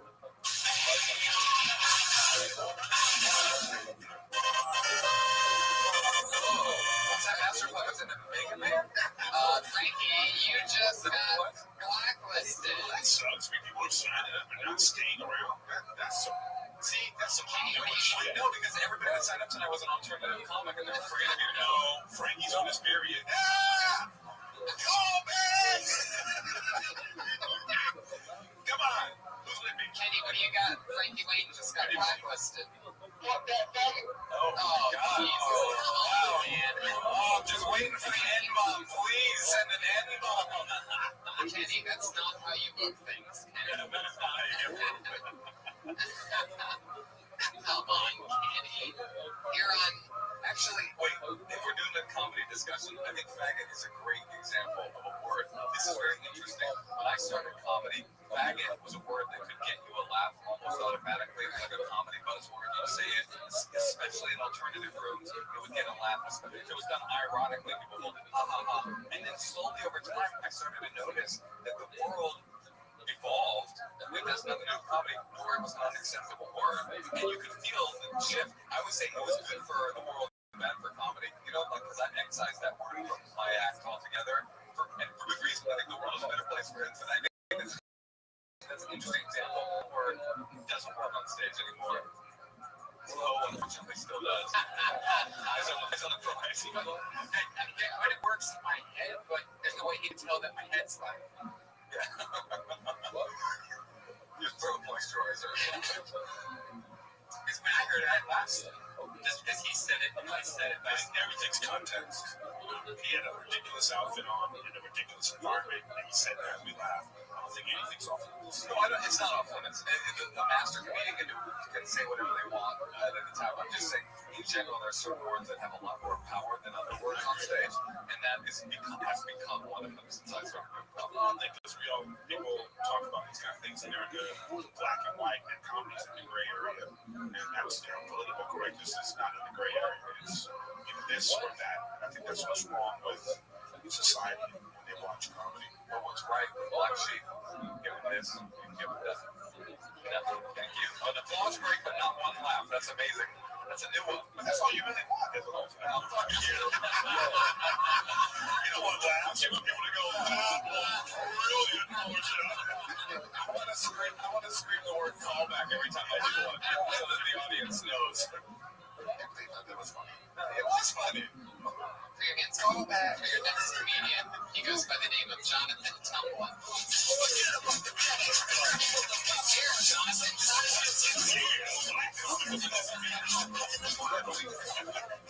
Just glad he didn't get one of those things. Fix this shit. Thank you, guys, I went home to visit. I'm from the South. I was in Atlanta recently. And I'm out here in LA doing comedy and things that they turned on. My friends, they decided to show me a good time. So the chick came around. And my boy, he got kind of pissed at me. And he was like, hey, man, what the fuck is gratuity and how many did you have? Like, is that shit good? And like, y'all know what gratuity is either around. Being that it's not like a lot of my friends, like they're not as articulate as I may be. And I told one of my friends who's coming out to visit, and he was like, what is there to do? I was like, we go to the mall, go to the beach, we go for a hike. And he was like, nah, nigga, I ain't trying to go to jail. You out there hiking computers and shit. So that's my time. Yeah. I forgot hike even meant this year or something. Yeah, well, I remember when I was on the streets and I knew that. And they would hike you and beat you up. Yeah. Well, one, I'll say good for you for coming to this type of show, this kind of environment, and trying to be yourself. I think that's good. But again, this is all just about nervousness and trying to be yourself. Because I think that if you were in a different environment, you would have sold all that with more. No, but that's more reason to say something even about it. Listen, if you have something on your mind, or if you feel the crowd is feeling a certain way, I think the best way to get past that is to just say it. It really takes. I don't feel like everybody's comfortable. You go, wow, this one's uncomfortable. Even that kind of makes people go, yeah, we're uncomfortable. And the next thing you know, they're like with you. Or how about a black dude starts talking about racism now, or something? Something. Just read the situation and comment on it, because then you didn't give your best performance. Worried about these motherfuckers Well, fuck that. Who cares what these people think? You know what I mean? Do your thing. How do you feel about the Anthony thing? What would you do if a white woman hit you? Well done. Here's full sex. See? That was your natural inclination to like fuck white women. I like that. You went right with it. You see what I'm saying? Like, that's like you. Now you're being yourself. You know, you're comfortable, but like I'm saying, you are comfortable. I just think that, you know, and you got your N-bomb. That was great. So I would say my only critique would be, I mean, you were nervous and you're new, and that's fine. I think they're jokes. And my two things. First of all, you did the same joke structurally twice. I have a friend who misunderstood a fancy word and didn't understand what it meant. So I would say, one or the other in a set.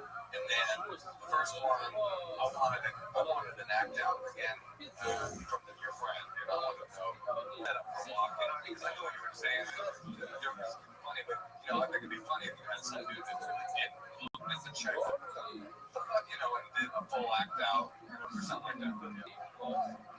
Yeah, you have to do an act out. What's that? Why can't you just use his words? They can. I'm just saying it didn't. Oh, because he's a blind comic. Yeah. Is that why he had He's got to be animated. Right. Also, I can't do be smart. I can't do that. Yeah, I really wanted to see you have a towel also around your shoulders so that you could have the sweat. Just like I wanted to see you come out to a DJ. You know what I mean? I wanted to be like, what's all happening, everybody? Please, Here's all the racism is coming out, everybody. Here it is. Right. I wanted you to say praise God at the end of the set. Like, I want to know all I was saying was an act. I said that to a white comic earlier. I'm gonna get fired from Sirius. I don't even have a job there. That's great. You got a letter. No longer work. I don't work for you. For public relations, they have to fire you. But I like the hike. I like the hike joke. I thought that was funny. I like it. Just keep working it out. Don't be afraid to like just be you. I'm just saying that this is what I tell you. Some people, it's just like equivalent to like what Shaquille O'Neal would say. He can make all his free throws at practice, right? But he couldn't make them in the game, right? This is an example of that right now. This is just why you gotta be Shaquille O'Neal though. because he can't shoot free throws. Okay, yeah, good point. This is like going into an audition room and not being ready. So that's what doing comedy for years and years and every night prepares you. So when a situation comes, you can be yourself. So that's why you have to continue to keep doing this and keep doing it and keep doing it. So you don't ever you won't be in a situation where you're going to freeze up. Because you never know in this town. You never know. That is true. Somebody can just be back there and be like, I don't like how that guy did that. And next thing you know, you're off and running on something else for a better show. You never know.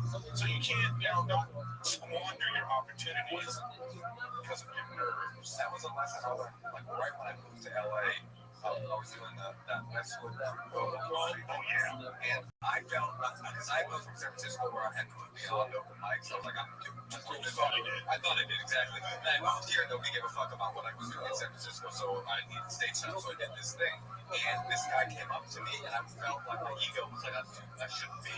And then this dude came up to me from a medicine company at this open mic, and I was like, it was like this illustration of what LA is. Even at this stupid open mic, at any moment there could be somebody who I need. My first TV credit ever doing this Showtime thing. But anyway, Derek Carter, you guys know Derek Carter, the party starter. He called me and said, "Yo, can you come to this show with me?" And it was like deep in the Mexican hood. It was like somebody got shot there a month before. It was like the worst place. But he wanted me to ride with him so he could go in the carpool lane. You know what I mean? So I went and I got on the show, and Alex Ramundo was one of the Latin kings of comedy. He was on that show, and he was about to film something for Showtime. So I go, he happened to be going after me, so that everything came into place. But, needless to say, he was like, "No, you should come do this thing." And then I got this TV credit from being at some, shitty show. Right, this is what I told you. Actually at the world famous comedy store. You're literally at a place where dreams have been made. And if you're going to come up at any time in your stage, just think about that. Try to do your best, regardless if it's an open mic or whatever it is. It's funny. You could have been at home being too good for going to that show. Exactly. I could have been. And then that led to other things. So I'm saying you've never know. It's true. You gotta bring it. All right. Jonathan Tumblins on Twitter at J Sherlock T. J Sherlock for some new listeners up there. You can tweet at Jonathan. What were you just talking about? Doing your best on stage. Oh yeah. There are eyes everywhere. Oh totally. And yeah. Absolutely. Also, one other thing too. It's a really big manager, Rick Messina. You guys know Rick Messina is? When he manages Tim Allen and he used to manage Drew Carey. Those are only two clients he had for like 25 years. Major clients. But anyway, I was showcasing for him one time, and he said something very interesting to me. He said, I didn't want to, because I was at the Laugh Factory, and it was a packed crowd. And he said to me, I want to see you at a bad show. He was like, I want to see how you deal with that environment, like 10 people, and maybe it's not going well, because that shows my real personality. So, like again, no matter where you are, try to be you as much as you can, because that also shows something to casting directors or somebody in the crowd, because you all have big aspirations. You're just not putting in the proper work.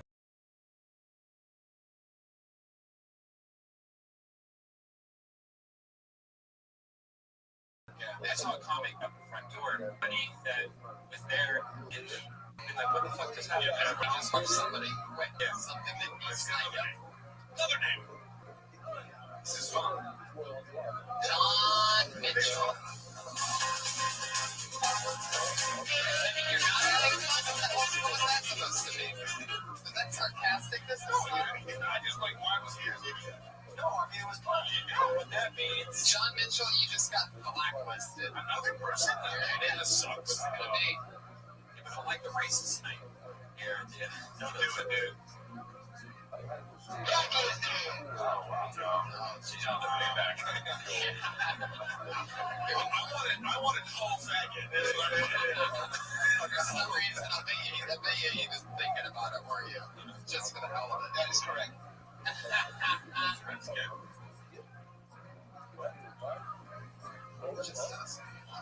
Oh, this guy, you know what? I just hung out with him over the weekend. Very funny one-liner type of comic. So very cool style. We're gonna get together for my pal Gabriel Kelly.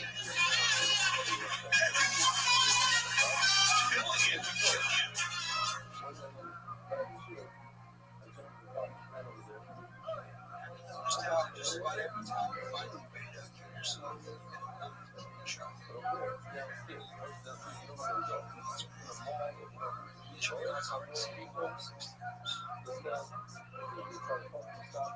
I wanted to have a promise of 20.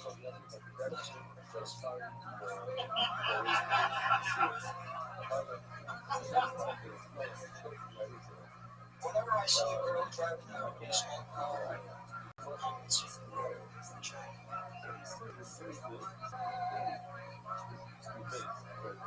currently the number one most viewed genre is Japanese anime. I don't get them. I mean, it's nowhere near as good as Puerto Rican anime.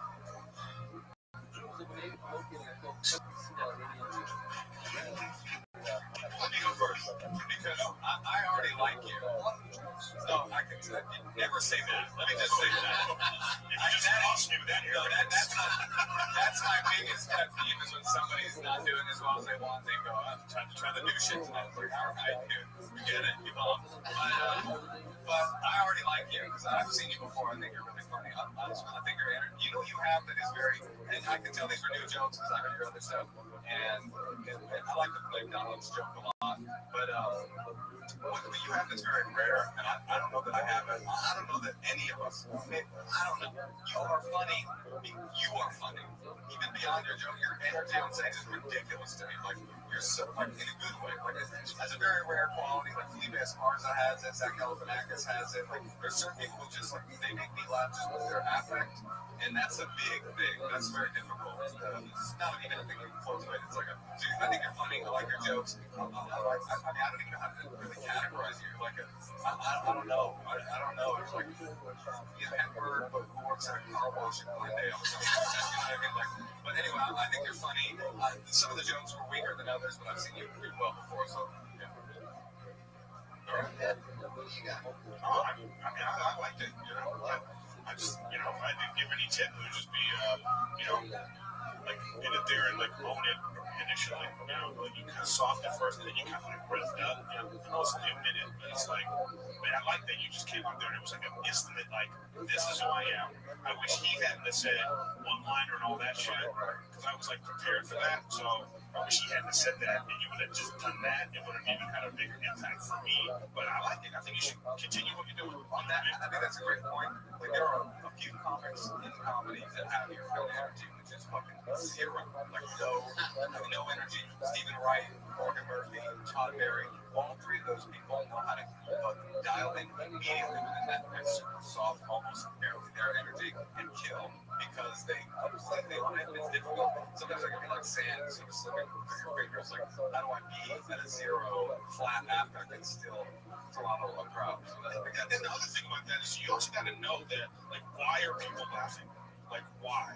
Like, some might say, well, it's the jokes. And it's like, in this case, it's like 50-50, right? Like, you have to know that like, part of why people are laughing is your whole essence, your whole persona. And then the things you say are just really accent at. It's just like a cherry for it. So you always got to remember, be aware of that. Like, if you're always going to, would you always do that too? If you not take the mic out of the mic stand, that's what you always do. No, I'm just curious because that's like I like that. As if like you're not really doing stand-up comedy, So when people keep the mic with you and you're just have your hand in your pocket, you're just kind of like speaking out about stuff. It's like a strong personality. You don't have to be like, like that's still this equivalent. So know that that's part of why people laughing. Yeah, I remember the first person I really saw when I first got a job here leave the mic and the mic stand was how mad. I hadn't really seen him live that much. And he was blowing my mind with it because there's something about if you can leave it in the stand and kill the whole time. There's also a thing where you get a big laugh, and your first big laugh, that's when you grab the mic out of the mic stand. It makes you look like a gum. I knew this was going to happen. Just kidding. Gabe, thank you so much. Great job. Gabriel Kellian. It's on Twitter at Gabriel Kellian. So fun. What I like about you right now, you really have like an attitude of beyond these folks, He like no one else, like he should be sitting here with us, And I like that, as long as you back it up with like follow through, There's nothing wrong with a little cuteness, right? No one's been great at anything without having an ego. Right. That's why,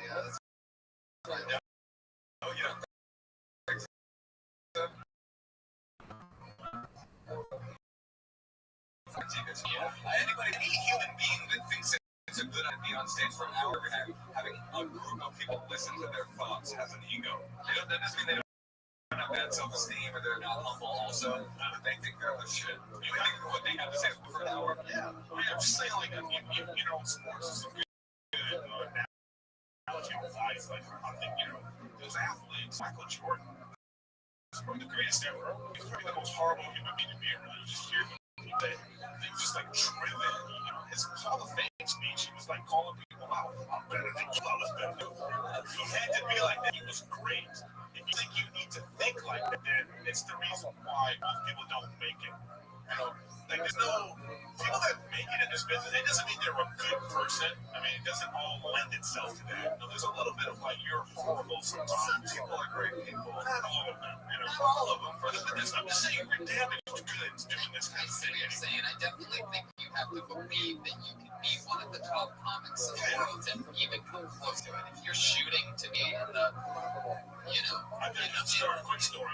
Number 200, then you're probably not even going to come close. I stopped doing comedy for a long time because I went to a class. I was like 22, and my mom was so excited for me to do that, so she went to a management class.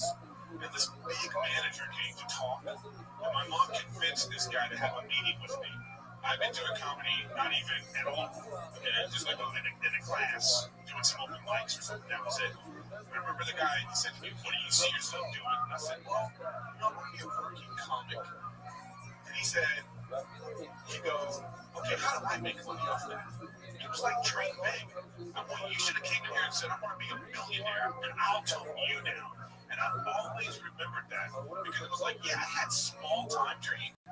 You know, I was sitting in a room like this, like my notepad. I didn't think big. I want to be a movie star. I want to be a television star. I want to travel the world. I want to, think like that. Dream big. And then if you don't achieve it, then the process of trying to achieve that, you're gonna accomplish great things. I think the problem in LA for me is that people are so like haters, right? But people are so worried about the minimal success of the person next to you. Like I would get like a 12 o'clock spot in the OR, and I would see a list and go, "The fuck is this?" And there's always some bullshit comic standing next to me going, "What do you should have this spot?" So you're telling me that this 12 o'clock spot in the OR, and that's your aspirations? If that's your aspirations, get the fuck out of my face in this business.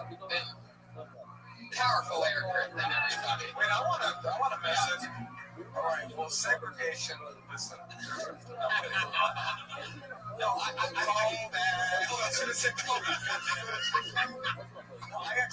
agree with you. I also think that one of the best quotes I've heard in comedy was, "You're not in competition with anybody but yourself." Exactly. And that's exactly what I mean. Like, don't worry about what someone else is doing. It's hard to even talk about it with people like on this show.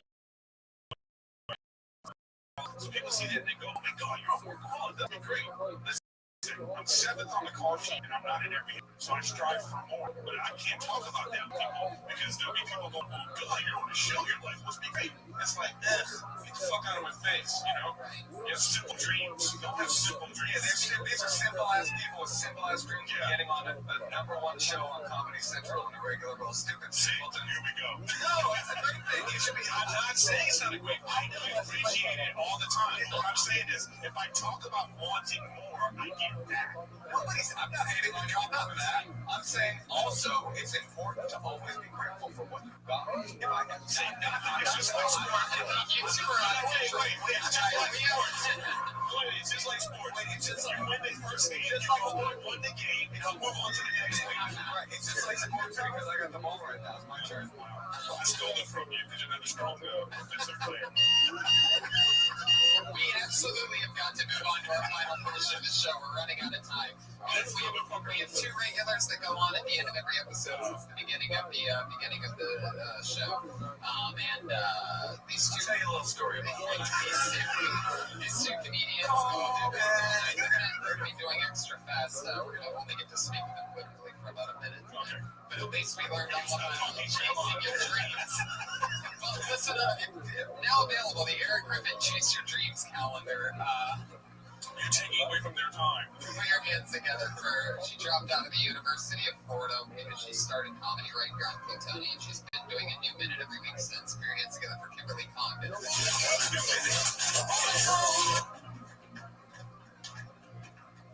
Hey, that was great, Brian. Thanks. Guys, this girl started following me on Instagram, okay? She started liking some of my pictures, and I was like, that's fine.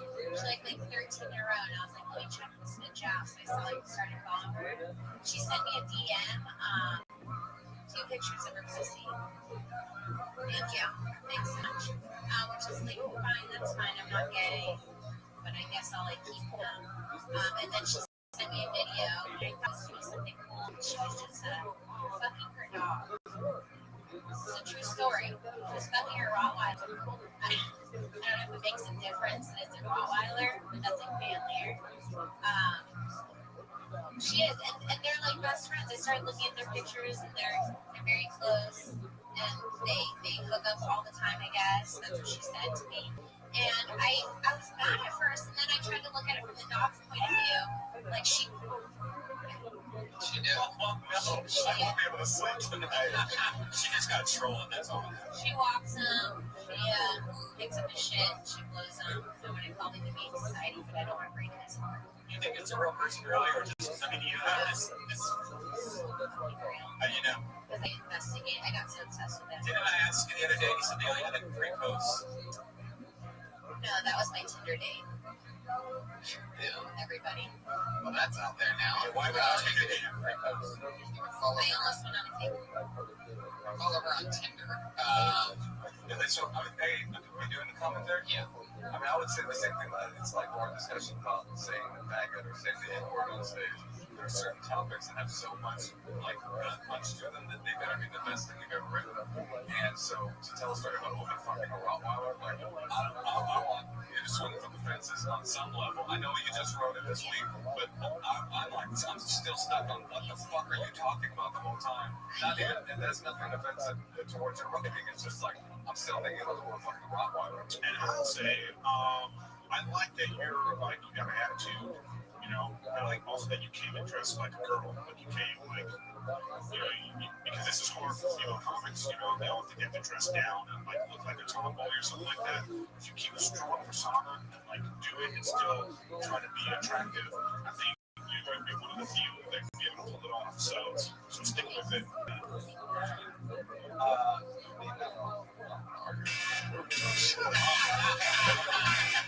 Great job. Kimberly she's on Twitter. You can find it out. Spend more time with her. We are running out of time, so I'm just going to bring up your final regular. Always fun, always goofy. Put your hands together for, from Kiltony and Dysentery. It's Sarah Wineshank, everybody. What's up? Been realizing that my dad is a weird guy. He's just a weird guy. He has no interests. His only interests are law and music. And that's it. He works all day, comes home, and watches Plania for hours. It's affecting and everything. He gives me the weirdest advice. I called him today and I was like, Dad, I need some advice. He said this: baby, it's a wild world. It's hard to get by just on a smile. I was like, Dad, are you quoting Cat Stevens to me? You wanting that off as your own advice? He said, yeah, how'd you know? Because it's not the first time, Dad. He always quotes music, the classic music songs, classic rock songs. Like when I got dumped, he was like, think about it like this. Would he turn his back on his best friend if he put you down? Would he sleep out in the rain for you? He was like, Dad, are you quoting When a Man Loves a Woman? And he's like, yeah, how did you know? All the time. All right. I think you can start that where you're 30 seconds in and you go, all you need is my dad gives me advice. Yeah, I just didn't know if I needed. You could be right into Cat Stevens and maybe even a more popular reference with the second one. Yeah, I got two things. The first is I wanted a second punchline on the second example. So I didn't want the same thing. Yeah, my dad says it all the time. I don't want it. Why? Because I don't know what the joke is. But yeah, why? Because I used to be in the Isley Brothers. Whatever. Yeah, like all the time. Maybe you get advice. What do I do about this, Dad? I'll tell you a story about a city border race in South Dakota. Famous songs. What do you do, Dad? Take the midnight train. It goes on and on, or whatever it is. Yeah. Look, I was gonna say it turns into musical theater advice or something like practice. I feel like I'm in a musical theater. Definitely cut off what he said. It sounded like that inner monologue from the Wonder Years or something. Very long. Okay. That'd be funny if it was like an incredibly vulgar hip-hop song, like Chili Fruit or Pop That Pussy or something like that. You're like, Dad, are you wanting to like her? And he's like, no, I'm genuinely telling you to pop that pussy. I love you, my daughter, or whatever. Yeah. Thank you so much, Sarah. We're out of time. That's Sarah Wineshank. Follow her on Twitter at Princess Shank and Kimberly Condon. You guys have anything coming out you want to promote? At Eric Griffin, at Motion Capture. That's good. At Motion Capture. MotionCapture.com. Griffin. Yeah, also okay. Thank you guys so much. So fun to have you. Kenny Line did a great job as our Guatemalan patron. We'll be arguing in the hallway if you want to continue to watch us. We'll be hugging in the hallway. Follow Kenny on Twitter at Kenneth Lyon. World of Comedy. One of our favorites. Come see us in San Diego or one of the many other places that we're going soon. Check out our calendars to see where we're going to be near you. Thank you so much, live audience. Have a great night.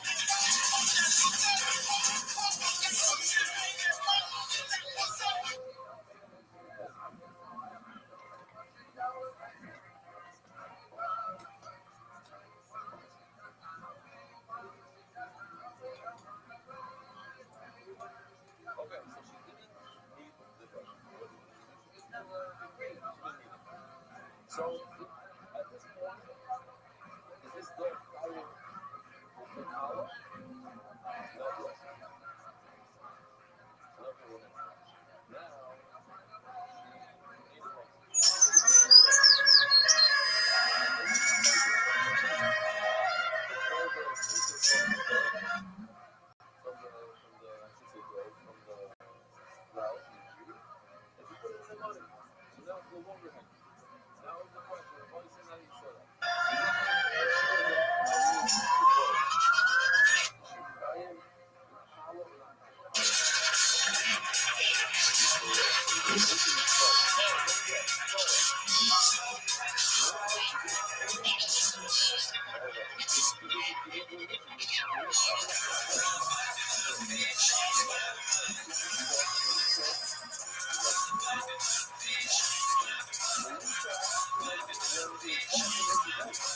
Coming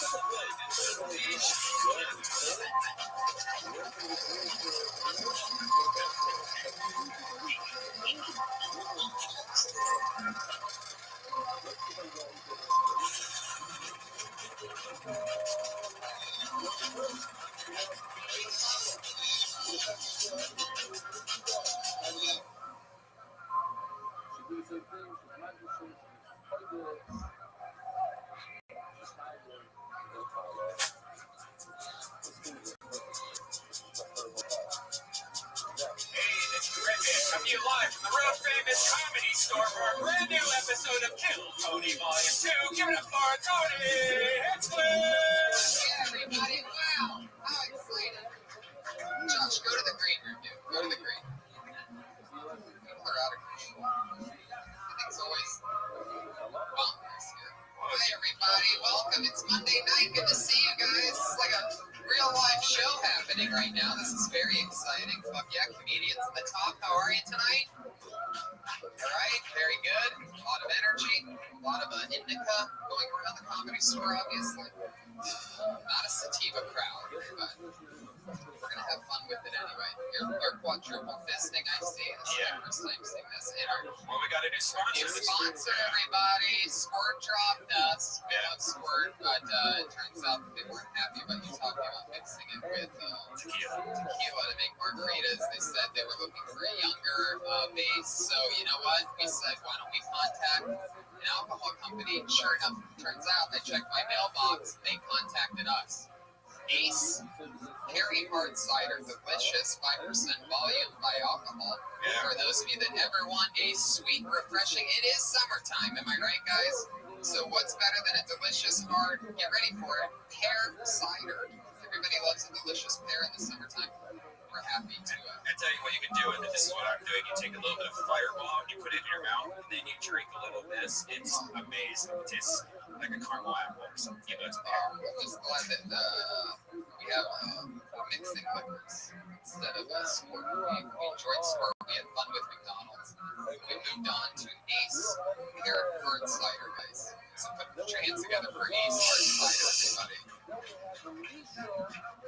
We're selling our soul one episode at a time. That's right. And it feels good. We're not allowed to actually bring up or at least we talk about pairs. We might already have fucked up. We said the A word. Guys, guess what? This is episode 60 of Kill Tony, everybody. 60 times. 6 decades worth of episodes. And a lot of talking. It's a very, very, I believe, if you guys want a megaphone to order your drinks, Josh, can we get a megaphone? Yeah. Maybe Mike a mug. Maybe they're ordering some delicious Ace Perry Hard Cider. That's right. But we also have we have a fun announcement, guys. You may have remembered our killer appearance at the LA Podfest last year, where our guests were Mark Maron and Doug Benson. That was the Los Angeles Podcast Festival that we did last year. Yeah. And we're going to be back this year. We're coming, guys, what's going on over there? I'm loving you. I love you guys. I love you. Just talk a little bit less. No, you can't. We're doing a show here, if you haven't noticed. A little bit less volume. Yeah, we're going to be at the LA Podfest again this year, and it's September 26th to the 28th. This time it's going to be at a cool hotel downtown Beverly Hills, right? Yeah. So it's going to be a lot of fun. Go to LA Podfest. Who knows the kind of guests that we will have this year? We have Maron and Benson, top notch, on Kill Tony for that one. It's going to be another September 26th. Something like that. We have time. You'll hear it for 9 more weeks. So get used to it. We are going to Comic-Con in 2 weeks. Next Wednesday. We're at Comic-Con. Kill Tony 62 will be live from Comic-Con. We have our guests lined up. Top secret, super fun. It's going to be out of control. So if any comedians want to make a road trip going to Comic-Con, feel free to sign up for the American Comedy Company that night right before the show starts. It's July 23rd. We'll be live. And Tiffany Haddish will be joining us. So we can announce that. Tiffany Haddish, and maybe you know her as the Queen Bee of Death Squad, the Nicki Minaj of tweetfake, the multi-talented, super funny, and we're happy to have some other big people too, and it's going to be a blast. We, on the other hand, are on episode 60 right now, and just like with every other episode, we always have someone to protect us, keep an eye on us, keep us safe at all times. It used to be the Iron Patriot, but he left us, and we replace him each week with a new Patriot. This is this guy's third time. This is how good he is at defending us. Some of you know him as the autistic kid that is out of control around at the Comedy Store, and he is autistic. He is not afraid to apologize about it. One of the funniest rising comedic talents in the entire world, one of my best pals. Put your hands together for Joshua Meyerowitz, the autistic Patriot.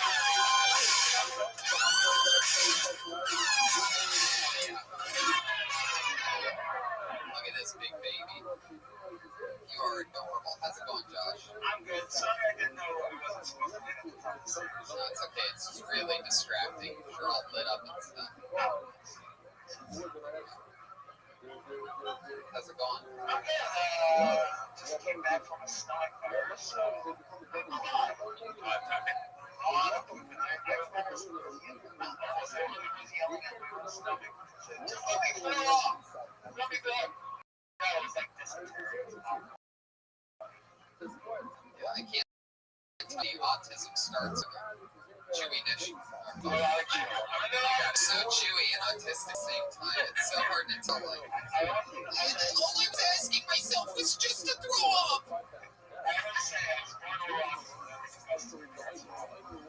They're super chewy. It just turned into Seth Rogen right there. And you've been on a little diet lately, huh? Yeah, it's been up and down, and I'm trying. Yeah, walking a lot while eating what, apple fritters? Hey, that's a good exercise. Oh, I see. All right. I love how you keep the lights pointed towards your stomach. It's Oh, no, it feels like it's already. Oh, I see. Okay. Oh, yeah. I didn't really realize how big your head was until right now because I can see the top of your head and the bottom of your chin through that mask. Most Patriots, the mask covers their face, but with you, there's still some hanging out, and I like that. Oh, yeah. Well, we're happy to have you back, the autistic Patriot, everybody. He's going to be with us. Thank you, Brian. You're welcome. It's going to be a lot of fun. And as always, I always have two of my funniest pals on the show. And guys, this is going to be a fucking blast. I've been trying to get both of these guys forever. And they're just so darn busy because they have actual careers. And I was able to drag them out on a Monday night and have some fun with us. Two of my funniest friends, two of my favorite people in the world. They're your guests tonight. Two of the smartest comics, TV extraordinaires, very funny pals. Bring it together for the great Steve and Andrew Santino. Wow. Thank you. Welcome. Hello. So fun. Welcome, guys. Good to see you. Check. Yes. Right, here we go. Oh, something. It's my keys. It's all good. Thank you for having us. Hello, everyone. How are you guys? Yeah, there you go. All right.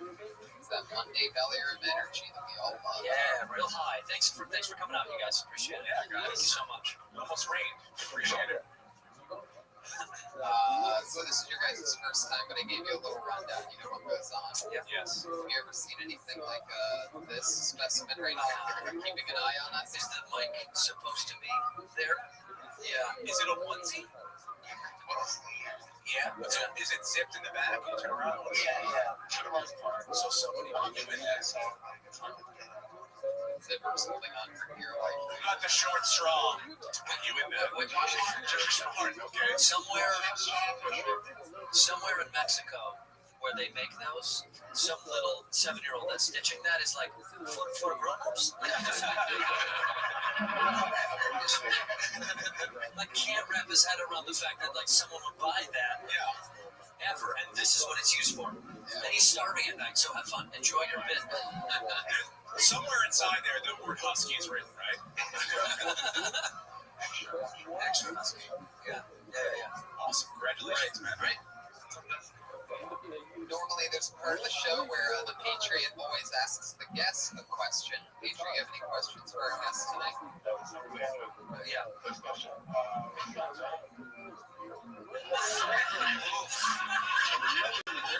Is there a decoder ring that comes with that suit? A verbal decoder ring? You know, What did he say? he said, if you're like, start with the first question, Andrew, we're fine, right? We're fine. We're fine.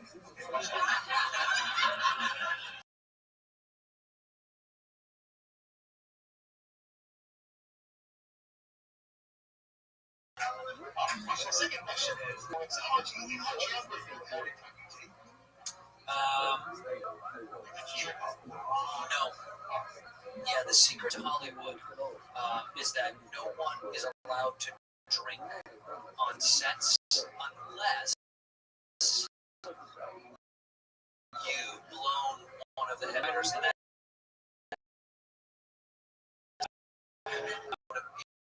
Yeah, but I just source now. You just can't.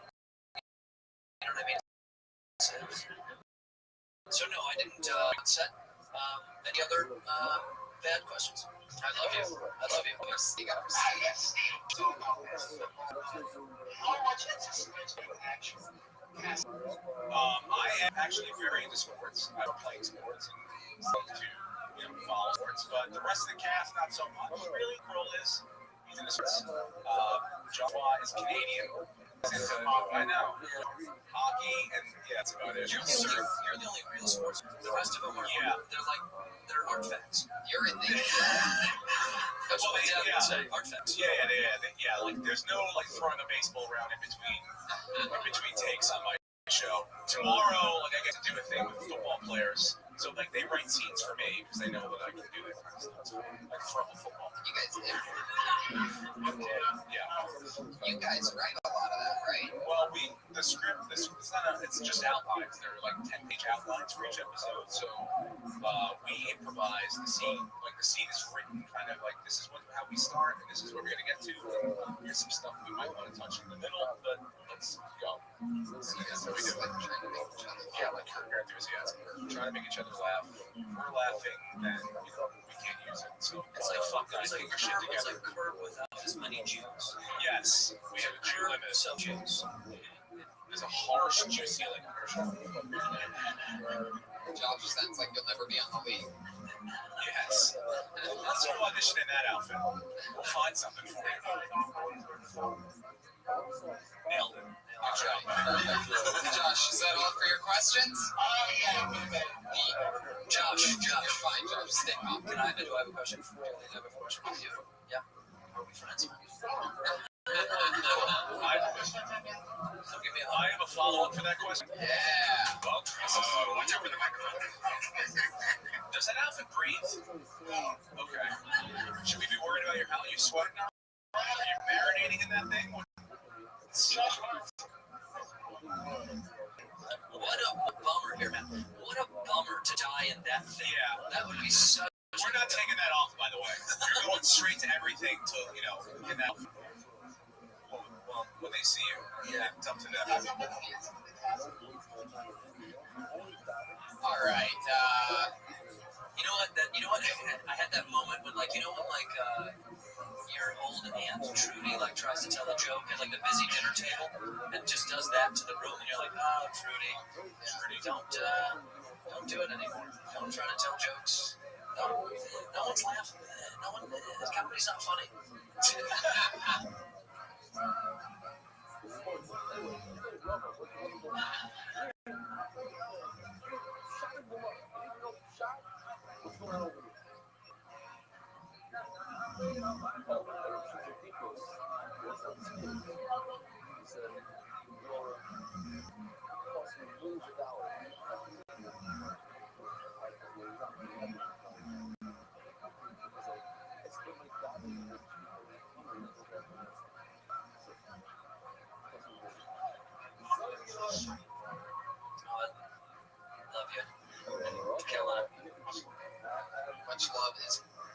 best catchphrase. All right. Josh, thank you so much. Glad to have you guys here. You guys ready to get this thing started? Love you, Josh. Thanks, man. Very excited about this.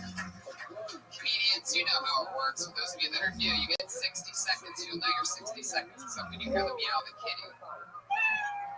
Oh, adorable. That means you gotta wrap up your time right then, or else you're gonna bring out the angry West Hollywood bear.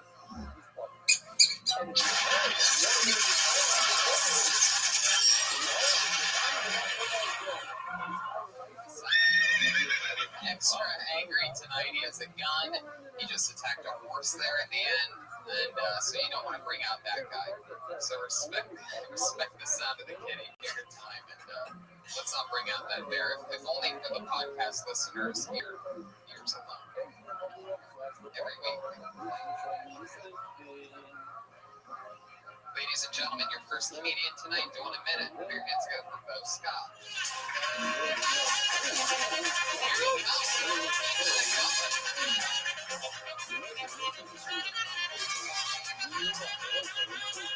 Here he is, Bo Scott, everybody.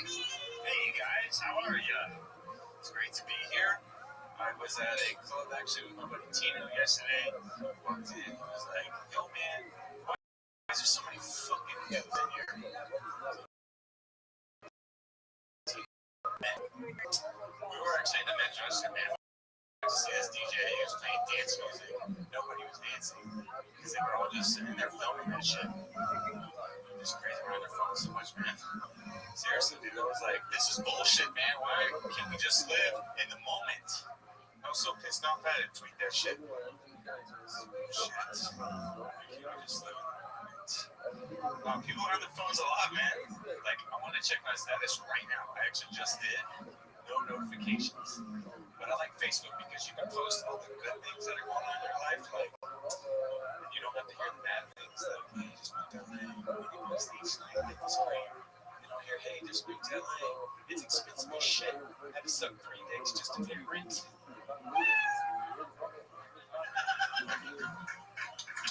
Just kidding. 2 dicks. I love that you have a friend named Tino. I do. He's not white. Is he Latino? So actually, What concert were you guys at? we were at a Dead Mouse show in Vegas last night. That was fabricated. Where does that guy get off having the SB5? The Dead Mouse. It's Dead Mouse 5. Are there more than one Dead Mouse? I've always thought about that. Dead Mice is abandoned. Where does that guy, who does he think he is? Who do all these fucking DJs think they are to begin with? Right. Isn't it crazy that, like, society is like, what? They're so awesome. People like them. They love it, man. It's They just land on airplanes now. They're popping up everywhere. Yeah, They are. I love it. Did you see them popping off everywhere? They're popping up. everywhere. And popping off too. It's amazing to me that he gets to wear a mask. Like, he gets to just be ugly. And it shouldn't be allowed in show business. Yeah, get the fuck out of here. Yeah. Ugly person. Right. What if he's really good looking? All comedians are pretty much ugly. Yeah. Right. We don't go out there with a mouse head on, and we should be doing it more. Someone should. Yeah, someone should. Do you know what he looks like? No, that's what I'm saying. There could be 4 of them. Like Tony, Dead Mouse. Tony. Dead Mouse was actually on a Death Squad podcast. I actually did Dead Mouse pretty well. Oh shit. So it's us. How long are you gonna let us babble on for, Red Band? Kindly interrupted us with your depth of knowledge. He's just like, yeah, Diplo's my cousin, Avicii's my nephew. What's more interesting is like Diplo DJ Easy Rock last week. Does that count? Daft Punk, both of them wear masks. A lot of people don't even know what they look like. Yeah. It's weird that electronic music has, started wearing costumes. It does kind of I feel so bad now for saying what I said. Because these gentlemen are musicians as well, and they deserve just like any other musician. There's comedians that I think are doesn't face much for songs. okay. Yeah. Did you see her? I watched it. We watched it. I saw her. I taped it. Some are saying that Tiesto doesn't even press play at half of his concerts. He has somebody else do it. So that's what I'm saying. Yeah. There could be 3 deadmau5s from all over the world right now. Yep. They don't know who knows who. Everyone's posting pictures of I'm deadmau5s. gonna go back on what I said. I want to be a DJ. They get like $30 million. Yeah. To not do it. They're not doing it. He's actually a DJ, by the way. Oh, are you? Yes. Let's talk about my shitty set. Wait a minute. No. Let's not talk about your shit. First of all, I gotta say anything else. You would never, if you weren't where we were and you weren't in the audience, you would never know you weren't doing well because you're confident. Easy, buddy. Easy. Because you really you had a confidence, like you were like, I'm going through this minute regardless of what the reaction from the audience is going to be. Yeah. And that's that. So number one, I give you kudos for that. That's a hard thing to do before you just start to self-deprecate and shit on yourself. Yeah. And I'll put some more people in that. This isn't an easy thing to do. No. To fucking get up here with fucking us on stage. Like, how obnoxious to do the thing that you're supposed to be comfortable in. And it's like, oh yeah, we're gonna put 4 dudes up there staring at you. Yeah.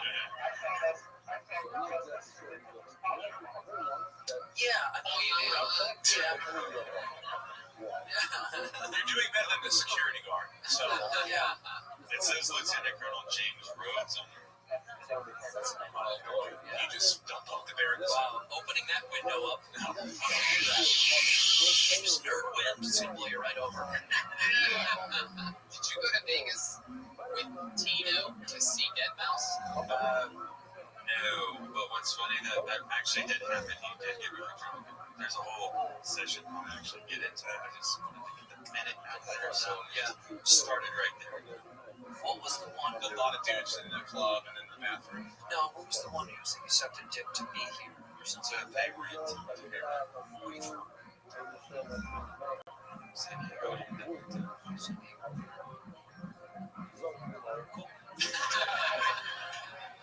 I just think it's expensive in LA. When I first moved here, I was like, it's expensive. When I'm from Chicago, it's just as expensive. And then you go to New York and you're like, oh, nothing is expensive. Anywhere. Like in New York, when they're like, this is a 1-bedroom, it's like, anywhere from $3,200. How much for the? Yeah. For what? Shafir pays $2,000 for a hovel. It's a hoarder's paradise, but it's a hovel. How's this location? Great. It's great. Yeah, But anything is great because you're there. So it's like whatever. I mean, unless you're really fucking eking it out far away in the hood, if you're there, you're there. It's all a good location. It's not like here where it's like, what's his location? He's like, he's south of the 10. You're like, where do you live? tough. I lived in Hollywood in the ghetto. So it's not that expensive. It's the ghetto Hollywood. It was like One of those $1,000, cross and I don't get $1,000. Yeah, Studio? it's a 3-bed. Studio? No, he lives with 2 other dudes. What are your cross streets? I have a studio where I make really amazing music. Scott on Twitter. Also DJ. Thanks for having me. Wait, hold on. All right, so now I gotta ask you a question. Is this like what level of comedy did you see you're getting to? Is this like, I like to try this out? Is this like, I like to be funny when I mix records and I can say shit on the mic? Just like, I want to have a really big show. I don't know what it is yet, but I know that one day if I keep doing this, that it will manifest. So you want to talk to the audience if you're mixing, whatever it is. I'm really good at those type of shows. Who'll be the judge for that? Just slow down. How old are you? I mean, yeah, fuck it. I think I agree with what you're saying. I'm being serious. I agree with what you're saying. I think, yeah, man, fucking, if you have good work ethic, do whatever. It's a piece of the puzzle. Stand up is a piece of entertainment. If you were DJing here right now, what would be the song? What? That one that goes, When I was a young old tag.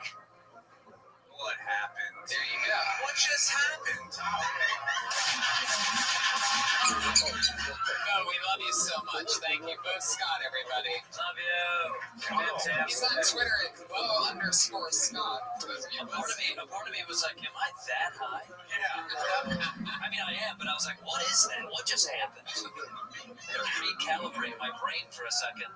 Josh, you ever been to a nightclub or a place where there's like a real DJ playing? Yeah. What's that like for you? I'm just not good at socializing once I get to a person.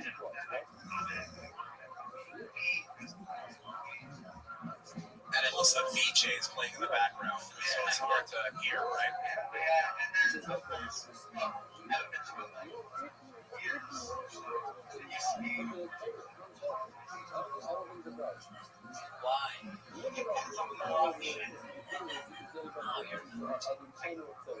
Don't keep saying that, otherwise it may come true.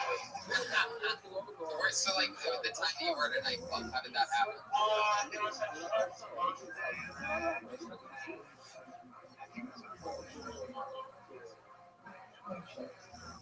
Sure. So then you walk in and just trying to and then I realized,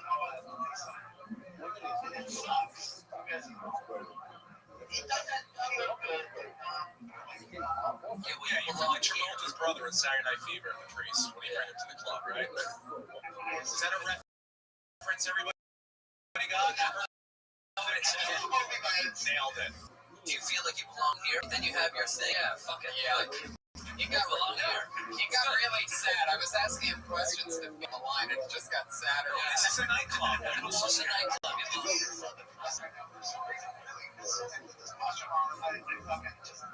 By the way, Josh, you're not missing a fucking thing.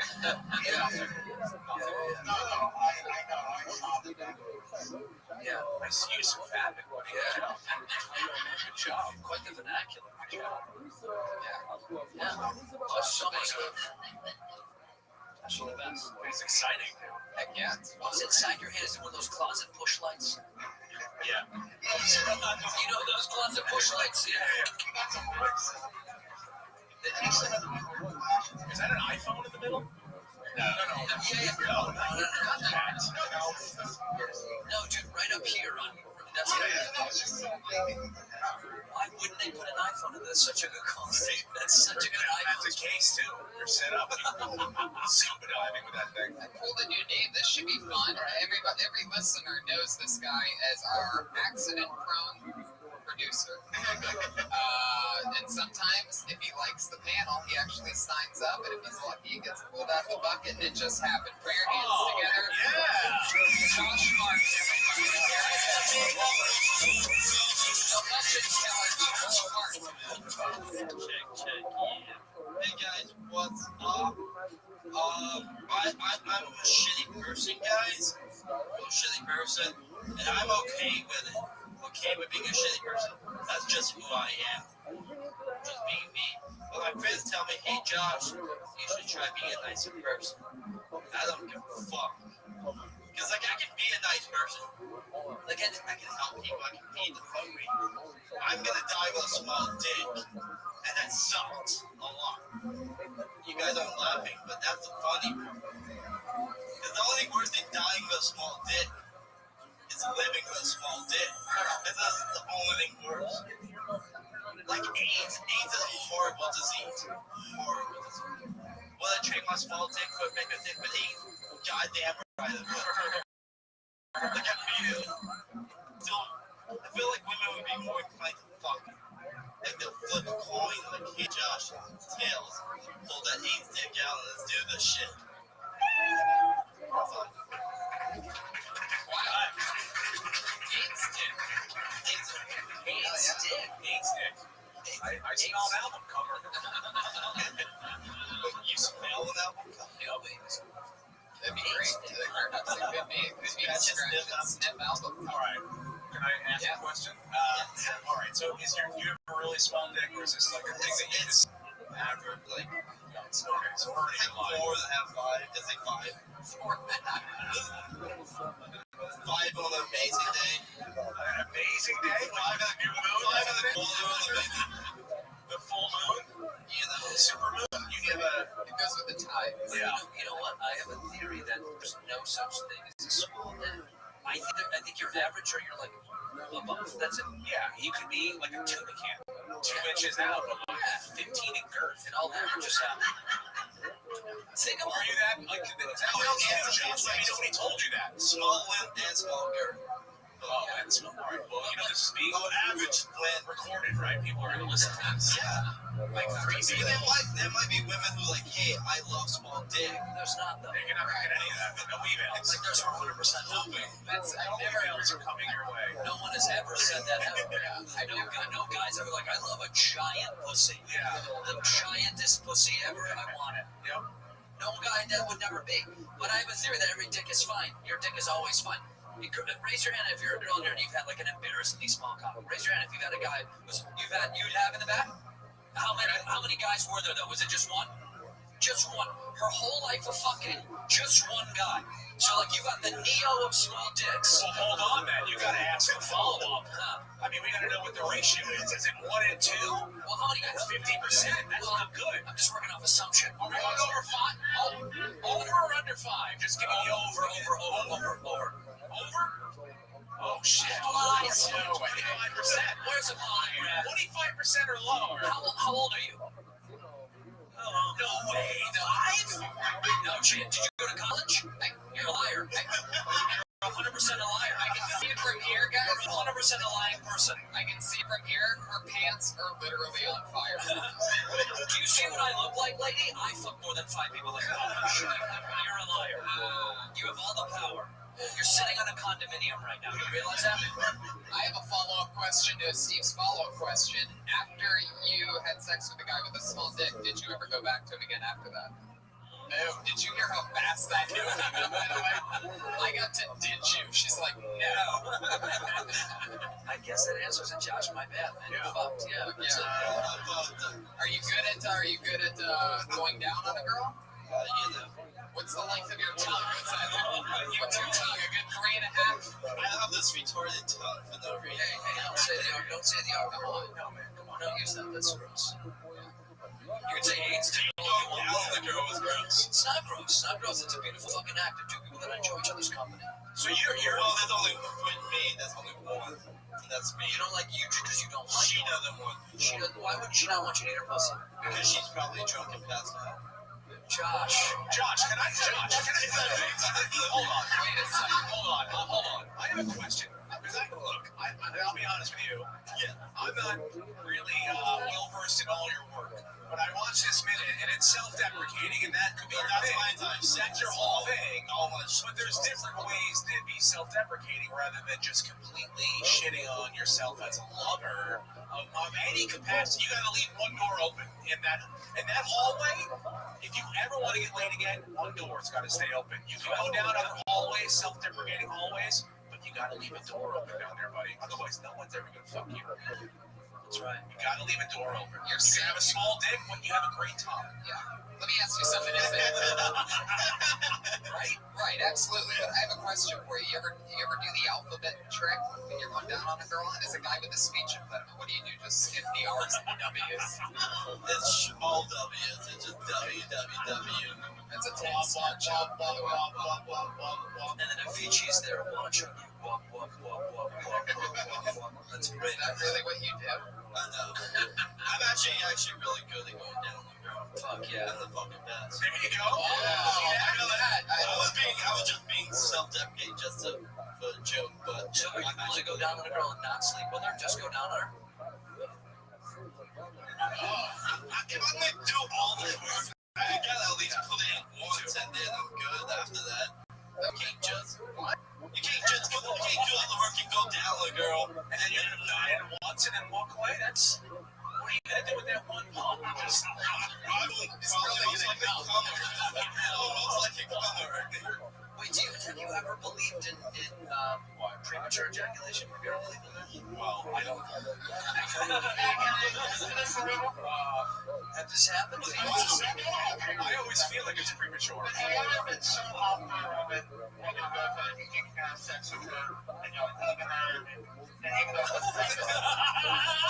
You know, you're ready to fuck a girl super hard, and you're like massaging her hair and buying her dinner. And then when you get the chance to hear it, it's like, oh shit, it's just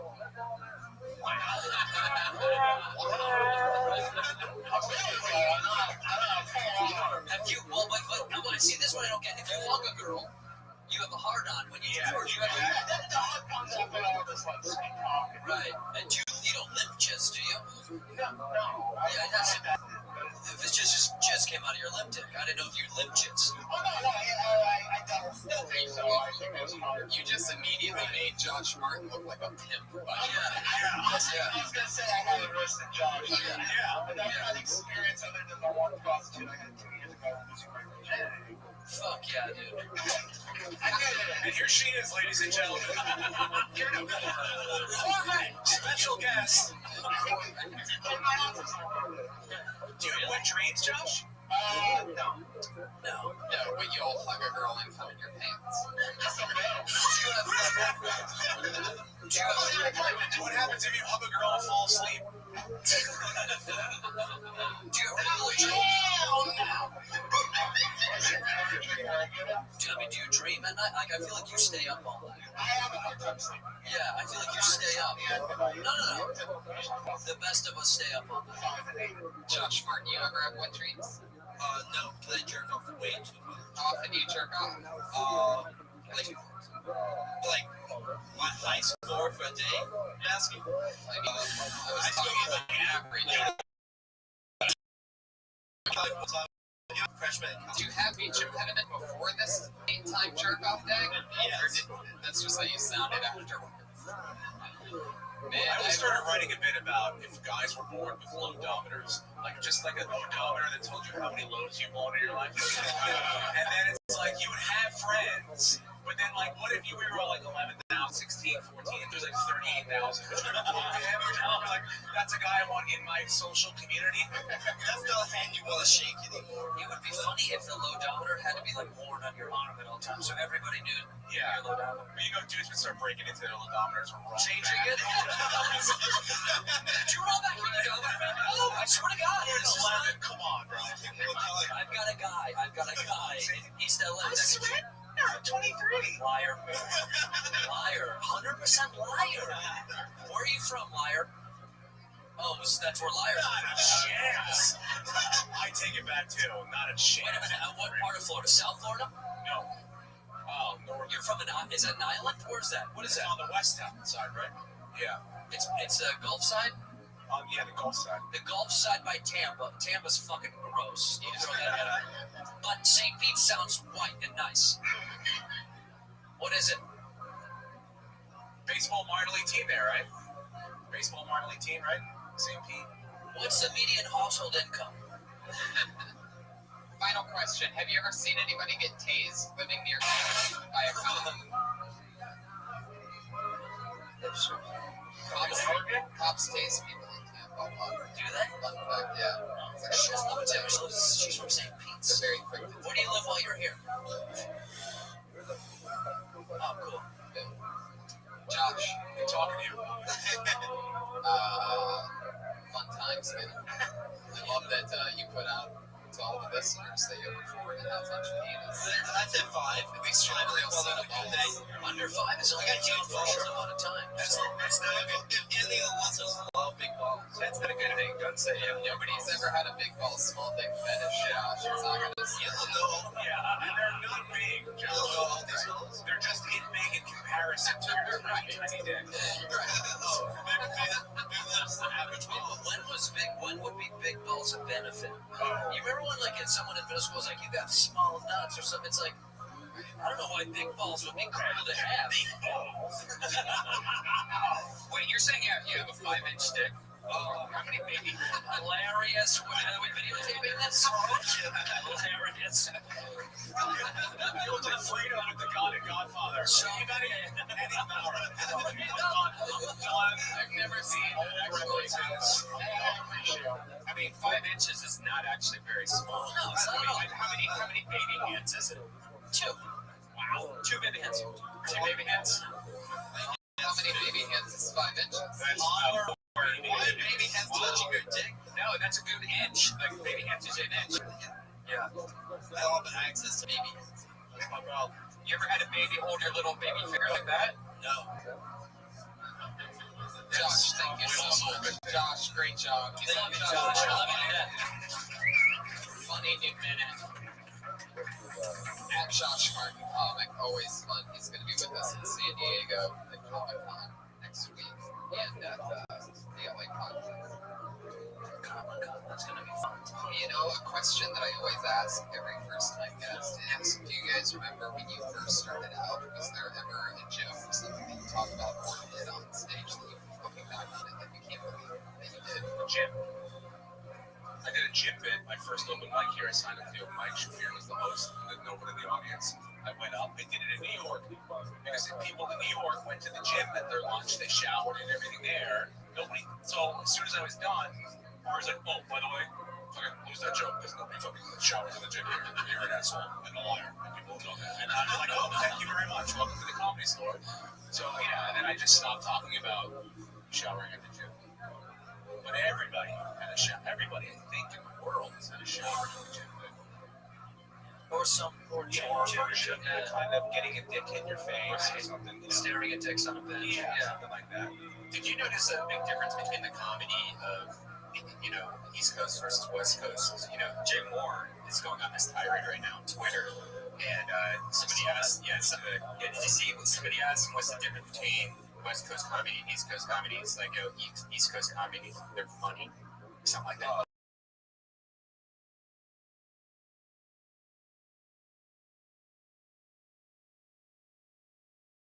Yeah. I guess it's like what you're considered that's what he's, because I mean, most people now, when you look at a comedian like, Doug Davidoff, who did it for 12 years in New York and then moved here and lived here for 6 years. So what is he then? You know, I don't know. Is he an East Coast comedian? He's back there now, so I guess so. I don't know. I guess. Did you notice a difference? Like, did people, did you have to change your set list almost to a point?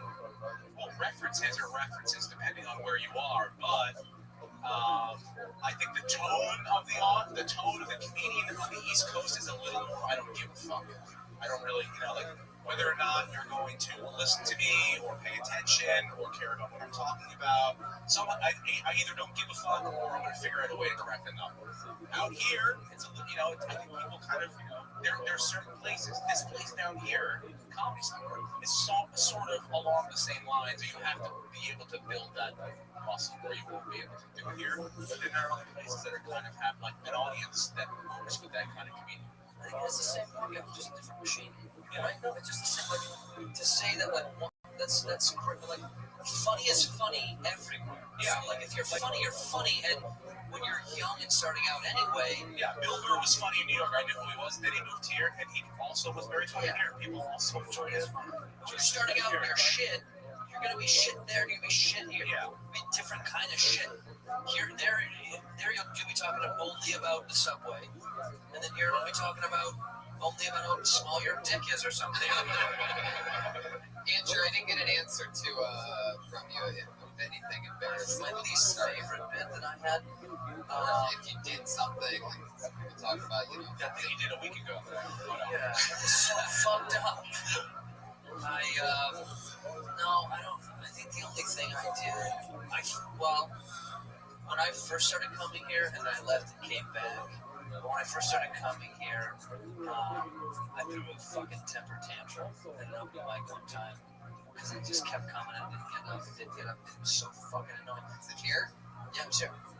And I was so fucking mad. I don't know who was running the list, but I was like, you fucking piece of shit. You think your fucking friends are. I was just tired of that. I was living in a kitchen, is what was my problem. I was projecting. I was tired of living in a kitchen. That's what a lot of this is. I was mad as fuck. It wasn't his fault, but I was just being a dick. Because I was like, I live near plates. I was just mad. It was my issue. But you were crashing in a kitchen. I lived in it was like a kitchen / dining room in a house in Culver City with 2 other dudes in 1 bathroom. That's amazing. That bathroom is really clean. I fucking scrubbing constant. No, it was just like that was like one of the snares where like, what's the worst? Yeah, you're living like an Al-Qaeda cell, and you're just expecting to be cheery at night.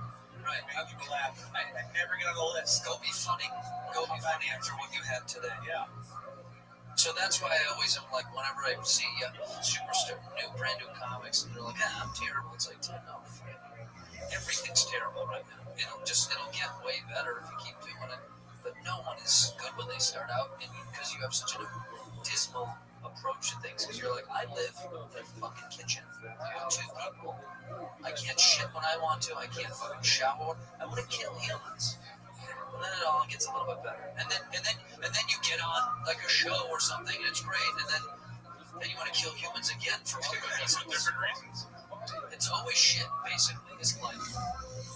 Fuck yeah, Yeah, that's it. Let's bring up the next funny person. Oh, this should be interesting. I always love just one name people, and this person also doesn't have a Twitter, which is also very foreshadowing of perhaps slightly. Hey, Rabbi. Put your hands together. What up, for Pam? Rod.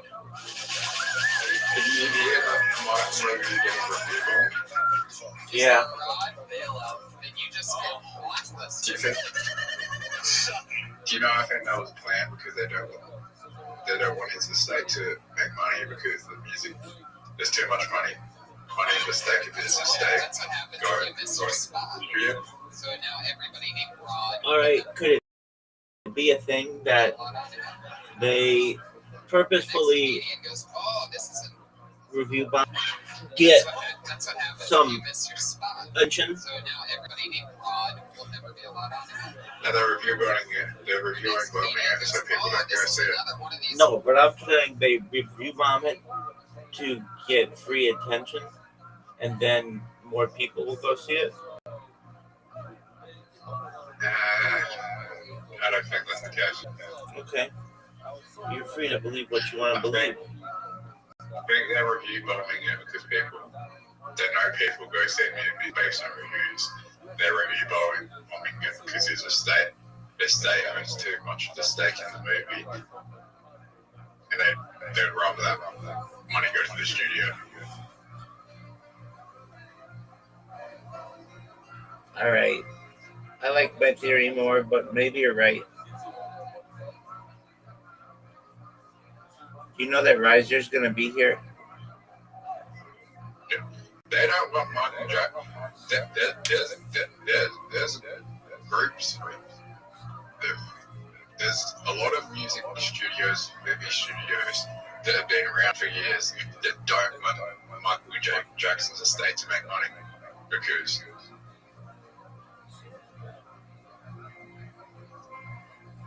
they've been doing it since the 1990s.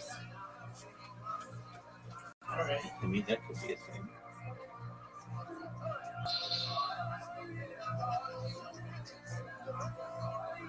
Even his own daughter came out and said, "Don't see this movie." They got to her. Why did you say no? What? Why didn't she want people to watch it? Because she believes the allegations. Because she's been told. Because she got cut out from the estate, and she needs to make money somehow. So she's trying to side with the people who she's trying to side with one of the families that have allegations against him. Is that how it works? Yes. How sure are you? Janet Jackson did the same thing, and it was her husband that told her to do it. The billionaire guy from Saudi Arabia? No, it's a Jewish guy. Oh, okay. So Janet Jackson is not behind this movie? No, she is. She came out later and said she doesn't believe the allegation. Okay, so does Janet Jackson think that you should see the movie? Paris Jackson thinks I should not see the movie. I know. What about Janet Jackson? I think it should be a cat. Do you normally do what Janet Jackson tells you? Yes or no? Go. Oh, wait. Yes. Okay. Why is that? She's innocent.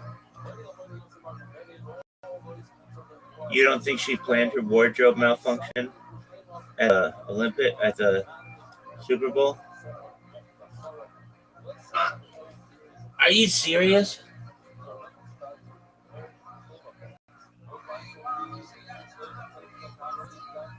Why would she? Dog, she got so much attention because of it and made it like the most famous Super Bowl halftime show ever.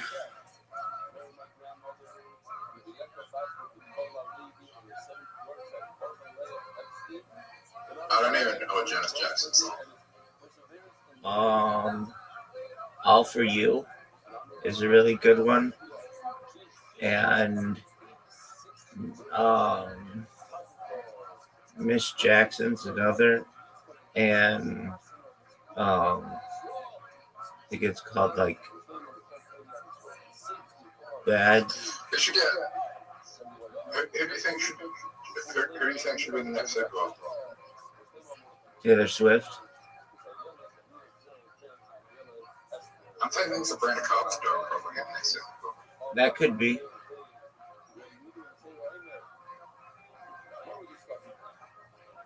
Do you know that Riser's going to be here, or supposed to be here, in the next 15 minutes? And we're going to watch a documentary?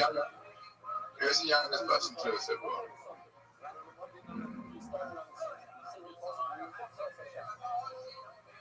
That's a good question. Probably Britney Spears.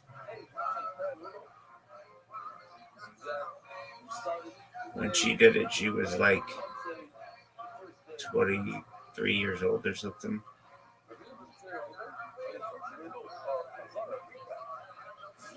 I'll look it up.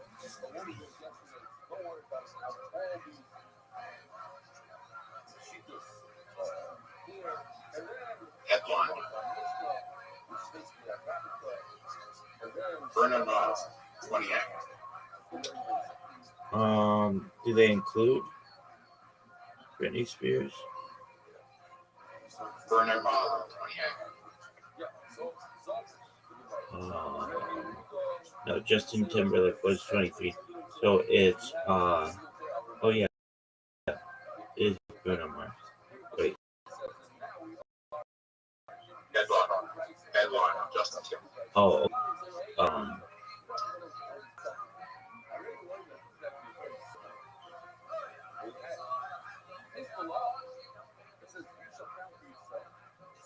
okay, dude. When Bruno Mars does the Super Bowl, it's amazing. He's an amazing artist. He is an amazing singer and dancer. And he's the closest living thing that we have to Michael Jackson. Do you agree? Yes or no? And why? Yeah. Yes. Miley Cyrus, Taylor Swift, Little Wayne, like in the next Super Bowl. Miley Cyrus would be big. Lil Wayne would be big. Taylor Swift would be giant.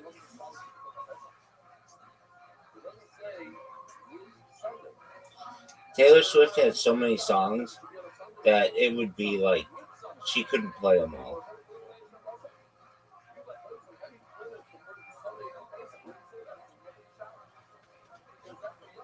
Miley Cyrus would be good though.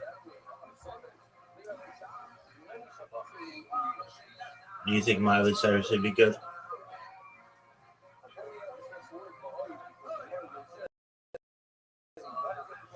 Yeah. I'll do like the Bad Bunny again. He did okay. It was the most popular one in history.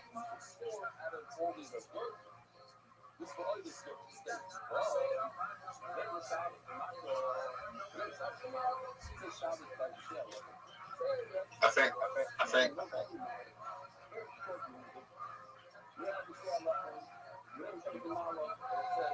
think Sabrina Carpenter would be big. Dude, she doesn't have enough big songs yet. Yes, she does. No, she only has like 4 or 5 songs.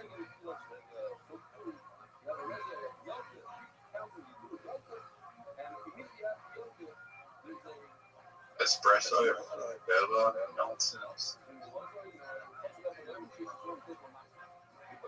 There you go. Nice.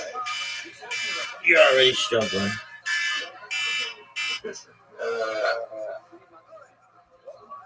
Please. Yeah. Juno. Okay. I mean, but still, that like, it's not that many. I'm not saying she won't do it, but I don't know if. What about?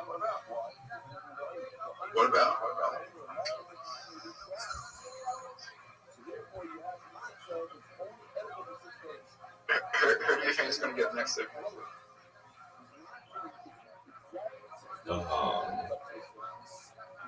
Miley Cyrus is a good guess. Lil Wayne's a good guess. Bruno Mars again. I think Bruno Mars. I could see Bruno Mars doing it again. He's like their backup. If anybody, they can't get anybody any year, they ask Bruno Mars. And he comes in and just destroys.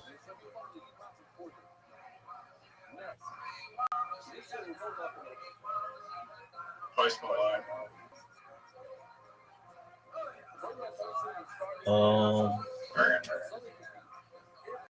What about Ariana Grande?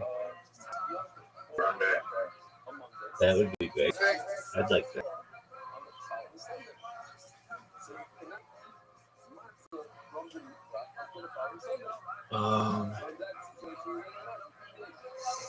Who else might do it?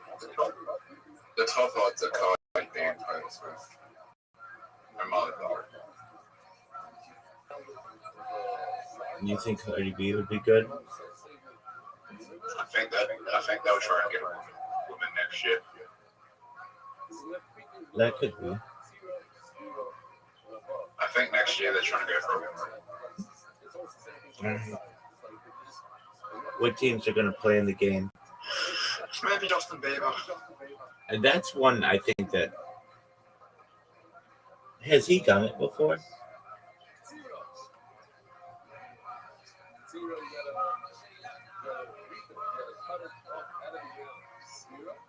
I don't think he's done it before, so he's a perfect candidate.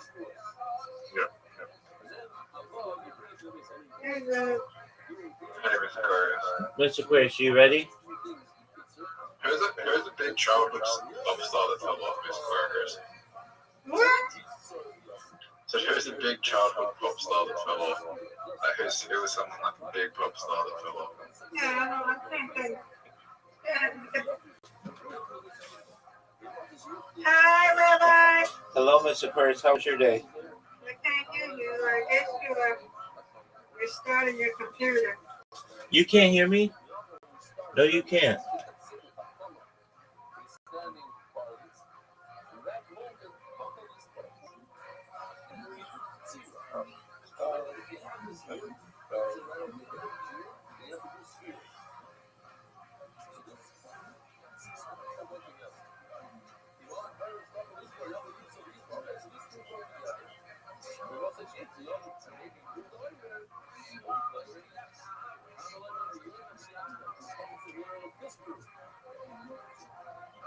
Jesse. Oh, hey, Squares. Hey, how are you? Oh, I'm good. Miss. Just got a lot of stuff to do today. Okay.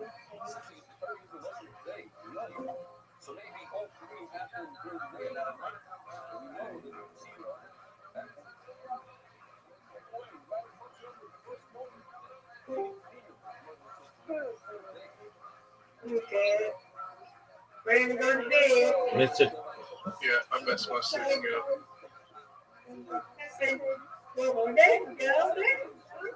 No, not yet.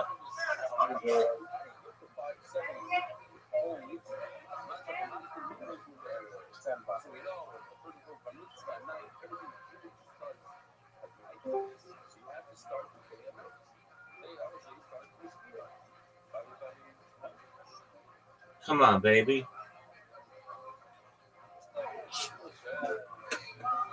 Can anybody hear me? I can hear me. Yes. Excellent. Your mic works. Thank you, sir. Thank you, ma'am. All right, Mr. Aquarius, you ready?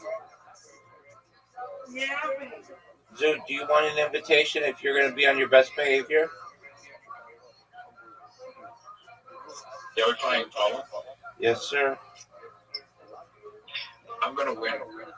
Miss Aquarius. I'm gonna win that one. Okay. Right. Alright, do I get to go first?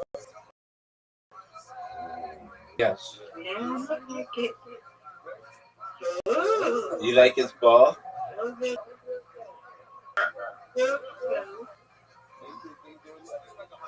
Come on. That wasn't bad. No, it wasn't. It wasn't terrible. He's so excited. Oh, this is so funny. That wasn't terrible. No, it It wasn't. wasn't great. It was okay. Yeah. It wasn't like Miss Aquarius. Yeah, she's amazing.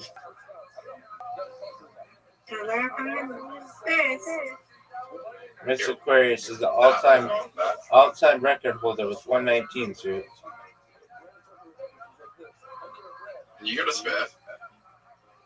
Yeah, So right now, I'm in last place. that's correct. Don't give up.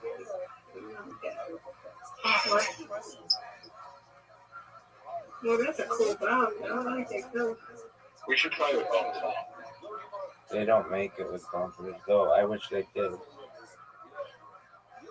I know. You should reach out to them. Like, you need to put bumpers on. It sucks. Yeah, I've already told them that. They're aware. Wow, Mr. Aquarius, 2 strikes in a row. This girl is on fire. And another And one. Rabbi gets it. Oh, that's not. No, it's a tough split. That's not bad. Oh my God. I tried. Be proud of that. I am. I think that was good. No.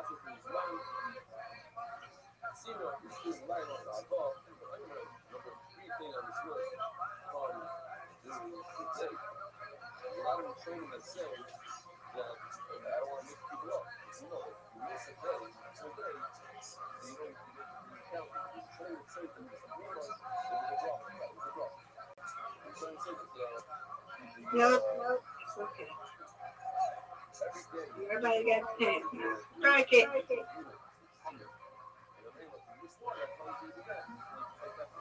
Miss Aquarius is already up my top score.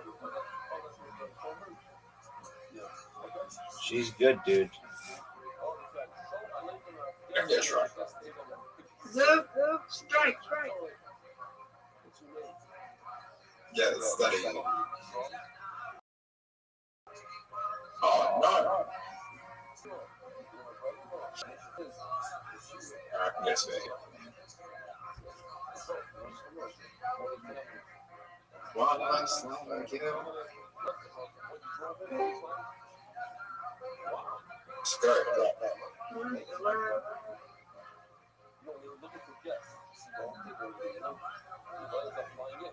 You're gonna win.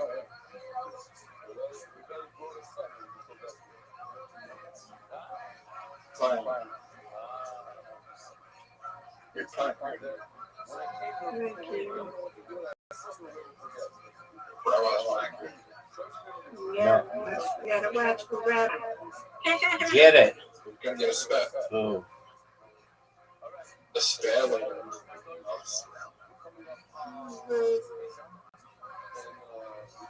One last line again.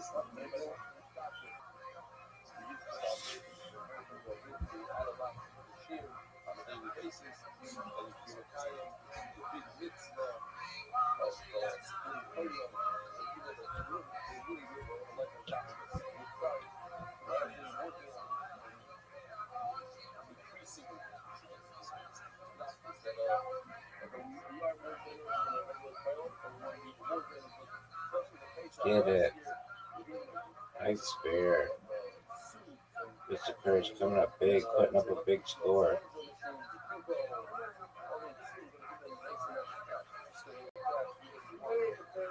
Mr. Courage puts the game out of reach.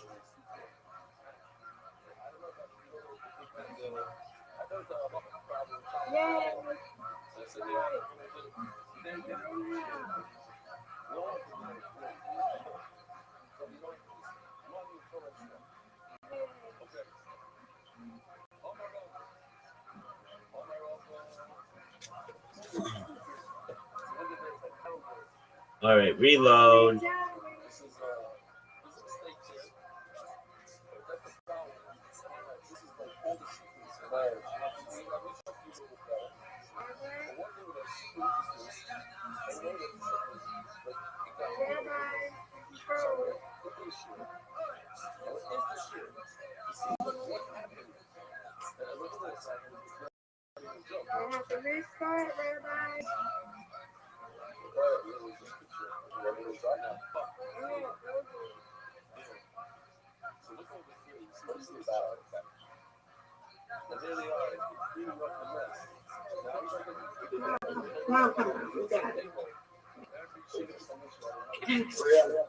Three out of 10's not bad.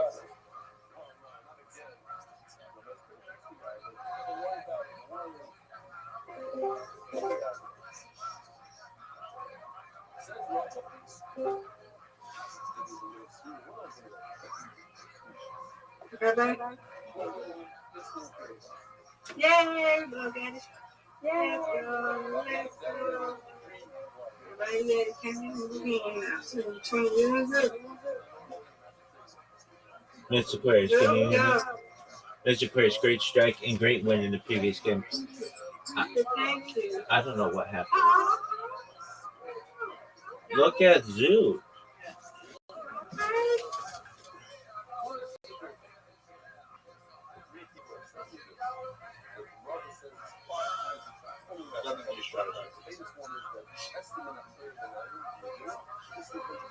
My new strategy might work. No, it's definitely not, Zoo. I like that you think that it will, but it's not.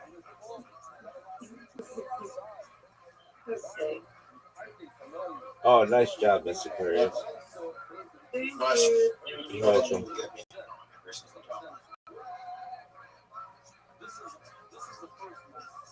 Let's go, Rabbi. Let's go. Your strategy sells. Hey, it's okay. Let's go. That depends on what they're doing. No, but you got it. See, what you got to do is you got to move that folder to the middle area right there. Move it over and then. Mr. Aquarius, it's a lost cause.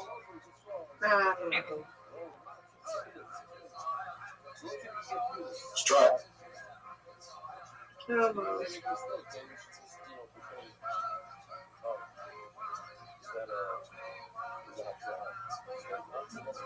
Good spare. Thank you. You're welcome. Come on, Rabbi. Come on, we gotta get it straight. Let's go. That's not what I wanted.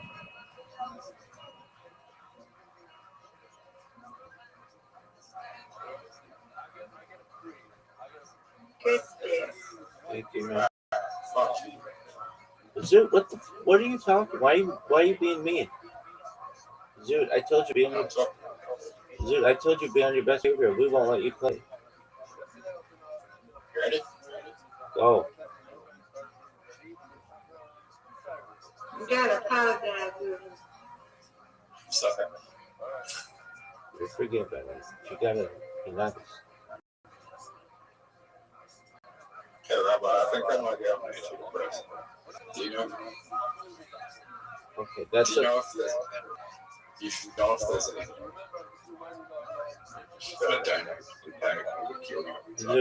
Zoot, that's a discussion you need to have with your therapist. Nice spare. Nice spare. Thank you. You're welcome. Oh, Rabbi, come on, strike it. There we go. Yeah. Good job. Thank you, ma'am. Yes. Let's go. Eyes closed. Eyes closed. Dude, you're not any better with your eyes closed.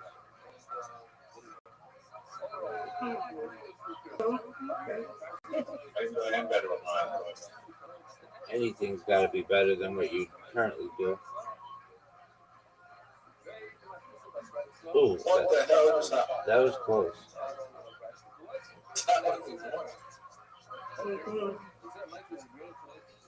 Mr. Cars, you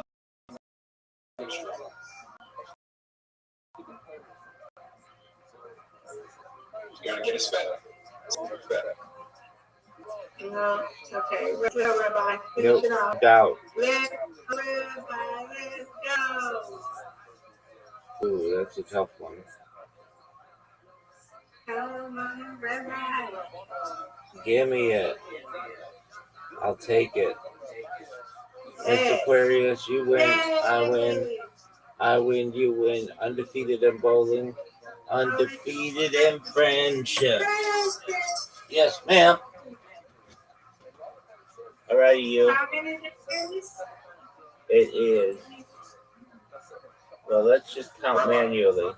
Today's Tuesday, so we've got Wednesday 1, Thursday 2, Friday 3, Saturday 4. So you got 4 days. Yay. Yay is right. Shout out to Stacy and her fiance. Yay. Stacy in the crowd. Yay. Yay. All right, y'all. Good night. Sweet dreams, Mr. Aquarius. Good night, sweet dreams. I hope to talk to you tomorrow, God willing. All right, talk to you tomorrow, guys. Living.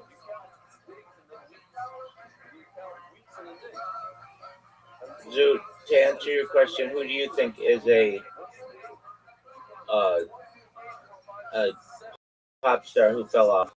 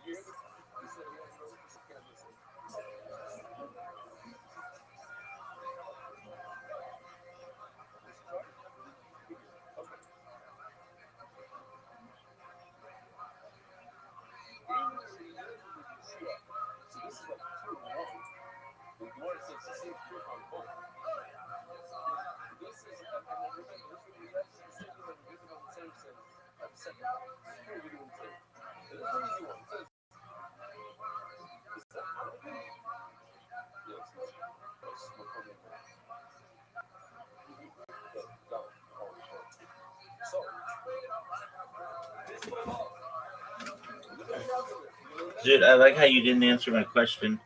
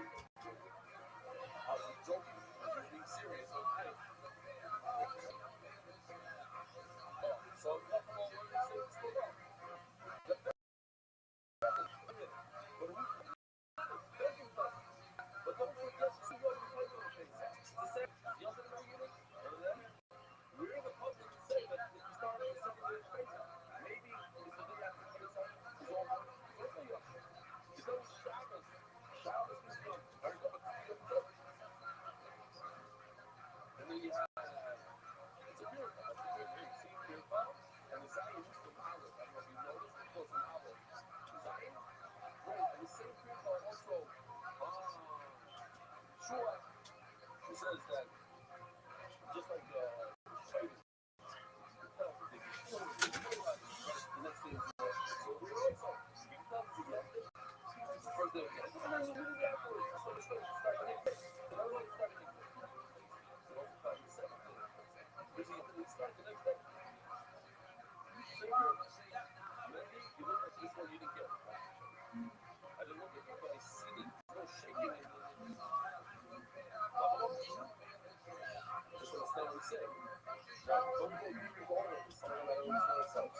the next thing is just like it's a mother. Look at the word, and the next day you start you do it right. Or you look at the next day it's testing out between like what's the first thing? What's the last thing? Right, the last thing. So okay.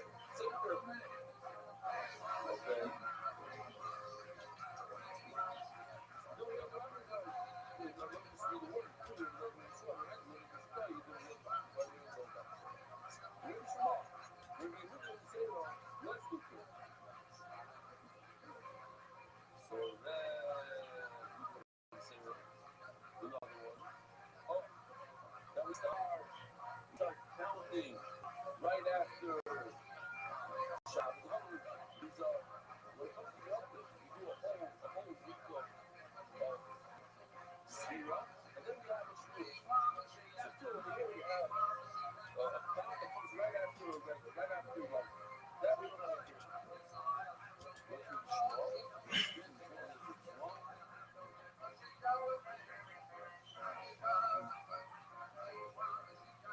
One-liner assassins. I mean, an absolute blooded killer. Really funny, very funny up-and-coming talent. Your hands go for Gabriel Killian.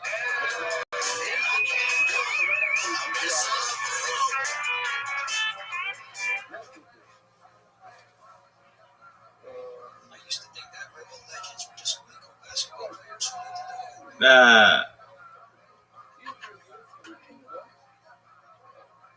I've heard of Athlete's Foot. This one is chick with Athlete's face. I used to get into a lot of fights in high school. They kicked me out to the ghetto. I was in the school, so everyone was trying to fuck me. I sent them all to the hospital. So we worked on around. One fucking game. Yes, AIDS.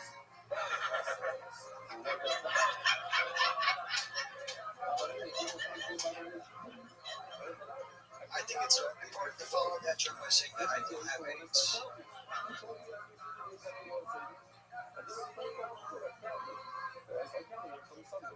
Sunday happens to be 4 days after your birthday.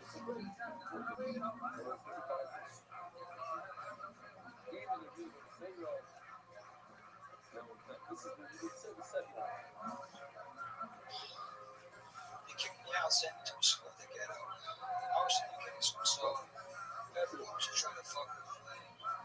One by one, I sent them all to the hospital. Pretty soon, we got around. Don't fuck with me.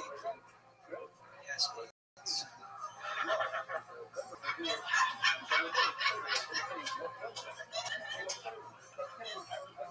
I think it's important to follow that joke by saying that I don't have AIDS. Because I look like I could have AIDS. Alright, thanks. 58 seconds of fun here. Super funny. Yeah, fucking great. What did I say to you before we started? You said you're gonna like this kid. I thought he's funny. Last time I saw you, he was super fucking funny. That's funny as Yeah. shit. Did you on purpose fuck up the face? No, just my first time. I loved it. Or underneath your breath. It's great. I love it. Really funny. What's your nationality? Hey, what is it? Oh, get the fuck out of here. No. Jesus. You know what's great about being like that is that I was looking at your profile since I was. I thought he was Roman for sure. Yeah. I saw my people. I just think you got that thing where you could be everything. Like you could be kind of black, you could be Egyptian, Mexican. By the way, that's a great skill to have. Yeah, be everything. I'm not kidding. There's acting. Jason Mantzoukas in the league. People think he's he's Indian. People think he's Greek. He's Italian. They don't know what the fuck he is. Is that right? Could he be Italian? 100%. 100%. Yeah. Told me you were Mexican. I'd be like, whatever. Yeah, Mexican guy, sure. He could even, if you ask me, he could be a quarter Asian. Let me see. Look away and then look back in your best Asian face. Oh yeah, you're right. Josh. Yeah, you're right. Yeah, he's right. Yeah, for sure. Josh, bring your dick up here. We have to measure it against I want to get an accurate measurement. But you have this like great. Hey, lift up, let's see your belly. Yeah. God. Nice, man. Yeah, bro. You're a comedian. You're not even wearing those pants. He's starving. Look at him. He is starving. You're a comedian, bro. Keep writing these fucking jokes. Right, great fucking jokes. Yeah. Being funny as shit. Super funny. Always amazing. Thanks, Dave. He's on Twitter at Gabriel Killian. Legend just writes amazing one-liners. Yeah. Fucking monster. You can just tell he likes to do it. It's just fuck. That side. Fuck. 1 minute. No one gets that 1 minute a week. Fuck. Yeah. So the next week. How fast he tells jokes. One of those jokes was like 33% of his output. So, you know. Yeah, that's what I'm saying. Yeah. You get that, but just keep doing it. It's really funny. Super funny. No. You know how funny you have to be for us to tell you, oh, you're Armenian, you're still funny. Like, that's like, Yeah, Tripoli is the only one, right? oh, yeah, totally. Tripoli's absolutely the only one. Yeah. All the rest of them are terrible. Kidding. For all the one Armenian listeners out there. And that one listener is Gabriel Killian. He's standing up there. Yeah. Anyway, it's good. I wish I was more racially ambiguous. There's no hiding it. There's just no me and you're the same guy. No, I know. I'm half Italian, but like you can't really tell. But like people here, and then people, I get that fucking shit joke from radio farts like we were talking about the parking lot. The guys are like, Santino, you look more like a McGillicuddy. What's that all about? Go fuck yourself. How you hit my bus? You fucking like, how did that happen? Like, what are you talking about? You know how people fuck? There were two different people that fucked. And I can't, that's all that happens. There's no mystery. Yeah, I didn't choose this book. You think this is what I picked up in the book? You think there was a book? Making everything red. The whole fucking thing. Everything. What's that? Do I want to walk burn? Yeah, all the time. Sure. In the shade, I'd like to burn too. I'd like to spend my life in a golf cart, please. Never walk a course. I will never not smell like sunscreen. The rest of my life. He's another funny guy from, I believe, the state of Montana. Put your hands together for Tyler Misnour.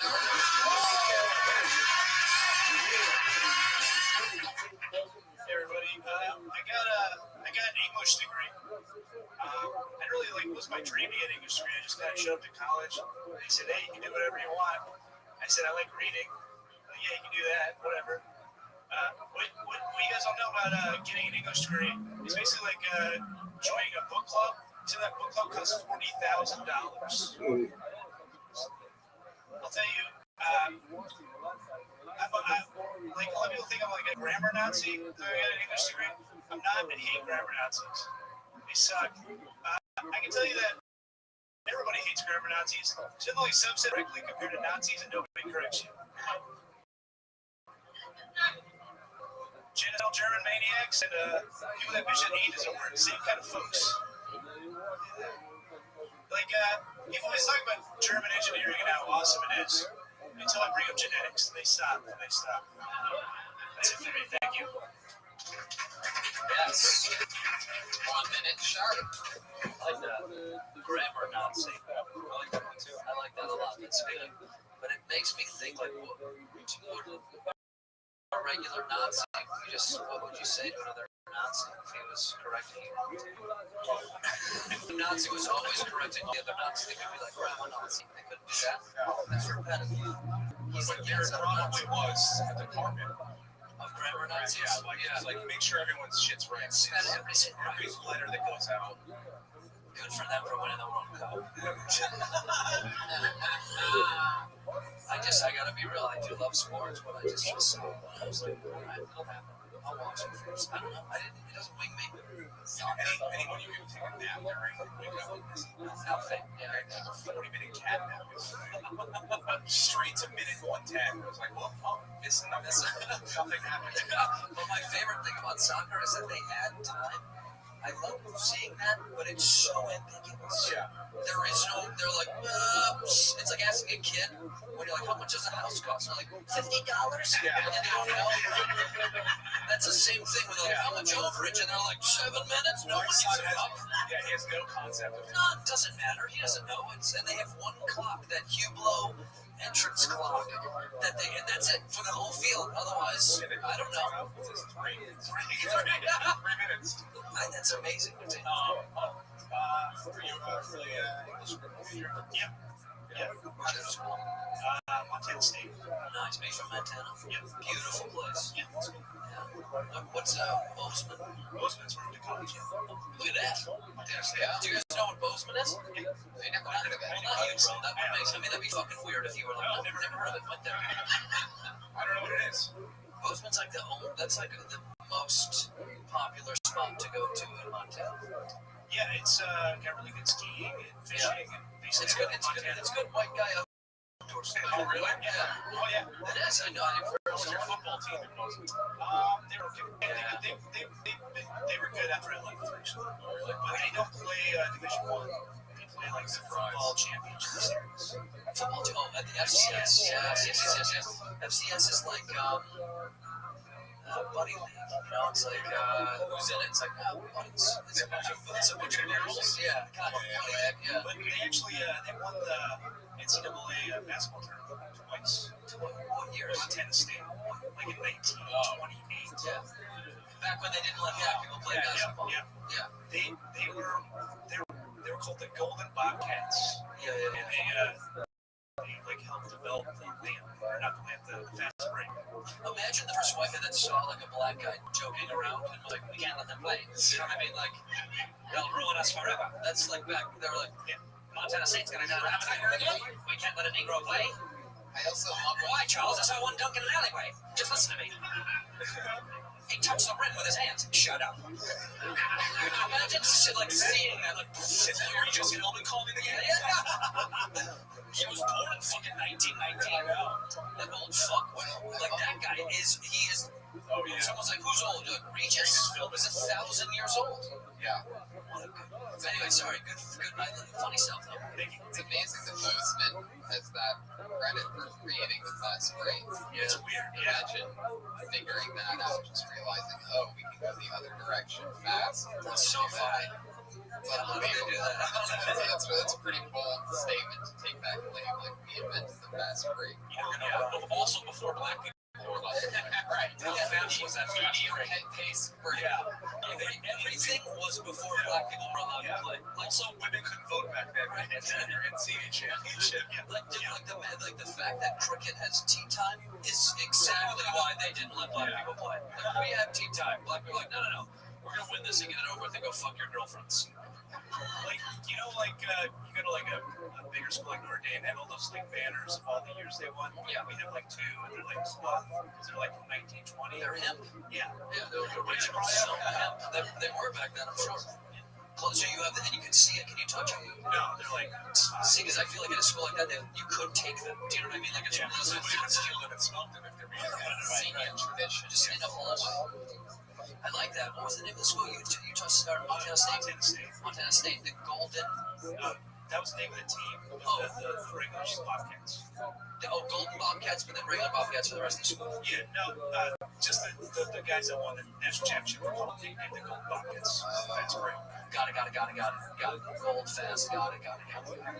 I always find it weird. He had a joke with German engineering. I always find that so interesting because like Volkswagen uses that in their commercials, but yet if you go on like consumerreports.com, they have the worst like reliability and everything, like all their shit with cars. Mercedes, really great cars. I don't know anything about cars, but yeah, I know that they are. Yeah, they make a fantastic vehicle. German engineered vehicles typically are very good. So Volvo's just going, by the way, we're all great engineers. Yeah. The ones that don't get jobs at Mercedes. Yeah, naturally aspirated ends, man. They're the Jamies. Germany. They got real deep there for a second. Yeah, they're just good. I don't know. They really are good at things. You know what's not good? What? Nonsense. Yeah, not good people.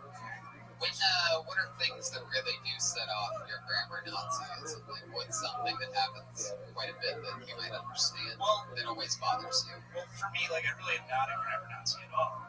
Like, I went to linguistic class, and I'm just kind of, like, if I say something and you get what I'm saying, then language is successful. If I can, like, I mean more like text. I think you mean like text is when you would do it the most, right? Yeah. Someone texts you, or you like, hey, man, it's there, not there. Right. I don't do any. Wow, you're not a Nazi. You're more like a grammar gym. The complete opposite of a Nazi. What is it when they just hold on to all of their language? Which one? You can't have any of it. 26 letters, but for you. You get 19. All right, today 20. Well, I guess which one are you supposed to use when you're saying they're the ones I want to come over? Yeah. They're, that's what I thought. They are. Very good. Leave it to the autistic guy to nail it first. They are so stupid, Rabbi. I would have written that down, sent it out. Thank you very much. If it's short for they are, then you substitute the apostrophe for the A. Does Montana have a lot of Mormons? A little bit. Idaho has more. Yeah, Idaho has way more. Yeah, way more. But in Montana, your friends back home, are they were they pregnant and married? Oh, yeah. Because, right, what do you do in Montana? Exactly. Fuck. You run out of shit to do. Right, and that's why you got out of it. Yeah. Do you have a kid back home? No. Do you have a girl back there? I have a girl here. You have a girl here. Yeah, but you have a girl back there. What's the question? No. God, did you bring her back? I would keep her on, bitch. I would keep a side mount, bitch. You brought her Montana. So you brought her here. How does she like it out here? She likes it. What does she do? She does, like, fashion stuff. She does. That's exactly how I describe my wife, too. Fashion. She does, like, fashion. I don't know what it is. She wears, like, music videos. Yeah. You to her wiping shit out of your kids' butt. She does, like, fashion stuff. How long have you guys been here? Almost 2 years. Wow. Do you like it? How is she transitioning from being a Montana 10 to an LA 6? She's all right. You shouldn't have answered that question. You should have been a lawyer. What if she was a Montana 15? That sounds like a new movie. Babe, I made a podcast. You can't listen to it, though. The Montana 15. Yeah, there you go. Go on. Do tell. Cavemen in Montana. Nothing but themselves. Gina Davis. Wow. And Michael Keys. Go on. No Keys. Only woman with golden streaks. I almost passed out in the middle of that. 100%. I'm gonna go see that movie. It's Gina Davis, Michael Keaton in Montana with just them and 13 other people. Michael Keaton lives in Bozeman. She does? Yes. How does Gina Davis pop in your mind? I don't know. Sometimes I was looking for an actress. I always said Glenn Close. Gross? Glenn Close? No, I fucked up. I said you weren't even close to doing that. What did you say? Did Michael Keaton really lives there? He really lives there. Best Batman, period. Best Batman, period. Yes. 100% period. Best Batman. When I was a kid, I was like, what does Batman sound like? That's precisely what I thought he sounded like. He lives in Montana? Yeah, Bozeman. Yeah. Currently the full time? Yeah. Like doing more movies and stuff. He's one of those guys that was doing stand-up here regularly, like super regularly. Yeah, one of the big neon. Like the top 10. And he was doing, from what I understand, this is from Marcus, he was doing stand-up here regularly, just some young bum. Next thing you know, Tim Burton comes in one night, likes him. Next thing, he's Beetlejuice. Goodbye. He never came back. What night was that? Right, exactly. Christ. That's unbelievable. He's got one of those fun stories. That's why everybody's here, by the way. Hoping that they'll be the next. Yeah. Hoping he'll be the next. He's not your night, guys. Tyler, thank you so much. Thank you. Tyler is funny. Good job, man. Very funny. Tyler Mez, did you change your Twitter handle? Oh, wow, look at that. Tyler Mez, everybody. M-E-Z on Twitter. Good idea. Gabriel Killian was K-I-L-L-I-A-N, for those of you that are bad spellers trying to find Gabe. Searching frantically. not being able to feed your cat because you're like, I need to find out what Killian smells killing. Josh, you having fun now? You loosening up a little bit of cum on the You haven't figured out the volume thing on that thing. I know. We're getting it. Wow, how lucky! What a fun lineup the bucket gave us this evening. This guy, another very funny soul and person that hangs around the store a lot. Very funny, young stoner, cool dude. Put your hands together for Kenny Lyon, everybody.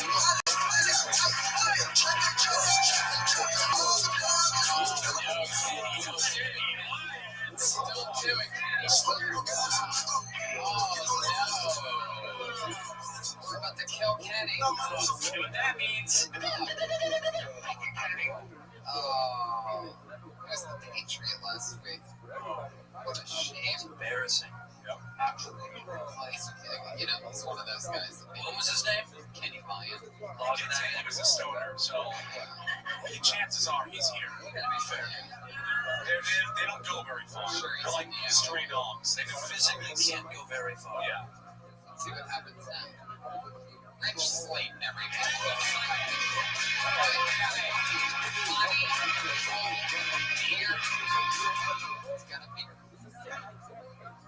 Some people get angry if you joke about certain topics. But I think humor is a way to deal with tragedy. It helps to deal with the fact that the Turkish government murdered 1 million Armenians. Yet there's still so many Armenians.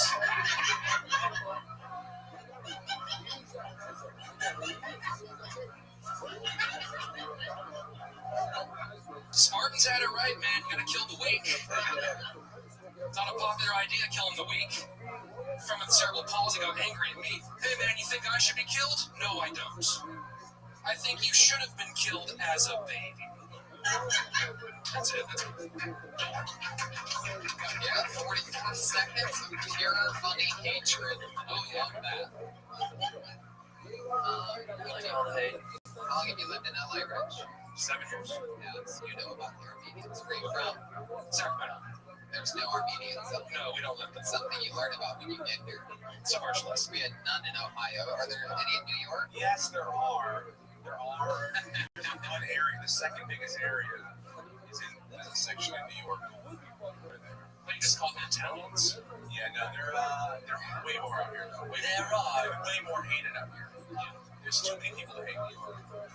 Yeah, they're way more hated. Are they mostly cab drivers in New York? I don't know what kids. You know why there's so many Armenians in LA? You know the story? There was a mayor of Glendale that was Armenian at the time. He told his Armenians back home, just like, out here, I'm the mayor of the city here in Los Angeles. And that year, like, just boatloads of them. That's so funny. What happens with citizenship and stuff like that? Like, Buddy, the mayor, you know, you just come, what are they going to do? Check everybody's papers? yeah. Jesus. That's so funny. Imagine you told all your friends to come over here. Can you imagine living in Glendale the year before and buying a new house? I know you came in because your windshield wiper broke and you need new transmission, you need new engine, you need new tires, and check your brake. It's very bad. I can't even let you drive out of here without $7,000. They are really interesting folks. Gabe is what we call the exception to the rule when it comes to the Armenian trip. Oh, yes, true. Yeah. This trip is even Armenian. Did you ever get that benefit? That's crazy. I got that benefit, and they thought I was Armenian because they thought they announced me as Steve Azizi. Now, and it was like, everyone was going crazy. I was like, whoa. That's hilarious. Is that true? Yes, Steve Azizi. Whoever the host was like, I'm going to do Steve a solid on that one. When Chris Rock walked out there, I crushed him. They were like, "You're Armenian?" I was like, "No." What? You're our new favorite Armenian comedian. Somewhere a little Armenian boy, Steve Azizi, is having such a tough time growing in college because of you. I'm Steve Azizi. So, Rich, what's your history with Armenians? Nothing. It's just a joke. Yeah. I do jujitsu, and they choke me a lot, so I guess there's some anger. Yeah. Jiu-jitsu is like karate but tough. Yeah. Is that a good way to say it? It's also more grappling and rolling around than like striking. It's a great way to be. But you do strike them. It's like wrestling. Sort of. But, Cold like wrestling but tough. Yeah. And wrestling. well, they're both. They're sort of like. It all depends on like what you consider. It's a way to get choked by guys with bad tattoos. Can you kick somebody? No. Can you punch them? No. You should start. Yeah. I think that's How long you been doing jiu-jitsu? Off and on fighters. I'm doing Muay Thai now that we switched. Can you kick and punch in that? Yes, very much. Keep doing that. Oh yeah, that was good. That one sounds more fun. Now, Meyerowitz, you said, yeah, when he said Muay Thai, did that excite you because you think he's talking about the food? No, martial arts, Muay Thai, kickboxing is awesome. Yeah. Motherfuckers can trees. But you see kickboxing, we don't call that. I watched Bloodsport the other day. About that movie. Oh, karate, motherfucker. Do you write jazz at your style? Short hatred. No, it's actually kind of new. I used to be really high energy, and then just like gotta go older. This is what's happening now. This is what's happening now. So yeah, it's lots of me. You know, married. I get it. Yeah. You have kids? So it's easier. You guys have kids? No. So you've been married 2.5 years. Steve, you gotta tell him. Take your time, buddy. Yeah. Enjoy your body. We're in the negotiations, so you're not a negotiation. Freeze our baby now and have it. Oh, if only. Well, how does that conversation freeze? You want to Freeze your baby? freeze it for later? What do you mean freeze it, baby? You can like freeze the baby before it's delivered and then put it back in you and then deliver it later. Sorry, Dr. Rickman. What did you just say? I've had 2 babies. You've killed 6. And you're going to tell me now all of a sudden you can freeze a baby? What are you talking about? I mean, that's called, if I got my wife pregnant, I can go hit the pause button. Right. Freeze it. They take it out. They clip the cord and then they attach the cord. None of this is true. Thank God. I like science with Brian. Jesus. But you can have the baby, Steve, and then sell it. That would be great merch. You know, every baby I had, Darnell Valentine, aka Rick Abrams, always tried to negotiate a deal for me to sell that baby. But Steve, we get the jump in that baby is the more money we can. People will probably fall for that, Brian, if you just start selling it. I just did. Because I was like, I know you hang out with Rogan, and there's probably a podcast you guys did about freezing babies somewhere.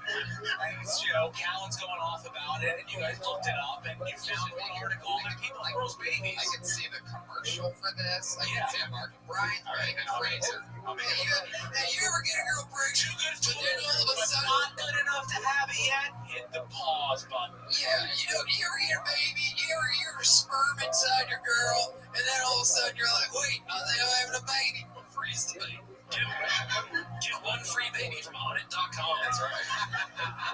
I like my baby cool, man. How many people freeze the baby and then later on still kill it? You're like, you know what? After a while, I still don't want it. Can we get rid of it still? No. What's the return policy on this frozen business? I like how he was like, yeah, they could then. And then they reattach it. You're like, what? I'm like, wait a minute. Ow! You know what?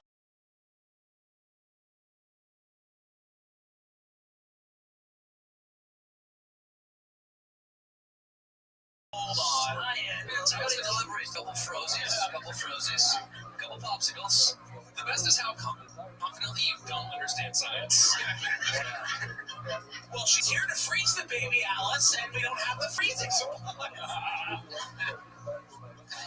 What a great couples fight on this game. And then frozen up their baby. How long before in the frozen baby business before it's just handed down to peons and everyone gets all fucked up? They're using the babies as ice cubes. We're like,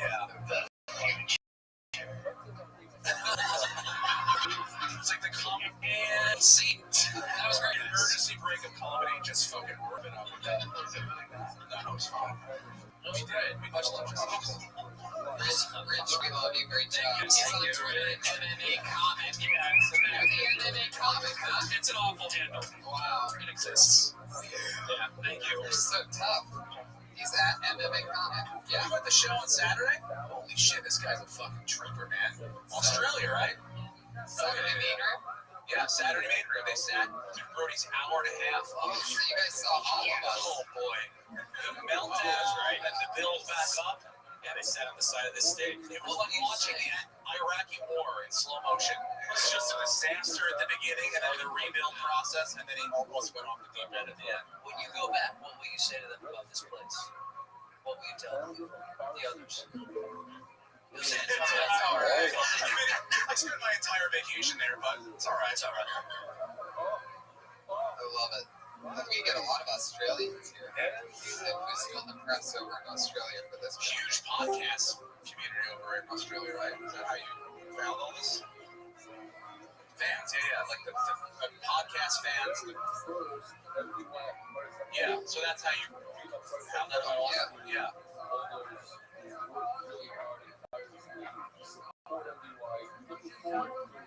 Boom! Somebody get this guy $20 for it. Yeah, you're a good-looking dude. Like, is this your girlfriend? Brody, you saying this Girlfriend? Yeah. He's Australian, Good-looking. expendable money. Look, he doesn't care about how long this thing's taking. He's got good arms, too. Good arm, great hair. He only conditions once a week. I have a lot of people say that I have the best looking fans in the world. Honestly, though, look at this guy. If I wore sunglasses on my shirt far after when the sun wasn't around, I would get made fun of forever. This guy looks so fucking cool with those. And by the way, beyond him and the rest of this room looks like gargoyles, okay? I should have said I have best looking fan in the world. Yeah. I am best looking fan. Anyway, man, you're great. What's your name? Fucking cool name, too. Reese, of course. Do you build your own furniture? What do you do there in Australia? Work with your hands in some capacity? You fucking asshole. What do you do? No, I should say, what do you own? What do you own back there? How big's your boat? How big are your boats? Are you really? Really? You're on a 1 month vacation to Los Angeles right now. Where are you staying? In a hotel? The Ritz.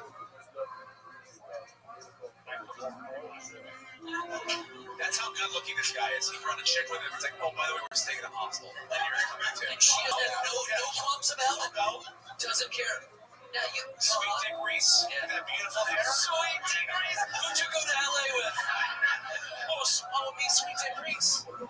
Sheila, who'd you go to LA with? Sweet Dick Reese. He's the best. How long have you guys been together? 2 years. You and Sweet Dick Reese. What's your name? Wow, that's some Game of Thrones shit. Yes. Kanye, she's gonna be around for 8 episodes. You see Romney's tits this week on GOT? So sick. She's So sick. Hey, do you know how to use a bow and arrow? Did you remember when Hermione used to get fucking naked on Game of Thrones and she doesn't even fuck it? She's too good to take her pussy out. Come on. What the fuck, man?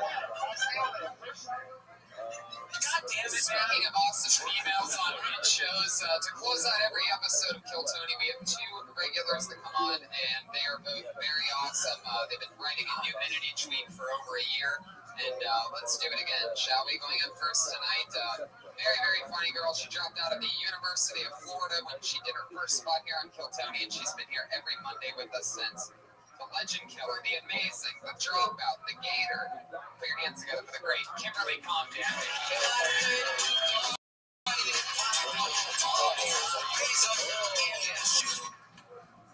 Hey guys, what's up? When I first moved to LA, I started dating a guy that I was really into, but he turned out to be bisexual, which is kind of disappointing.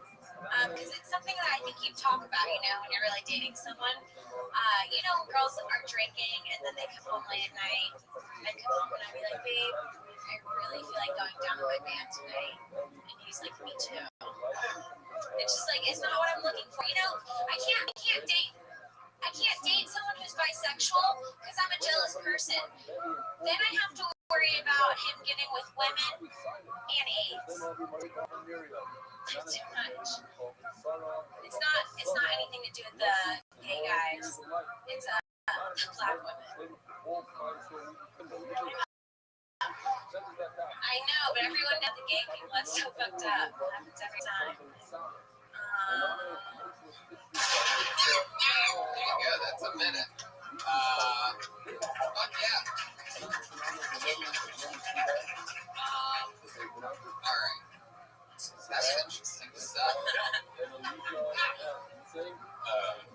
I almost feel like, I should take myself out of this conversation because this woman has probably written more jokes in the last year than I have in probably 10. So, she does this once a week, every week, 52 weeks. Yeah. Yeah, well, if that's the worst week, you're doing okay. Thank you. But it was pretty bad this week. It was. And I'm just here for this week, which That's I'm all right. afraid, but this, if you do it every week, that's, I mean, yeah, you wrote a fucking another minute this week. So is your boyfriend really, or your ex-boyfriend really bi?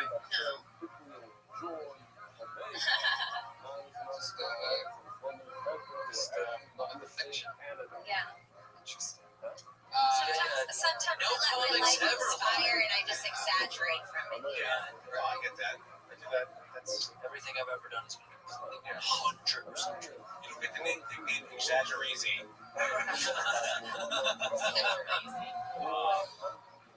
You know what? You took an L this week, but fuck it. That's how I look at it.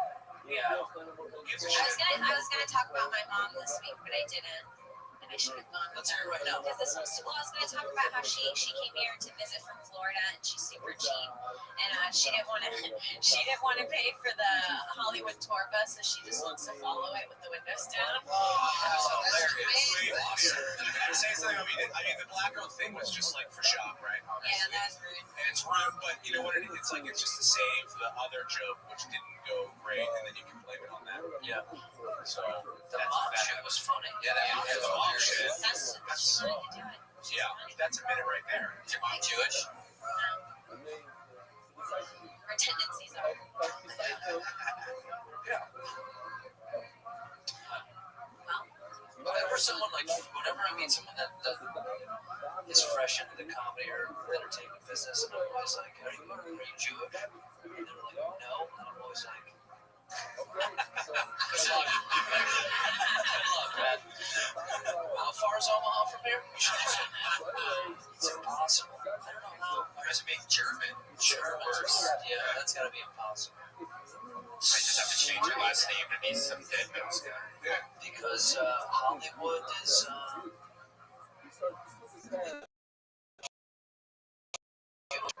What their mom could do when she comes to LA, she's not going to pay for it. That's what I'm thinking about. Sorry. Yeah. Because that's a whole minute right there, by the way. Yeah. And then people are like, wait, your mom's a cheap Jew. She can't pay for it. She's not Jewish. She's not Jewish. That's it. Yeah, what other, instead of the Hollywood Museum, the Wax Museum, maybe you could just say, you just go to a plastic surgeon's office and sit there. sit outside of it. Yeah, that's true. That's another thing people do. Like go to a restaurant and just eat the bread and leave. Yeah, that's smart. And then Pig's hot dog, but you're just wait in the line, never buy a hot dog. Yeah, I never got that. Dude, I had to fucking do that. Or First time there, I waited the whole line. My first month in LA, of course I never did it again. And I got up there and the guy I ordered, and I was like, hey, whatever, cash only. Yeah. It's like, fuck you forever. Put a sign at the end of the line. Right. How would I know that? He's like, look behind me, like, behind you, inside the... Never again. I want to get rich so I can buy it and then just burn it one night. Yeah, I agree. Burn it. Kim, thank you. She's on Twitter at Kimberly Good Condon. job. Yeah. Always fun. Your other regular is a regular, and she just did dysentery last night. She's a regular on Uncle Tony. Always goofy. Put your hands together for the great Sarah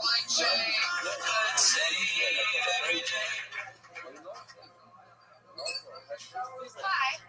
I wanted to go camping, but I don't like the outdoors, so I decided to make s'mores over my stove.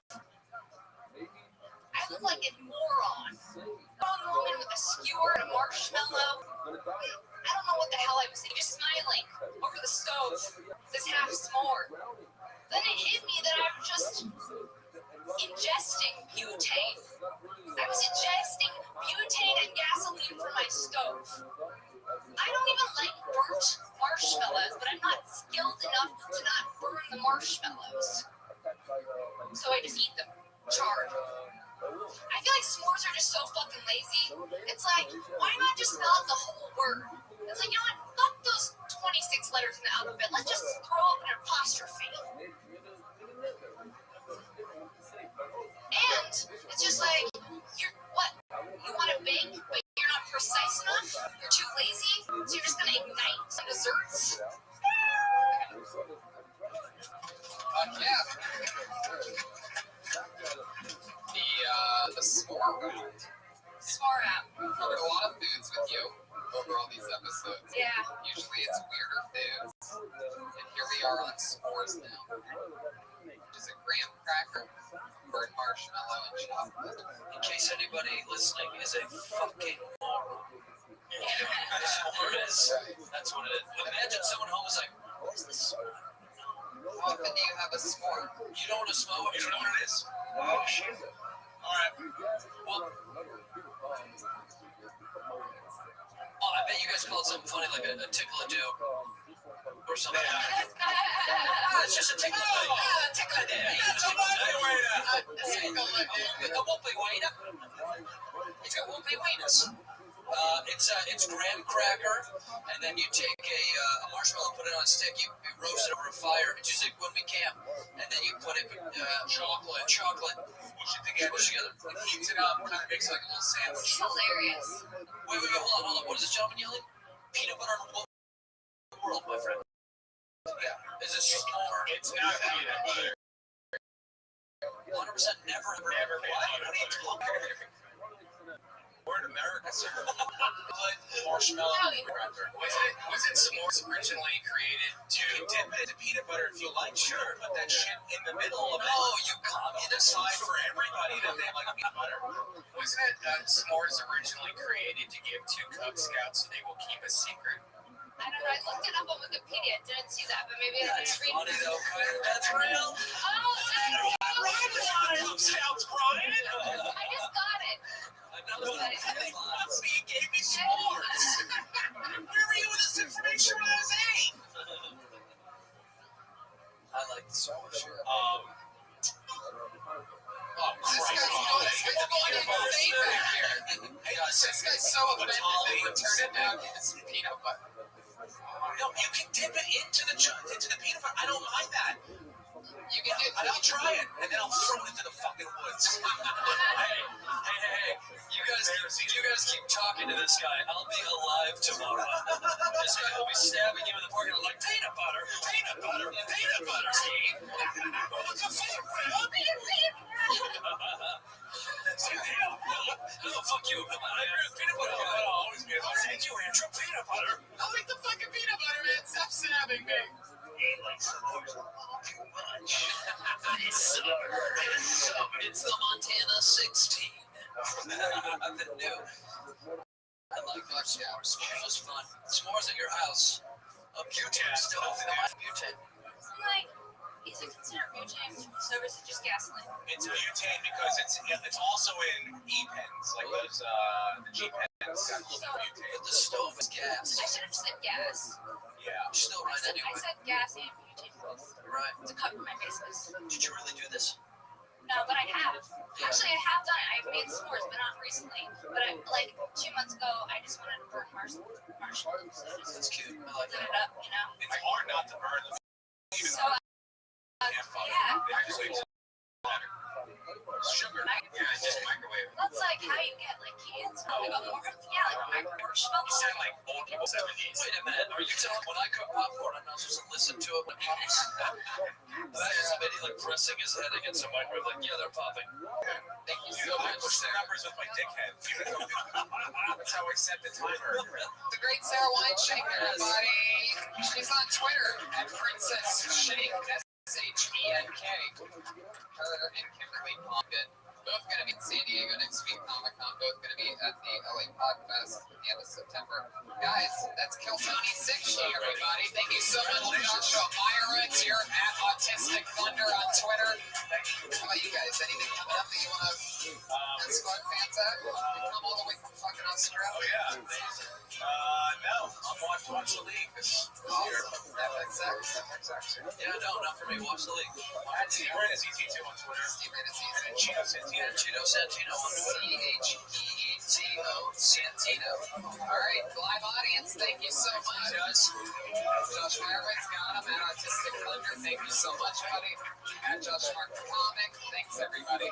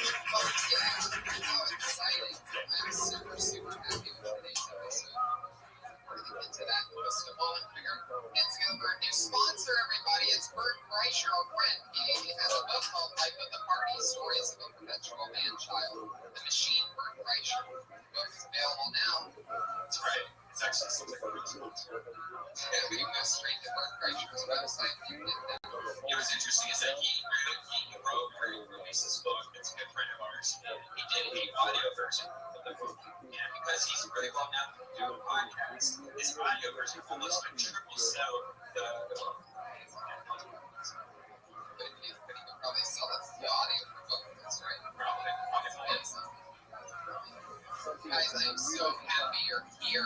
This is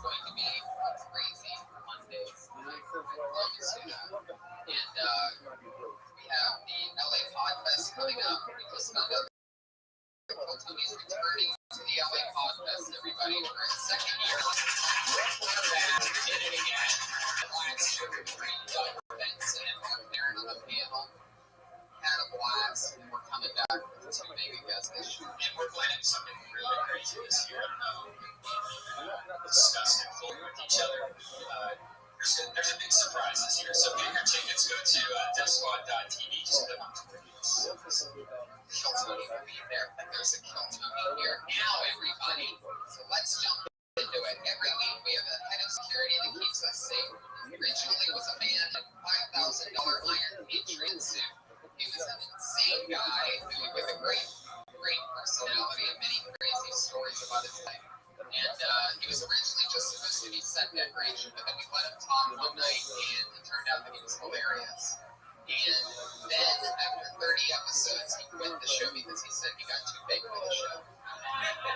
Now, please check out his YouTube page for some of his creepiest pre-kills YouTube videos you've ever seen. He also went from 4,000 Twitter followers to 3,000 Twitter followers after leaving the show. And in the historical movie, it's much less, but I don't know. So to show him how replaceable he was, we literally replaced him each week with a new type of Iron Patriot. And this week is no different. Put your hands together for Iron Willie Hunter,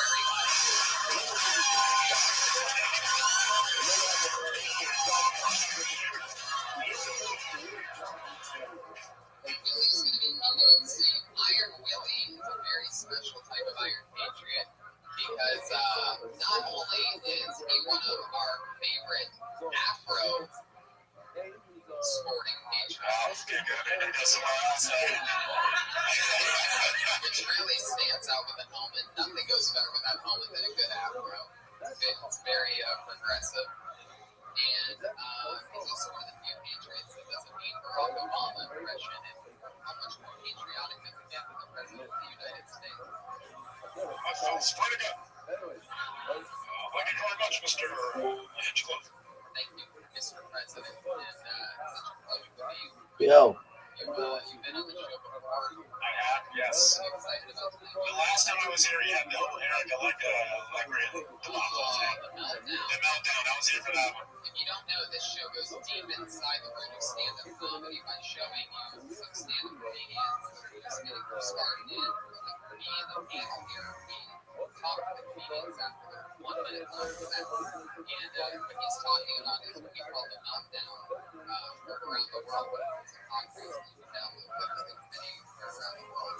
But this guy actually was the only comedian to ever bail out of that exit for the emergency.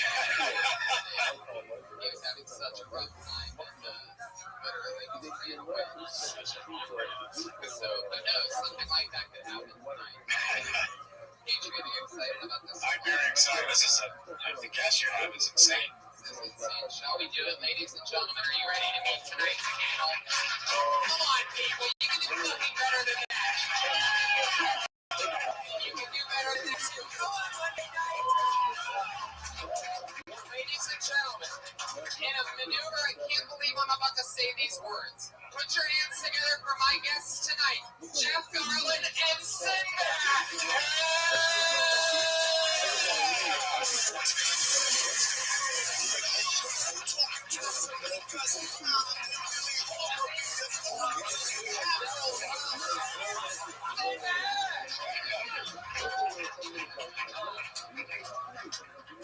I am so excited to have you guys here.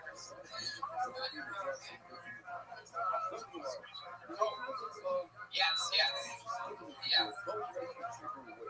It's like a beautiful setup, starts out with bed, you run that hill. That's great.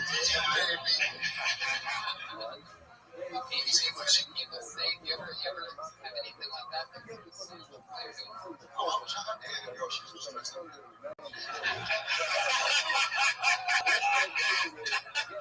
I used to love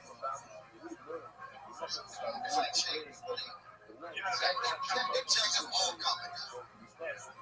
Everybody's talking about this was a podcast. And everyone talks about exactly. Do we do it every 2 weeks, bi-weekly? Sometimes just monthly. Your friends you share, don't bend it, don't roll up, and you reach out. And they were joyful. Yes. I mean, they were like, it's something you got emotionally attached to. No, you guys know what's how did you guys end up selling your collection? So I feel a lot. I messed up. I conscious. Where's Spider-Man versus Superman? Wait. It wasn't versus Spider-Man. It was just Spider-Man. Why had it? And I don't know. There were 9 Spider-Man. No, and it wasn't Bizarro Spider-Man and Venom and Despised Spider-Man and Objective and Lost Spider-Man. So you didn't even know what you had. Didn't know. I got there in someone's Someone's got to do that. Someone's got to press name. Someone. No, you know what someone's got to do? Stop making fucking comments. Thank you. That's what someone's because they ruined every single one. I mean, Christopher Nolan's a great filmmaker, so I enjoyed those, but none of them made me really If you're going to do it, follow the comic book. Read the damn book. Read the damn comic book. Yeah, they're about to do Fantastic Four. It's nothing.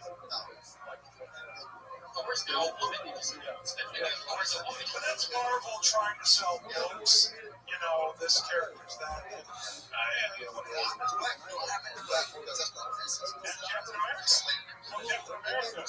Captain America's not black. Captain can't be black because that's too low. Look, I'll take everybody else. The Falcon, yes, that's right. That's right. Speaking of black superheroes, this is the part of the show where our weekly patron always asks the guests a question. Willie, what do you got? I guess my first question is for you, so how are you? Yes. All right, you've been doing comedy. I heard you backstage since '83. I've been to the belly room since like 83, 84. Wow. All of them just moved. It's kind of as sexy as it sounds. This is how it was originally built for comedians. Yeah. Because they weren't good enough to be for men, only men or something. That's how they did it back then. That was the plot. My question is, you've been doing it for a while. You're relatively a clean comic. You do no vulgarities. I have one big question. We have one night of dirty Sinbad. Yes. The filthiest material you can think of. Sinbad After Dark. I was a dirty comic when I started. I realized I was dirty when I started. But the problem was, I was in Chicago at the Comic Con. And we all tried to I'm there for you. I'd say there for you. But we all sounded like bad Richard Pryor. We sound like bad Richard Pryor. And even I sounded like a when I started. Yes. Bad Richard Pryor. I imitated 2 people when I started. Bill Murray, who wasn't a stand-up, but I would do monologues from Stripes. And I was a bad Lee Harvey, you are bad. But I was a bad Pryor was one you ate. And I'm on the weekend. Yeah. I was that night my dad was reach showed up and said, I'm gonna clean it up just a little bit. And I cleaned it up. And I got just me laughs. I can talk about everything. Everybody thought I was nuts. Now I didn't realize when I got to Hollywood, they were gonna put me in a box like, okay, he's not controversial. He's a family man, he's an all-American. I said, look, I'm from kicked out of here. This dude's never been here. I said, I haven't fit it anywhere. And because I did cuss as a comic, I'm like this. Where the hell want to fight me, Chris Rock? I think I could take Chris Rock. Thank you. By the way, speaking of Chris Rock knows this, which is that of the two, clean is way harder. It would be way funnier to work clean. And a lot of people work dirty because they can't. They're funny. Well, you know, and that's the reality. And Jim It's funny. Here's our favorite. We're just saying. Rich was a genius. You can't use. It's like trying to Richard is. I know. Early on, he was awesome. He just went, No, so it's not a matter of funny, not funny. And what I'll do, and I've told you to do this before, which is choose periods of time to only work clean. And then at other times, just do whatever you want. But if you do 3 months, 6 months of just work clean, it's only going to make you You'll write a better joke. You'll get better everything. Just the punchline will be like that. Shit. And that's your punchline.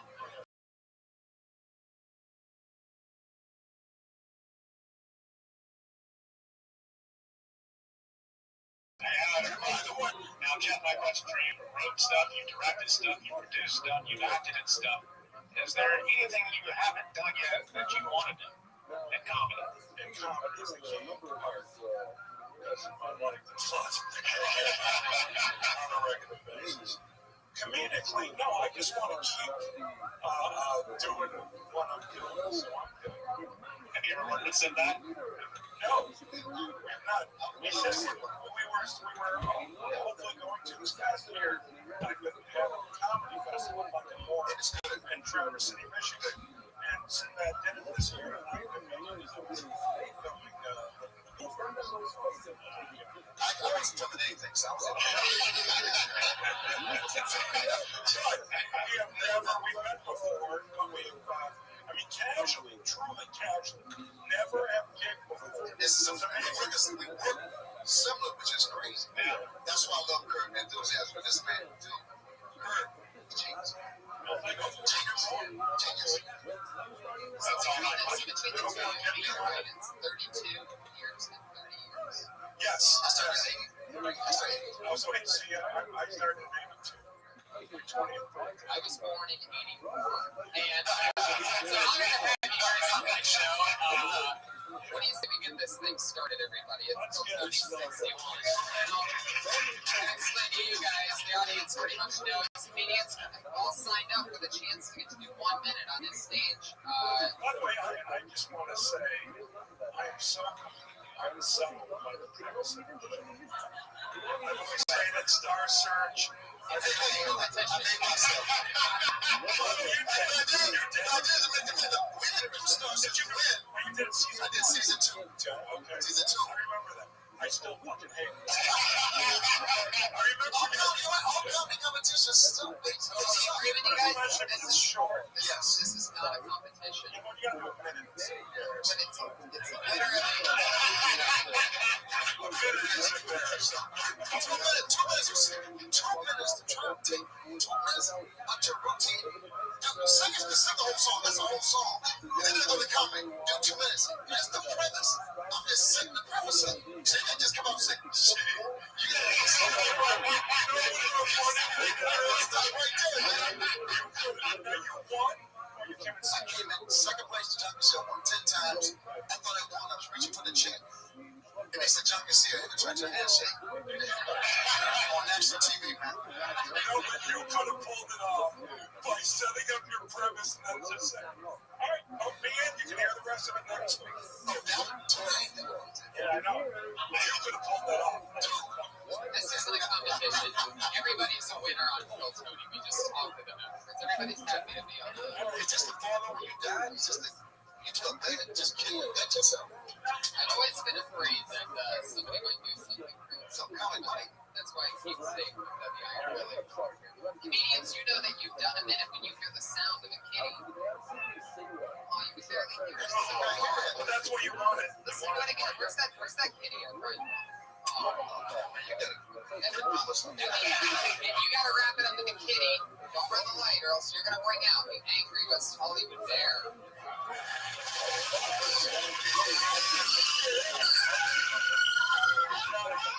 Sound effect for the angry West Hollywood bear. What do you mean you don't find me attractive? I'm big and I'm hairy. I'm a West Hollywood bear. That's a West Hollywood bear. We're gonna take that snippet from this podcast, and that's gonna be the new. That's a West Hollywood. I learned about work with John Waters, and he talked about bears because you'd be big as a bear. Yeah, bears in the gay community are big. I'm not that hairy, actually, but I'm big, hairy guys. They're bears. Yeah, I know. So I'm big angry Hollywood. So just doing it. So like, hey, I thought it was like turning there. Hands on? Yeah. So, Man, go ahead, bro. that's real. Like you told me. Shaving all this hair. By the way, it's good to know. You need to know. I like knowing things. You need to know stuff. I like participating, but I like knowing. So how big are the gay? What would you have big in the gay? Gay fight. I'm the only straight friend my wife is. Yeah, my wife is. She's a belle of the gay world. It's one of the things that you're either comfortable in a completely gay environment or you're not.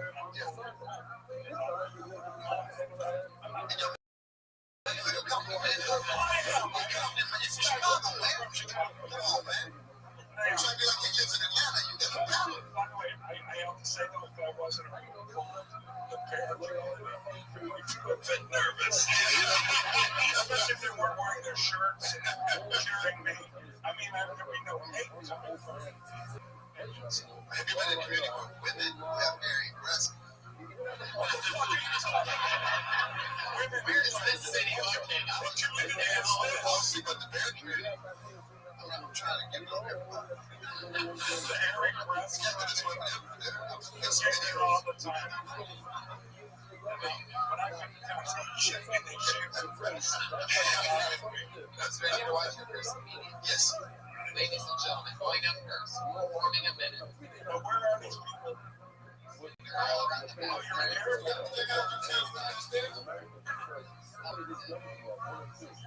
Then your first comedian tonight goes by the name of Maurice Spears.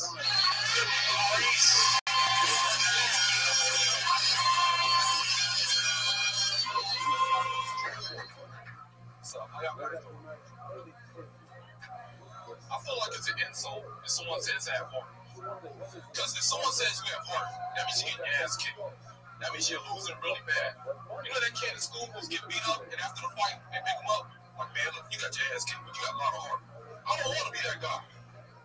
Like, I watch a lot of UFC and boxing. Every time you talk about a fighter who has a lot of heart, he always has scar tissue on his face, brain damage, and slurred speech. Because he has no defense. He's not technical. And all the greatest sports movies are all about athletes with a lot of heart. Rocky, Cinderella Man, father of Mark Wahlberg, and besides heart, you know what those four have in common? No talent. No technique. And the crazy thing is, Brody and Joe Montana played on the same team. Guess who they made the movie about? The Scrub. Because think about somebody with talent, it's not interesting. Nobody cares about the athlete. This is the greatest athlete ever. What they care about, a fake character. That's what's going to make them. Good job, man. You cut on really quickly from that little kitty cat to that bear. We just talked. And you know what? That's actually going to change the shape in a minute. Because I can see you lead into that, running around and getting you right into the heart. I mean, plus you got a room full of comics. They hate you anyway. So, oh, nobody. They ain't giving up. Jack. And you know the thing that cracks me up is you and I are talking to somebody for like a minute. Now, you were even understanding 2 minutes for a premise. Yes. For you and I, the premise may not come up for like 10 minutes To the end of the show. to the end of the joke. I got the premise, let's go. So it's like, you know, because I just take my time, and that's just, when you seem like a funny guy, you seem like you do, I mean, yeah. There's a lot of people you see, and you go, oh, I'm looking at that. I'm trying to keep a smile on my face. But I do know that if I wore my hat the same as you, I'd be retarded. No.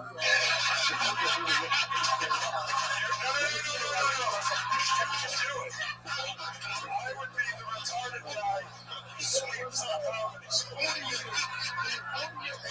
just pointing out that That's true. with it. Yeah. That was fun. I mean, I hate to jump into consensus. You had to go like, so usually that's your punchline. You make your punchline your bit for a minute. You're trying to stretch it out, and then little kitty comes up. I usually go to kitty. Next comic comes. You think about the kitty. Get that. Get the end. Keep going. So what? You get a bear sound. So what? So what? They turn the light off. So what? They turn the mic off. So what? You get the audience going. You famous. You go on TV. You get on the talk show. Jump right in. That's it. Get that. You know, every scared of the end. Because all you think about the end, if you start beginning up, think about the end, right? That get lost. That's good. So everything about the end, just go, man. Okay, kitty so long, you keep going. Nobody else hears it. Just keep going. Yeah, that was funny, man. Oh, thanks a lot, Maurice. That's very serious. Please on Twitter at Maurice Spears. Do you listen? That's the next one. Marie Spears. No. But Marie Spears, that's like the wide receiver. She's a singer. Yeah, Tim is second baseman. Jeff Garland.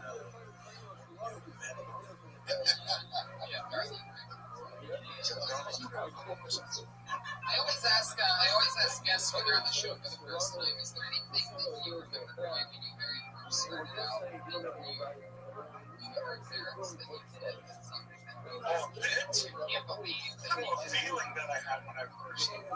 that prepared for anything. Can't believe you did that back then. Well, first off, I can't believe that I gave a shit. Well, take what you do seriously, don't take yourself seriously. When you're first starting out, everything is serious. And then, as soon as I didn't give about me, successful star, successful mother, as soon as I didn't give a shit anymore about me, famous or TV or that's when it started. It's like, same thing with girls, right? Yeah, I just know. No. What I'm saying is, you can't fake not giving a shit. That's a dick. No, they hate you. Yeah, when you care. When you care. They make a lot of money, and they care. When you make it less, you can carry. If you're sitting at the table, yes, come in. See, that's what you can do. You got money. Look at Sterling got way to go, man. Was he even having a sex with him? Look at him. That was a homeless name. Nobody got the mouth. By the way, if he was homeless, he wouldn't be having this problem. Because you can stand on the street and yell that shit. Don't bring a white man in here. Don't bring a black man near me. Don't. I'm telling you, why do you embarrass me? You can do all of that on the corner.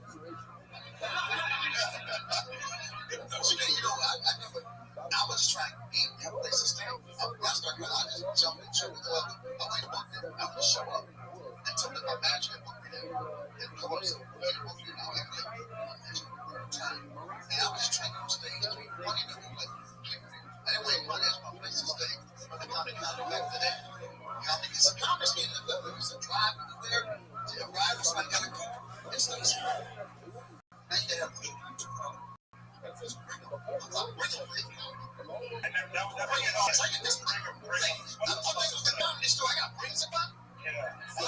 What's the last thing you want when you're first starting? Anyone that you know, you're watching it. Now that's how I want to start. The next time they take a bring them, $20 on their show. You used to just show up at comedy clubs, tell them that your manager okay, they told you no way, and then they should eventually sort of feel better. Yeah, we play something. It wasn't about that feel, because I heard you had this. It was like, oh, fuck, this guy's good. Let's just have fun here. So we can pay him $100. Zero. Never a place to stay. Oh, really? Not even $100? Not even $100. There was one guy in 20 years who fucked some better. I went to the comedy spot in Atlanta, and Christopher said, what do you do? It was the first thing for Charmin, but there was a friend that was going to be TR6 cars, and they did it for the opening act. He drove to Birmingham, they got all this piece of face, drive to Birmingham, and then get on stage, and back to the table, headliner, and they said, we can't believe how I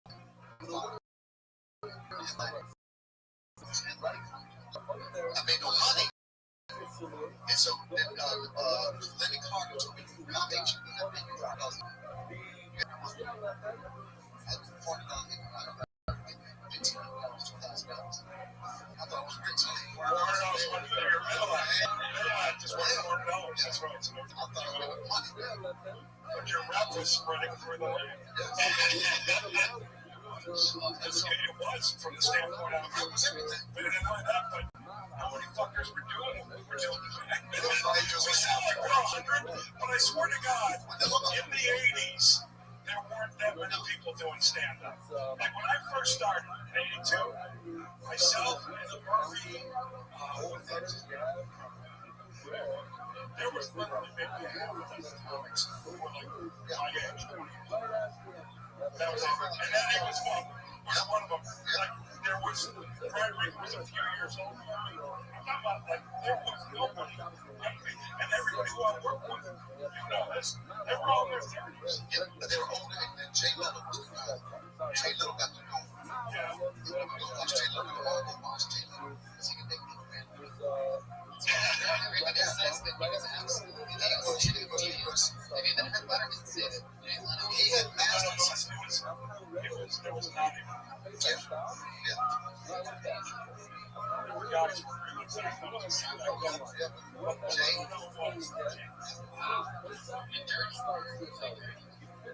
I wrote that. They love his grandma's pussy. Yes. Just those two words together. Your next comedian goes by the name of Sarah F. Tommy.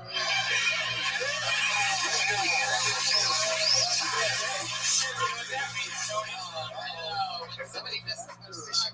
Blacklisted. Make noises. Okay.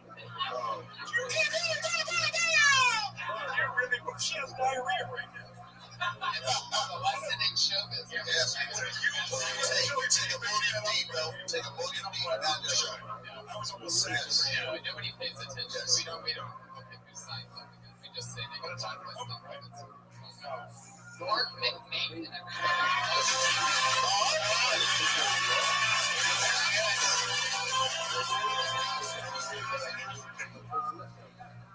Thank you. I saw a woman feeding her baby, which is cool. She was in the old school, like, here comes the plane method. The baby fell for it because it's a moron. What I don't understand is the mother's motivation for reenacting a little baby 9/11. All right. The first pain in the mouth could have been anything. So when the second one hit the baby in the back of the head, that's when I knew something had gone wrong. I don't like that we call it committed suicide. Like, I know it's a crime, but it's also the last thing you're ever going to do. Give us some dignity. I say we change it to accomplished suicide. Because you did something. Hey, why are you crying? My brother accomplished suicide last week. That's really sad, but at least he proved all those teachers wrong. Thank you, guys. Man, that was a fast minute. I know it. I think everyone remembers the long like that again. You didn't open your mouth and your face.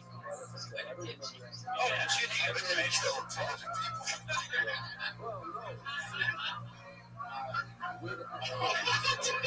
That was commitment, man. Accomplishment. Thank you, Some dark shit. Yeah. You live in a dark world, man. And what's your name again? Clark. Clark, what again? McMakin. McMakin.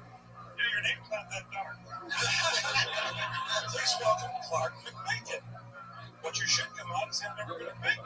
Clark McMakin. What if I told you how good would that be to be the comic who gives people bacon? Most people, unless they're vegetarians, love fucking even vegetarians love bacon. Yeah, they just don't eat it. It's not about the human world. Well, I started my daughter. Not Muslims. They're pretty off on the bacon. Oh, I've seen Muslim bacon videos from people. It's totally right. So, Clark McBacon, you need some bacon. All right. And the world needs a little leavening. That's all. Leave on that note. A little leavening. If you got a minute, suicide. In a minute, you don't want to do the suicide. You're in a minute, and you killed somebody in the very beginning. You killed the baby. You killed the baby in the first 30 seconds. And then somebody killed, lost somebody in that building, and you talking about killing the baby? In a minute, I didn't pass 7 minutes, but you kill a baby in the middle. Don't kill a baby in the first 30 seconds of a minute 18. But I admire the commitment. Like you said, don't care. But you did not give a damn. Whenever you're thinking of writing a bit like that, just say to yourself, I'm I'm Clark McBacon. What do you think? That'll give you the tone you need.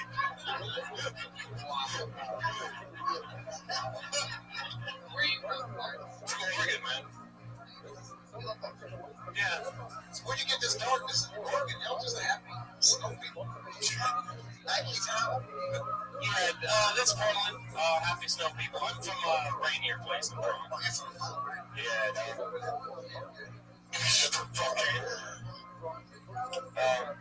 Clark, thank you so much. Hey, thank you. That's Clark McBacon. Man, like coffee. He's on Twitter.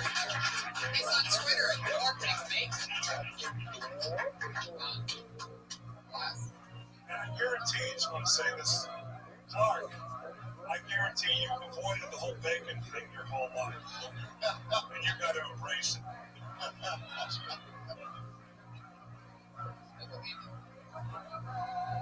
Not yet. You gotta make up for Emma's not here. Is she here?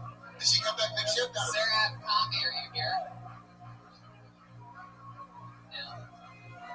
But we did call another name, and that name is Linda Neal.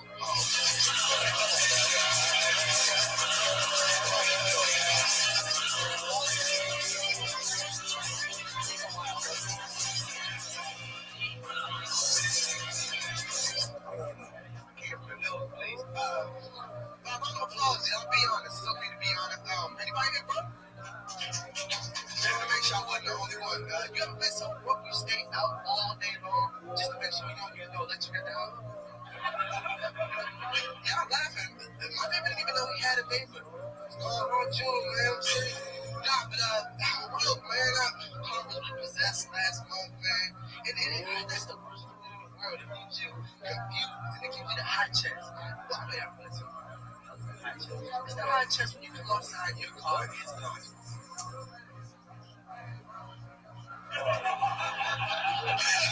Like I said, it leaves you confused. Start looking around at unnecessary places for your car. You're going in the cabinets, man. Ain't no car in the cabinets. That's the world feeling, man. Tough is bad. 2014 for everybody, man. You can't get no more in 2014. You can't even offer things no more in 2014. People will accept that shit. Shit. I'm out of here. I ain't getting bored. You should have finished that. No. Man, what's up, man? He's so broke, you was leaving. They don't charge you for the mic. It's all free. It's all free. That was funny. That's good stuff, man. Yeah, man. It's a good purpose. You got the jokes. I like that, man. I know you love me. 25. That's the last joke, man. I wonder where you're going with that. Basically, what the hell's the last one? I was speeding. Oh, he was in the moment. He's going to get 2014.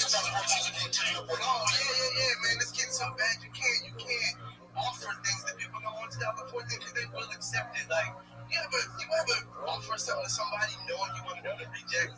They accept anyway. Like, I was with my friend. And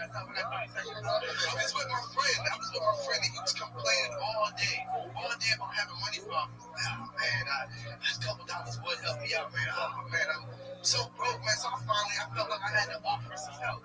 So I said, man, you know what? I wish I could help you out, man. I got my ATM card, man. I can't even. Wish I had some cash on me. I thought I was in the clear. So he looked me right in my eyes and he said, "Bye, nigga. It's the ATM right up the street and I can take you right now, brother. I can drive, man." It's just you can order. There's a couple things.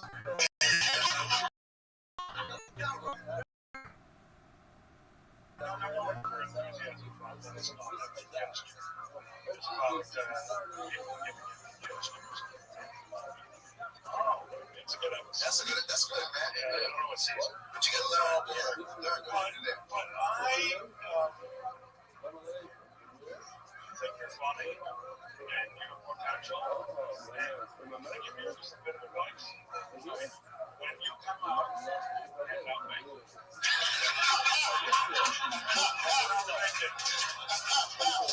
And for my opinion, change your last name.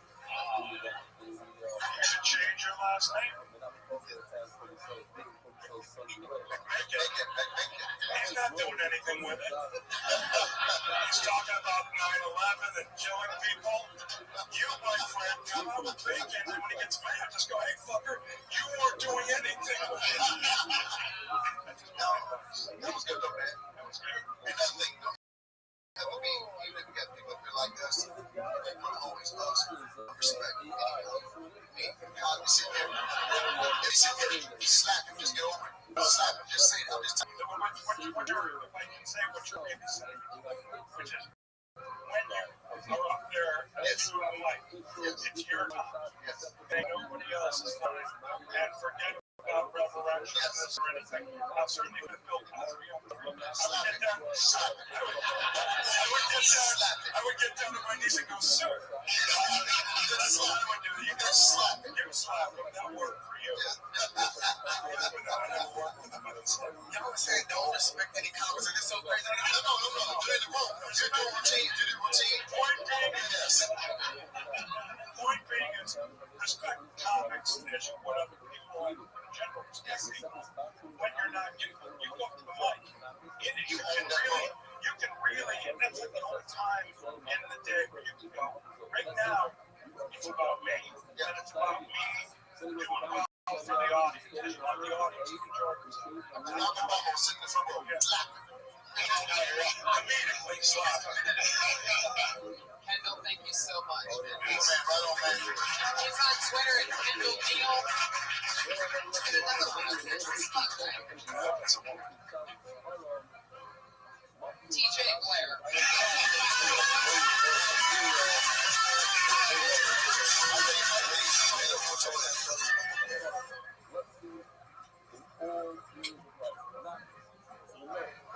So I turn 29 next month, but I was Mormon for most of my life, so that makes me about 17 human years.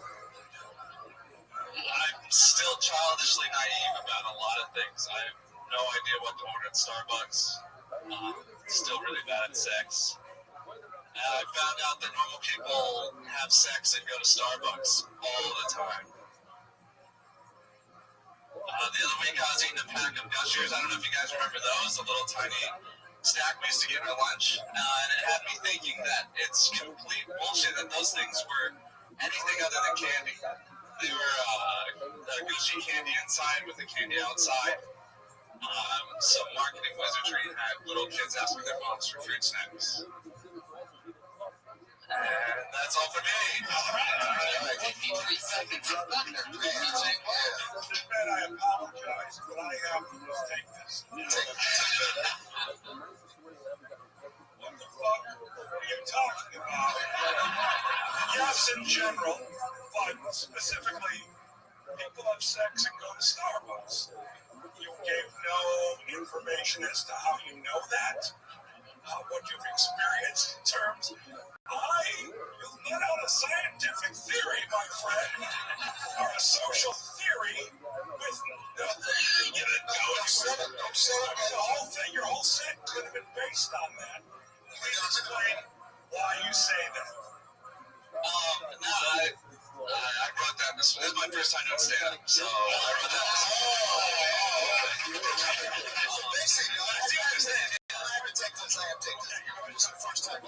First thing that we skip pull the mic up to over for you. Just grab a midget mic. Always pull the mic up for you. And second of all, it's your first time to stand up. You got the TVs out the way. Now you can write a joke.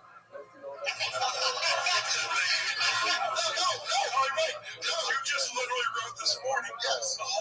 There used to be a dude that I started with who used to do a bit. He used to, I remember Brian Regan, I used to sit in the back and we would watch him and he would do things like, you know, when your mom calls you for dinner, you immediately go into the shower. And I never had the feeling to go in the shower. And his whole set was filled with those. And he was so sincere. And I'm like, hey, what goes to me? Hey, that's what it is. So the point being is, I guess it was enough for tonight to just make the Starbucks thing. So you thought that might be funny if people after sex. Tell us why. Growing up Mormon, you never drink coffee and you don't have sex. So, going out on a nod. That's what And they say you assume we know Mormons. Most of them have Mormon friends at all. Yeah. I went to school there. I'm from Florida. Orlando. Yeah. Orlando is, if you want to know what's the weirdest part of Florida, because Florida's got a bad rep. Orlando is right in the middle, and it's the most fucked up area. I went to University of Miami, and I lived in South Florida. I used to go up to Gator Grove all the time. University of Florida, I visit Tampa, I lived in Stanford, Tampa. Point being is Orlando, that's a fucked up place. Orlando before they had, it was just JJ Whispers. There was no downtown Orlando. There was no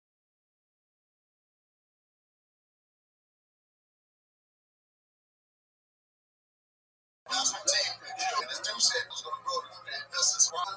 So you think I'm stupid? He gave me a place with Shaq. It became the place where they all got home. And then again, Disney was on the swamp too. I don't think either. No, it's a weird ass. It's different. You live in LA now? Yeah, I lived down in Venice. I love the team. Yeah. This is when you got your way. And I know the dude that is. I mean, you say, I'm not having sex. Work off. You just assume that most of them have to be already not having sex. So, what was my stuff? I said, I don't remember. I know you got that big cat smoke. Yeah, that's what I was trying to say. I said, before you do something, more paranoid. That's what I'm saying. And seriously, and I have a lot of friends that smoke pot and stuff. Isn't that obvious that there's a difference? You smoke on the dope when you got it. Yeah. But here's the thing. In all sincerity, and I don't know what it does for guitar playing or whatever, but in terms of stand-up, pot does not help at all. I did it once, and I thought I was a stand. This is like, I should have forget 2 hours early, and I had nowhere to go to the Magic Castle. And another comedian who's known for smoking said, "You want to get high?" And I went, and when I'm a guy who gets high once every 5 years. I went, yeah, okay, why not? And so I got high, and I did all my material on stained glass windows, and I thought I was hysterical. And my wife's friend was in the audience and let her know that I wasn't. So I don't know. Now you can do it. Crack and make it fun. I mean, you want to rob people afterwards, but you can fun. They don't tell you this in the Mormon world, but in the non-Mormon world, we all smoke crack. That's another thing. Most Christians are Methodists. To be honest, there is a lot of comics that say the exact opposite. Marijuana's the best for the on stage and variety. No, I'm not saying writing. I'm not saying when you're at home, if you get high to go on stage, you're going to start fucking. You're basically saying you. No. I Joe Rogan, if you know Joe Rogan. Yeah. He has to smoke weed on stage. And so there were a couple of guys in that group. I try to do that. I'm like, I just.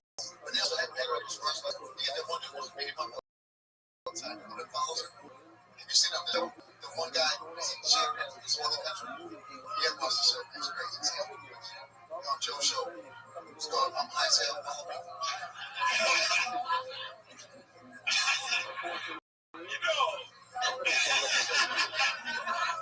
I tend to think of Joe Rogan as a kind of before he's nice enough, he's nice enough because he seems like an angry kind of dude. And I would recommend, if you're trouble dealing with people in a kind way, if you should do it. Can I tell you something? Yeah. First of all, I grew up with him when he had the gun behind him. And Steve, a lot of people, he has the reputation of being the guy that sees me. I swear to God, everything. We know he's the nicest guy. So you worked with him when he was not high, and how did he do? Amazing. Oh, he's also a funny. No, but my point being is it's an insecurity. Having to get high. I think you just said he has to. You just said he did. Shut the fuck up. What's going on? Thank you for coming. Congratulations. His first time on stage, everybody. TJ Claire. His first time on stage in front of Sinbad and Jeff Garland. We'll have some sex and drink some coffee, man. Join us. I love the best two things that even compared to Yeah, but woman does not come up just bucket now. Woman is not about just bucket now. We're both it off. Jeff, well, we have two with the only part of the show where there's regulars. There's two regulars. see, that's not something black thing. We have two black people on Friday. No. Starting in this. If you're gonna stack it because of diversity, you keep going nature, what nature about. That's how you change the world. That's how the world changes. Yes. This could be a woman. Marianne's together for Adam Gordon.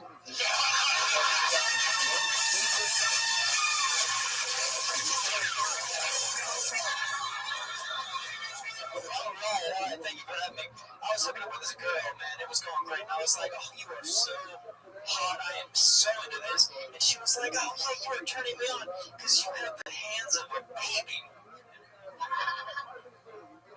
And I was thinking that. I was like, you know what? Okay, I'm in this, you know, and I'm trying to forget about what she said. But then she's like, oh, yeah, give it to me, baby hands. Come on, give it to me, baby hands. And I'm just like, oh, my God, at least she didn't say baby dick. I'm going to keep going through that. But anyways, then I'm the only guy in town getting booty calls like, hey, baby hands, why don't you come over here and finger paint on me? Oh, man, I can't handle that. So I'm in the store, I'm looking at vodkas, and everything's like, cupcakes vodka, sprinkles vodka. And I'm like, damn, how much vodka a 13-year-old girl is drinking? Seriously, I think more than when I was in 8th grade. That's for sure, man. So I was working at LA Fitness, and I had this employee sitting behind me, and he was an 85-year-old black man, and he would always hit me with this thing and say,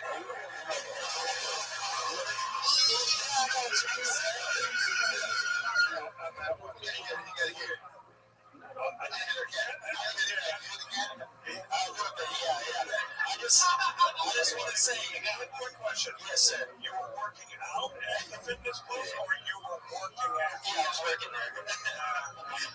I just want to say, thank you, Tony, so much. Thank you, Jeff Garland, and thank you, Sinbad. When I was a kid, one of your specials where you said, don't you run from me, that line. I mean, I remember that always, man. Thank you so much, guys. You just talked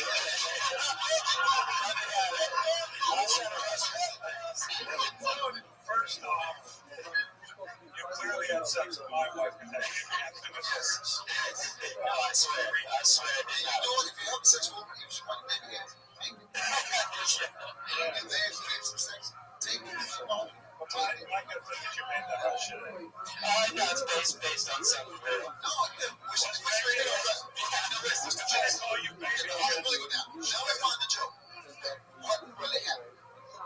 She was just like, oh, I love how your hands feel on my body. They're so baby-like. See, that's what we had there. It became the woman. You turn it into baby hands and shit like that and finger painting.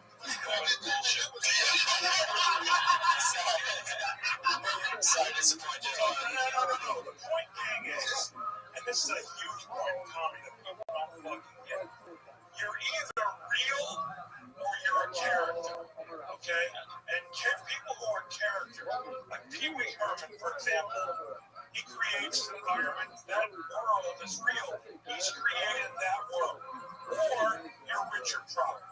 When you do shit that's in the middle, and people watch and are going, that never happened. That ain't real. You know, There's so many comedians, for example, that talk about like, well, I'm dating this girl and she gets drunk, and it's like, they all do the same thing. It's because they're going to trouble when they're all dating the same person. It's someone who they think they're American. But the thing is, be genuine or come up with a character, and you're true and genuine to that character. So you come up as yourself. Baby hand man.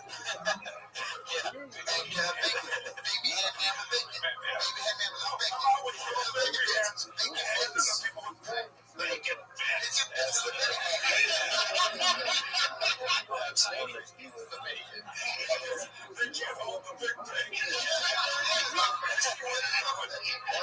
But in all sincerity, if you continue this festival over again, Yes. be genuine. Absolutely. Yes, sir. I'm just saying that he's genuine, I'm genuine, and you don't have to, if you want to do a character and not be who you are, or say that's cool too, be true to that also. Absolutely. Most comedians are in the middle, and that's why They suck, and that's why they ain't going anywhere. And you talk about, you said cupcake flavored vodka, sprinkles flavored vodka. Sprinkles don't really hold a flavor, so that's so by the time Sprinkles vodka. Yeah, it was all like, marshmallow and That was good. That's actually good premise. thank you. And your kidney hands can't hold it. I can't stop it. By the way, look at the direction you're going, though. She wasn't talking about the size of his hands. She was talking about how soft his hands are. Women love soft hands. I mean, there might be some women who like get a hard, rough, scaly hand. Yeah. It might be, I don't know. But I imagine that most women, because women are soft, they're pretty like something. Yeah. Whatever you want. Maybe Pablo. Will do. Thank you, sir. Hello, everybody. He's on Twitter at Flash Jordan MMA. Hey, don't go to the you a comedian? What's a comedian? Rich Head. Come up here next. There you go. It's Sarah Kenny, everybody.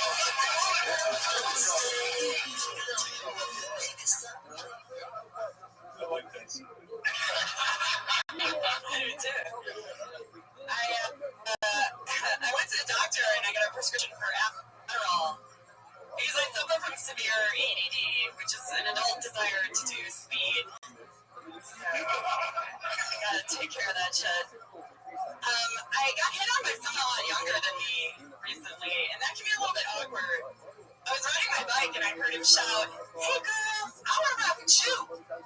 And I look over and I see a 12-year-old boy walking with his parents. They seemed like not at all disturbed by this, which I took to be their approval. So I pulled over and I'm like, "Get out, kid. Let's do this." And I'm not a pedophile. I'm not going to sleep with a 12-year-old boy. I just wanted to teach his parents a lesson by kidnapping him. For a couple of years. But it totally backfired. Like, he's such a shitty roommate. And, they're not going to take it back. They've made that pretty clear. You know what? You got some good premises. I mean, sometimes you have to develop what you like, say, take a joke, and you develop that city over the kidnapping stuff.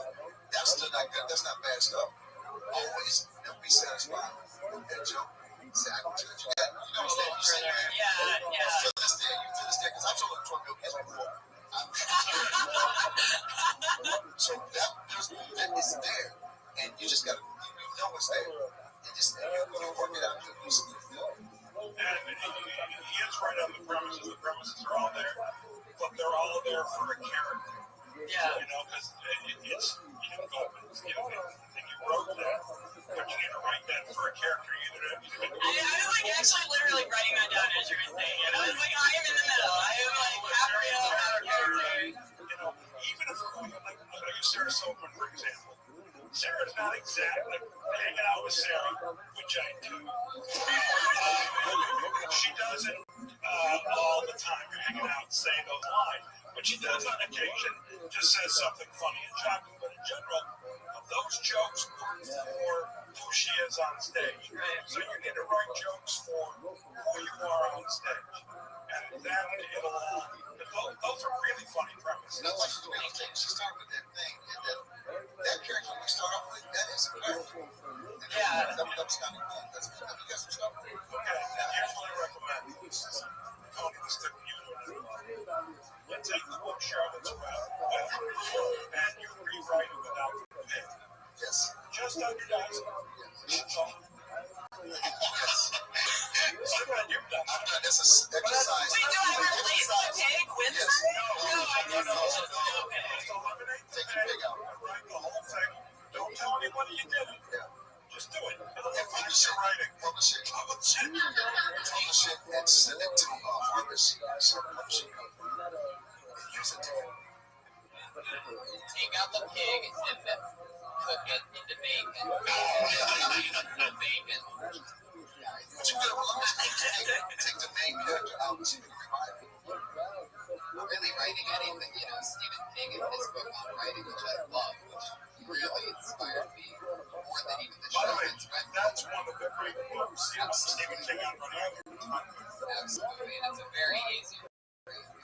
Your own motion show. That's my opinion. my dad said have something to fall back on. You got lotion. I mean, you're going to be creams. No creams. No creams. Pure lotion. And you're going to get a lot of face. I have a slightly better day job, I'll say. Might stop it.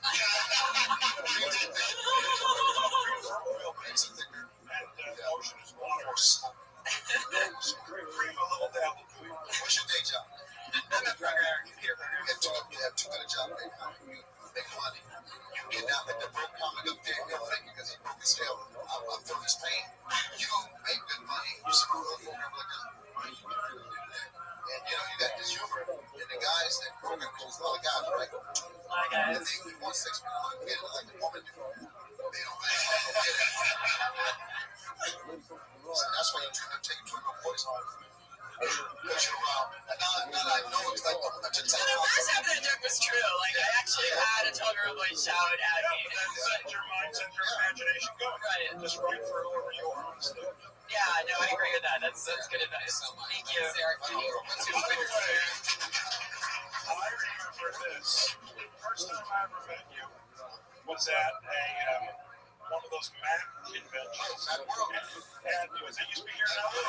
Back there. That's back there. Back there. I met you there because he was like, you see him walking with a new power book, like that power book from Black. 5300.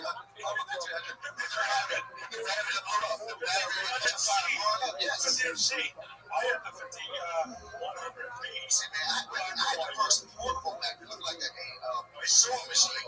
Come on now. I had a TRX 102. I was sitting back, gets all the back and shit. Yes. I would go to hotel rooms and unscrew the mouthpiece and use alligator clips to get a modem for 300 portable to go online, and it would call police to those terms.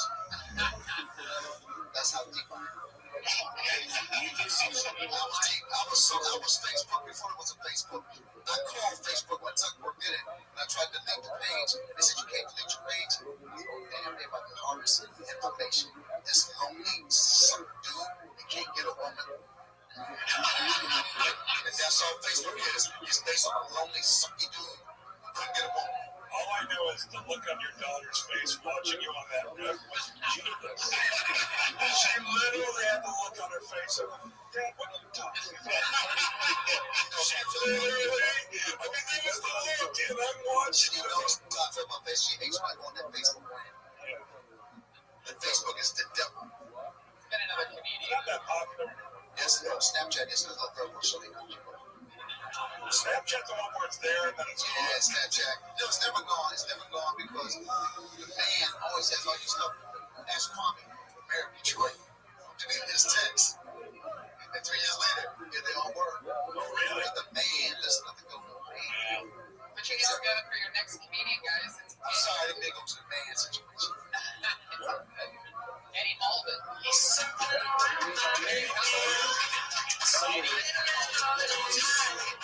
All right, how we doing, everybody? Sorry to hear that. Oh, man, guys, I am a comedian, but I'm also a cartoonist. It's pretty cool. I enjoy it. My fear is I'm going to turn into Walt Disney one day, you know? Because he created Mickey Mouse, friend to all children, but also a racist? Like, how did that work, you know? But maybe that's okay. Maybe that's why filmmaking's a collaborative effort. Maybe the first draft of Snow White just needed some punch-ups, you know? It's like, hey, Walt, got the script, man. Loved it. Loved all the Snow White stuff. Got a few notes. First off, awful lot of use of the word Jews in the script. How about we just change that to dwarves? It's a kid's movie. Be a little more acceptable. One other small note. How about instead of too many, we just make it 7? We gotta draw this. We tested the poster. Snow White and the Too Many Jews just did not play very well. All right, I'll end on that. Thank you. That's based on our that's based on those who know Walt Disney is racist as he was, man. That's a factual joke. Yeah, I like to be factual. Okay, and it's there. Not a fan of minorities. Just talk about it. Is that your real voice or your true voice? Like, take a look at your universe, so like,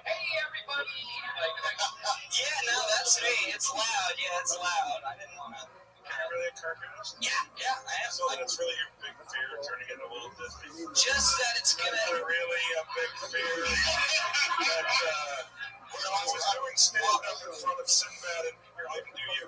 I was doing, hey, it's a pleasure to talk to the New York Times. Oh, well, what happened was I was doing stand-up in front of Sinbad and Jeff Garland, and I used to be afraid of turning into Walt Disney. Yeah, I didn't want that much money. I did want my own studio and theme parks based on characters I created. My fear was just being a racist. I couldn't separate that from the band. I couldn't just wake up in the morning and say to myself, I'm not going to be a racist. No, it was the whole Walt Disney idea that fucked me hard. I gotta tell you, my friend, what the fuck are you talking about? No, here's what I'm saying. You took a fucking week to get to a premise. It's like a 4-minute bit, but I just wanted to get to that. I only have a minute. Yeah. You mentioned the 4 minute. You say you're afraid of becoming Walt Disney. Yeah. The sucky part. Okay. So get rid of that part and just go, I'm a cartoonist, just like, Walt Disney, except there's a difference between us. The premise is being a cartoonist is like driving an ice cream truck. It just gets creepier the older you get. Why? But he was a racist young. Why you said get creepier? You're a cartoonist. Anyone think Charles Schultz is some guy whacking off as he was a penis? What the fuck are you talking about? What's Charles Schultz knows that. The TV show Dexter was based on Charles Schultz. How long have you been doing stand-up, baby? It'll be 5 years in September. Where are you from? South Florida. Miami. Hurricane. I graduated from UM. That's like 1 year. You made the right call. I got a degree. That's a waste of time. Yeah. And where'd you grow up in Miami? I'm from Fort Pierce, like 2 hours north. Yeah. And then I did film and theater in Miami. And then I was what's going on? my agent's phone number. It's not. I'm in Florida. And Eagles Comedy Club. Florida's good things. I love Florida. I'm scared of Walt Disney. The longer I stay in Florida, That's why I got out of there. I look young. racist. Yeah, I didn't want to. It's not, don't go the creepy thing. It's not creepy. You're making cartoonists really kind of noble. Talk about your job. I've got some stuff so unique to write in cartoons. This was something that guys, we think you just stay in this room by yourself. Well, I drew this. This is one of my t-shirts I draw. Yeah, I draw and sell my own t-shirts. Thank you. It's a mashup. It's Frederick Douglass with it's Doug Funny from the 90s cartoon. Frederick Douglass. It's called Douglas. I do like mashup.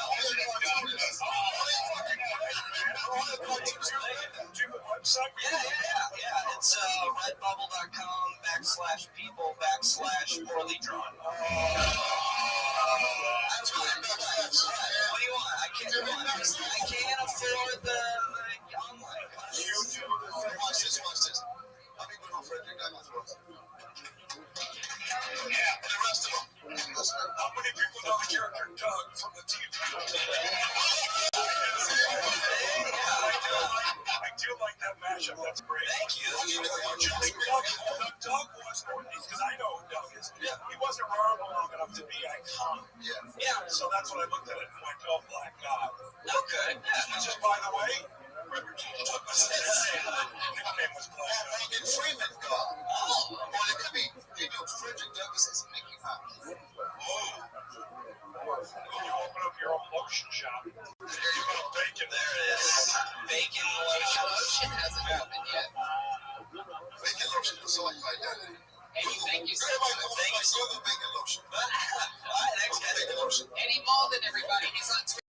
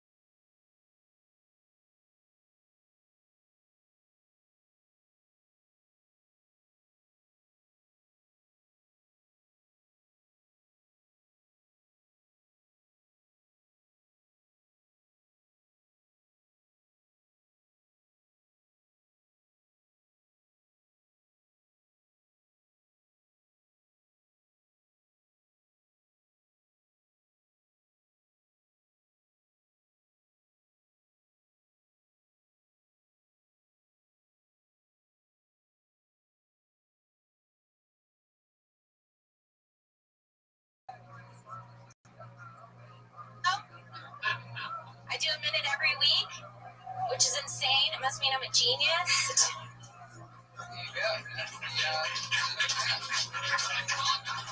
Interesting one this week. It was a rough one. Because this meeting in between it was a guest.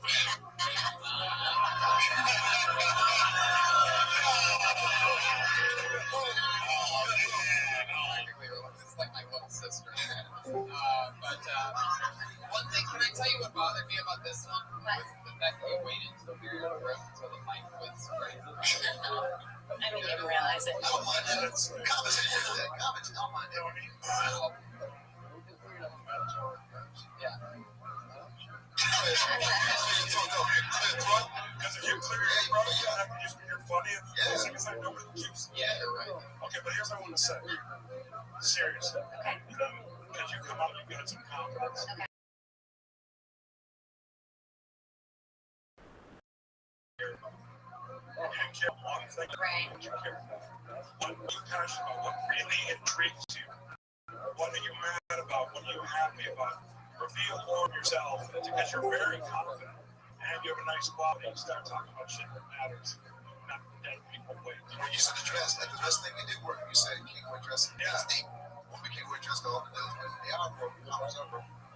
And I can tell as you brought your nose with you, you want to comfort your stuff. I mean, Yeah. I know some comics do that.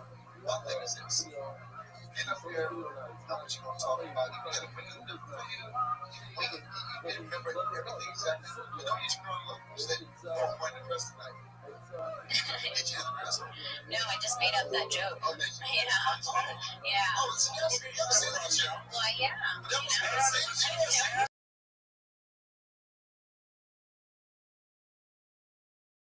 It was the one thing that you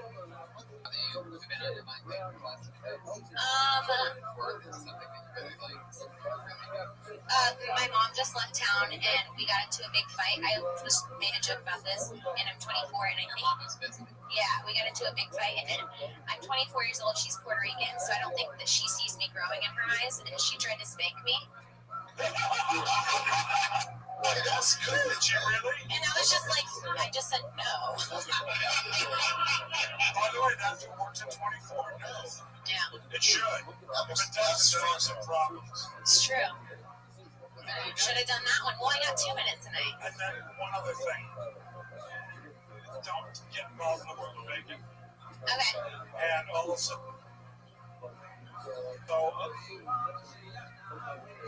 some Japanese culture. Okay.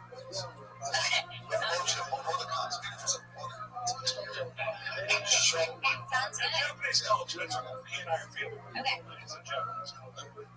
Italian language. Italian language. Yeah. Sense. I understood your joke also about that.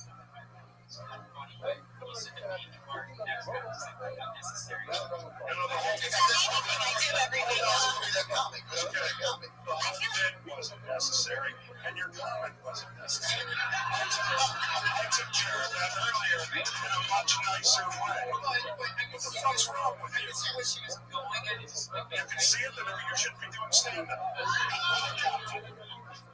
I was just trying to give her Talk about what you care about, you'll be fine. Okay.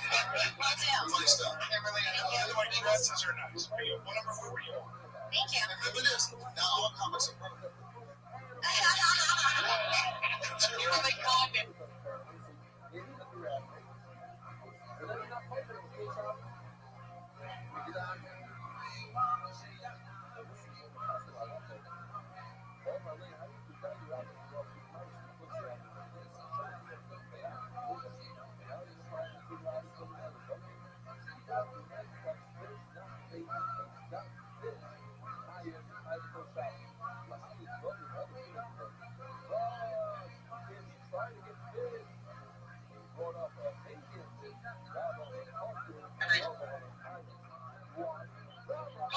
She got it. She's on Twitter. Kimberly calling it.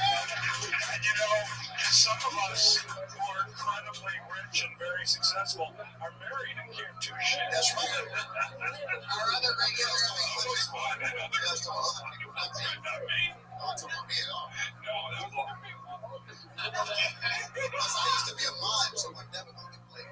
You're never going to be a mime. Like, if any advice to me, Unless you got baby hands. Our other regular and final comedian of the night, the regular on this podcast, of the Superior on the Dope Squad Network, and always writes a note in agreement to Sarah Wayne. What's up? Guys, bad people, they get bad raps. But you know who should get bad raps? Rodent people. Like, that's some fucked up shit. Like, rodents are pests. You have to get an exterminator for them. You cannot make something you must exterminate into your pet. It's weird. Rodents, guys, they brought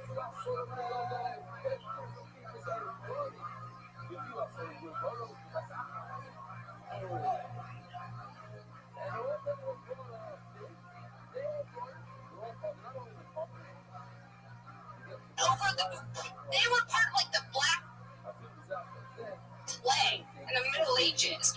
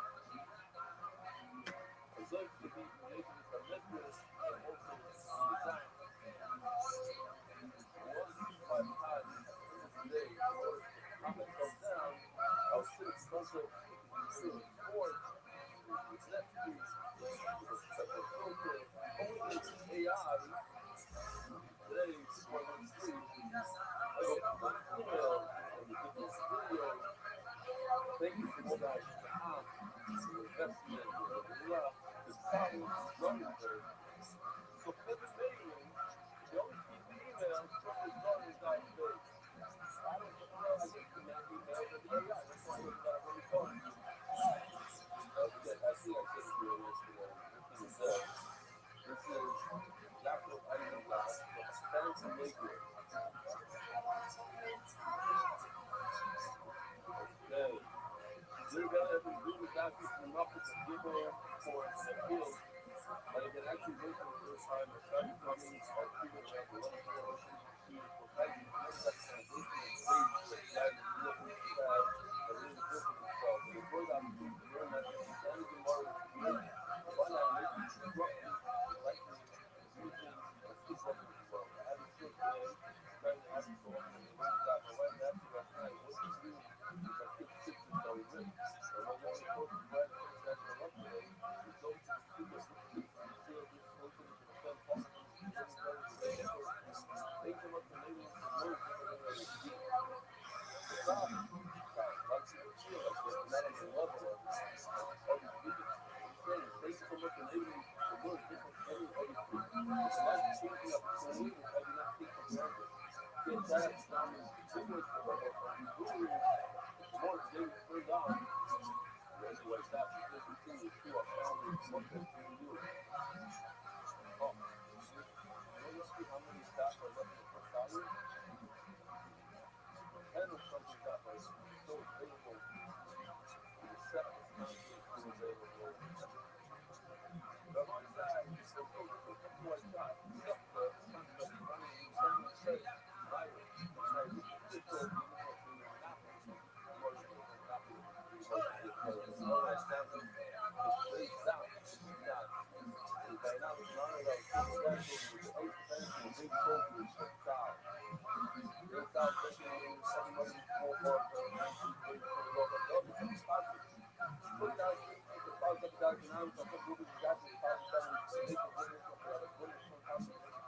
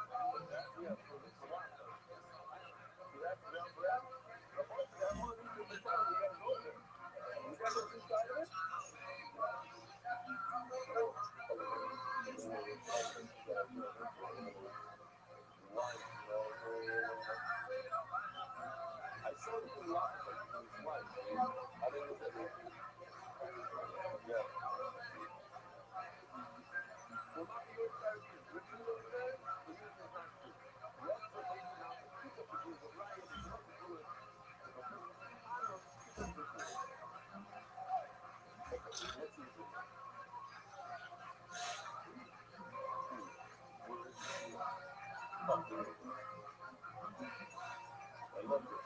You don't start one of these people. You don't even make a deal on one of these, right?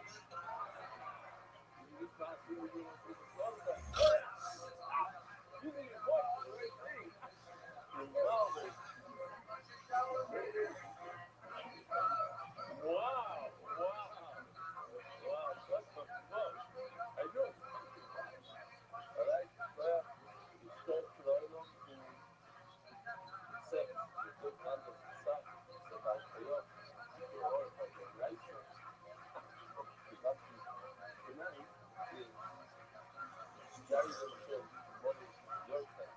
See the later, this ended, but I learned that everything was ready. And from a lot of videos, she lived there. This is so much what my mother had. I remember the matter of terrible, terrible things. And she's very young and good for this stuff. I'm going to get to her name soon. But I remember now something pretty bad. This is the picture of what we call it. We're looking wrong now. This is kind of, there's a lot of guys. The mother got signed below. This one, the dude, he was walking. This kid was at the head. That's where he's clearly going to because I've never seen him walking in school, but he's still enough. The guy was basically short teeth. I didn't know. He said he was really bad. But he found himself about the whole story to truth. But all right, Mr. Guy. And then Mr. One guy. But the fact is sad. The sad tour came with me, or he with me, to Tokyo, Japan, Ho Chi Minh City, Vietnam, another place again, I don't know pronounce, Bangkok, Thailand, Tibet, Thailand, Shanghai, China, Beijing, China, San Francisco, China. At every hotel, before I left the room on my last day, I said, listen to this, as you use hotels. Here I did 3 flights. Here I did 5 flights. So here are a couple of tips for you. The Great Wall of China, what is that?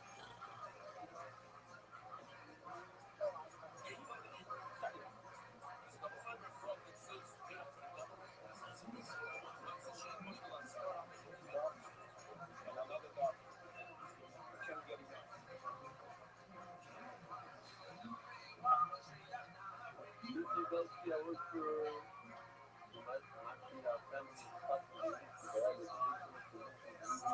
we want to do everything possible that most people know about and inspired by the to have it. If you live in that universal area, you know, within the business state, in that regard, I went to Logan, but the middle of the day over there. Everybody is so new and the of the world, I'm not new. You may even think I can story.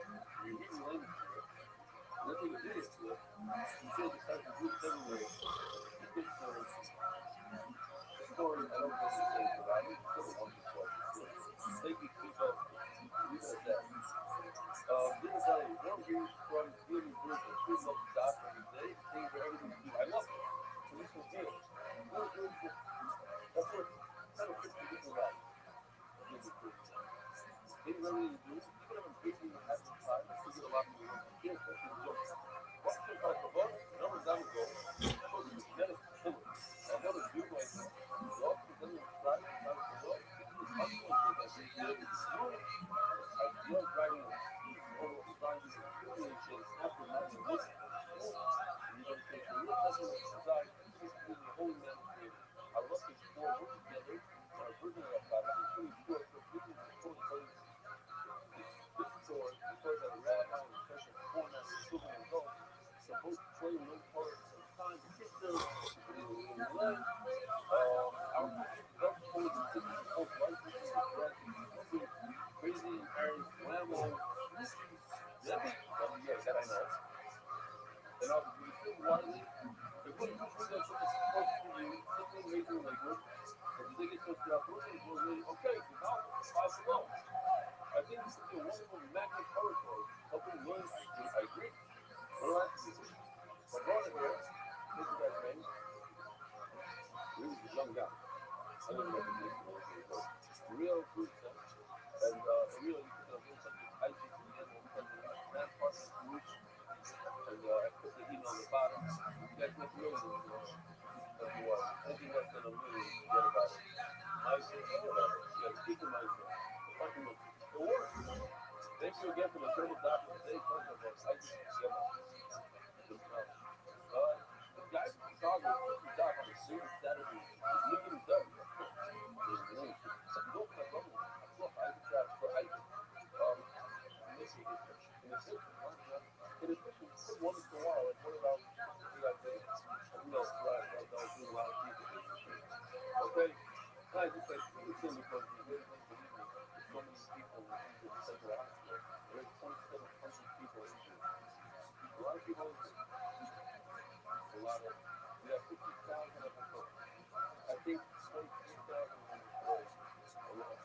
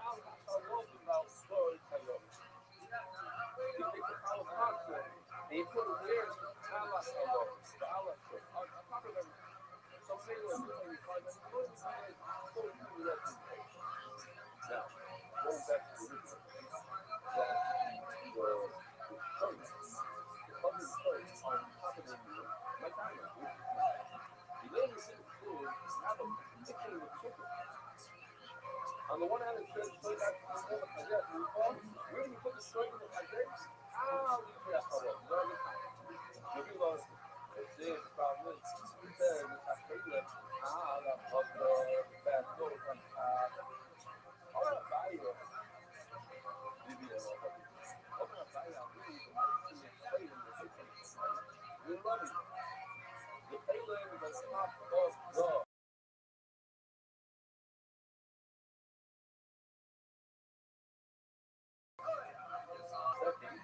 so the payoff is inferior to the outline of the whole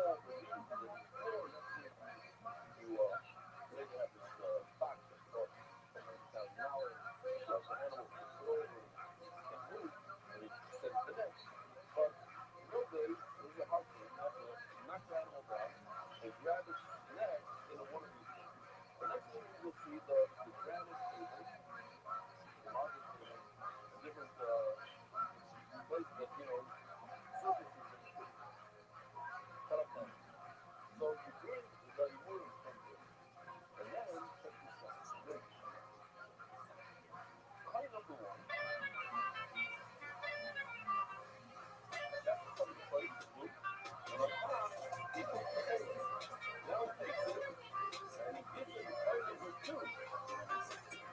What happens? Up, when he flips it over, the table's on the bottom, and the front of the short on top. You know? Right. Last one in. Last in first set.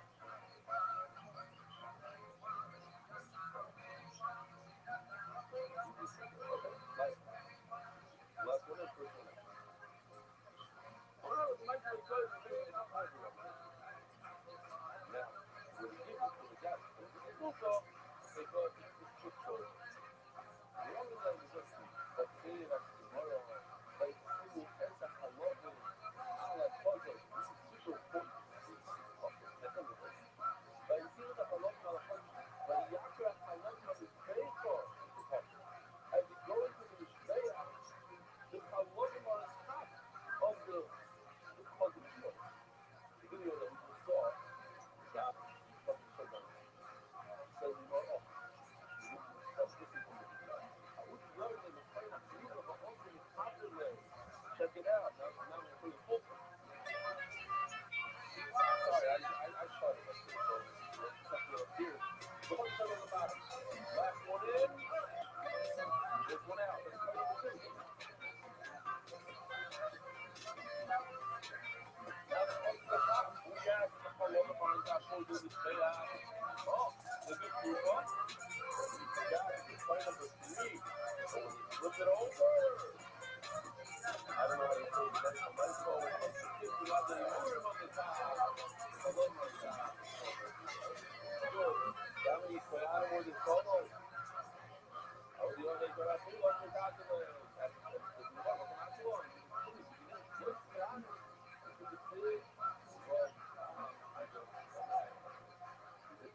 have a lot of people doing this for, like, this class, you're not sure on physics, where it doesn't smell it. That's always that a lot of people just fall for it. Yeah. You don't do that. You like to make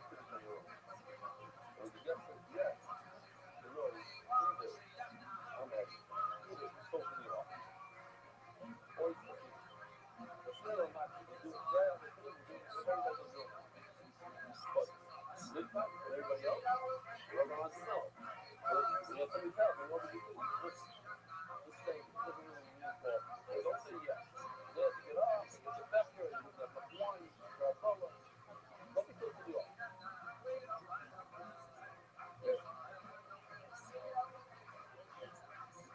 The voice I saw this video, that is pretty good. And the question that I want to ask you is,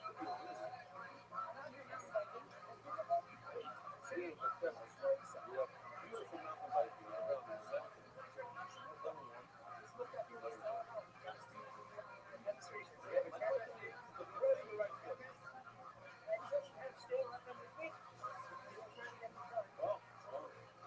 How's that with that?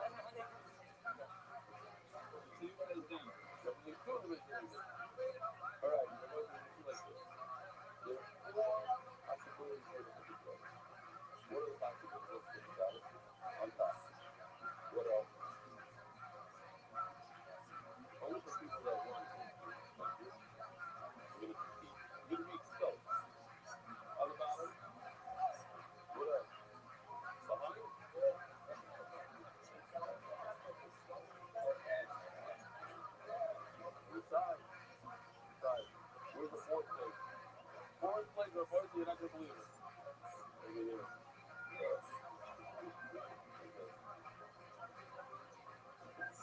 What did you ask your last question? Yes, the fourth.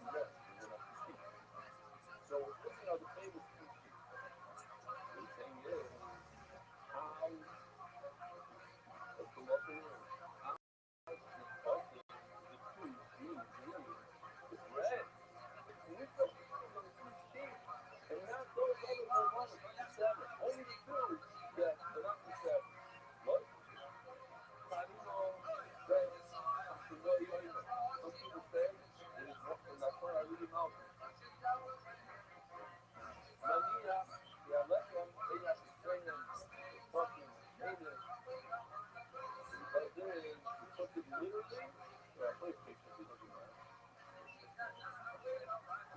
There we go. Right over there. Like this. Now what's the problem?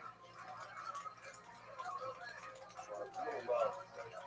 The problem is it's kind of gross. I can eat that. No problem. I'll say it again. But I'll take this over the problem for whatever you decide to say. I'm picking up these panels for yourself. So, 2010, this is the first year book. I was born in America. Very cool year. Why? Whatever. Let's just say that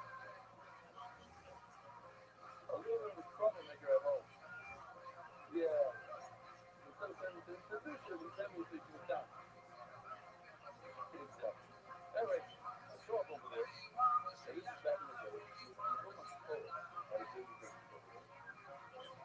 Every other day. I just had somebody that lives there. One of the guys that knew I worked there. He said, if this is my father, you're going to come up in all hours. Not like, anyway, this red truck and bingo would come for once or twice a week. And he was like, boom. Right in front of me. I mean, they would come over bread over there on the floor. And instead of bottom one, you get the fourth one. Your whole thing is going to be the real thing is like a bad the real whatever, the best thing is telling yourself, I didn't know the filler. So, let me come on. Now, the sound of it is looking on the door, and looking on the roof. The birds, they like to hang out here a lot. And you're supposed to protect that food bread. But you always do understand the bread. See, I was thinking night, and I'm not thinking this up. And now, the food up to the top, very good person over there. So it's got cars, and you have all the stuff around there. You gotta like, the power over here, that's the whole area. Let's say, the birds are usually got the top place. The body is up there. But they get the spot on the top, it's like, whoa, whoa. Yeah, that's what you got. Work there. Then you guys say, oh, you need one. We actually are left from being out the city. You need some type shit to come over. Left hand, I got this stuff. Look, I put the bread right over here. The bread is on top of this leg right over here. You'll also have the leg on top of the bread. That butts on top of the leg. And I'm looking at the lobster. But I said, this girl, look on my side. I said, yeah, you see? Like, listen up. Learn it. That's why I got a book. Listen, I'm doing that stuff. On my Rabbi, daughter of the Mishnah, the non-Muslim government never gave a king bread that was laying in that area. And then how many both were the same? That was the kind of that was the over there, this I said, it was a horse. You have another sheep dog. Top, or sheep dog, bottom, or sheep check. Over here. And then it's up to the size. Say,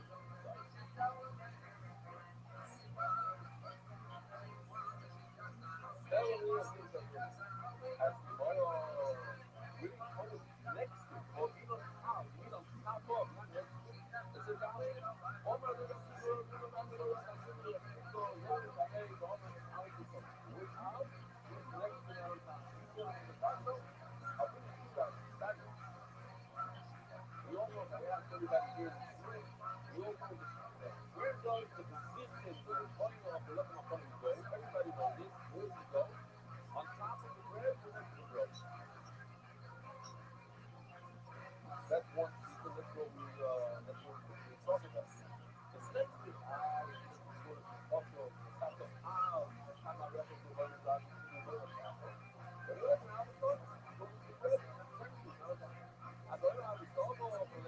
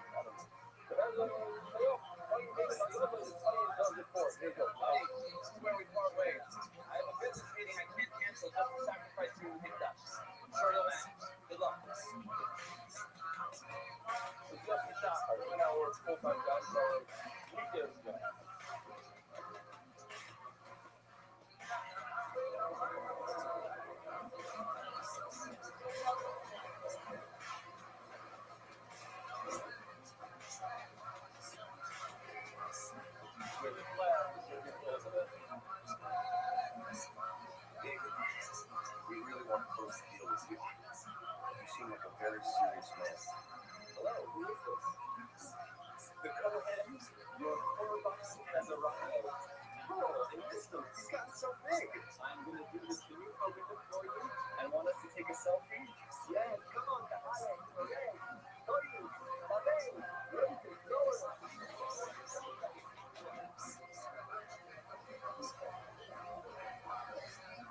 I'm not a big fan.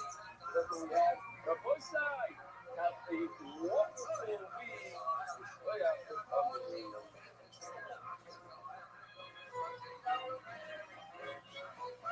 Mary Discussion spreading drugs throughout the world.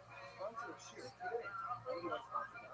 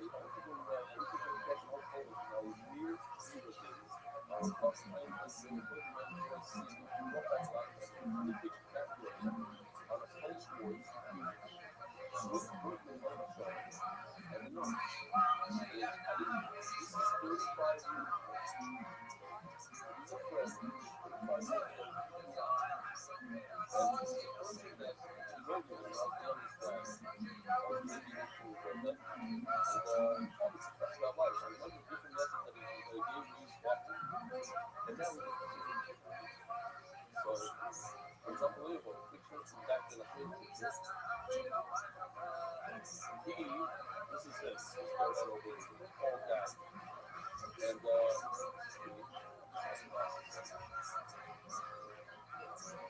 And this is Berkeley. Right here. And that's football. Bottom left. Football. Says I was saying.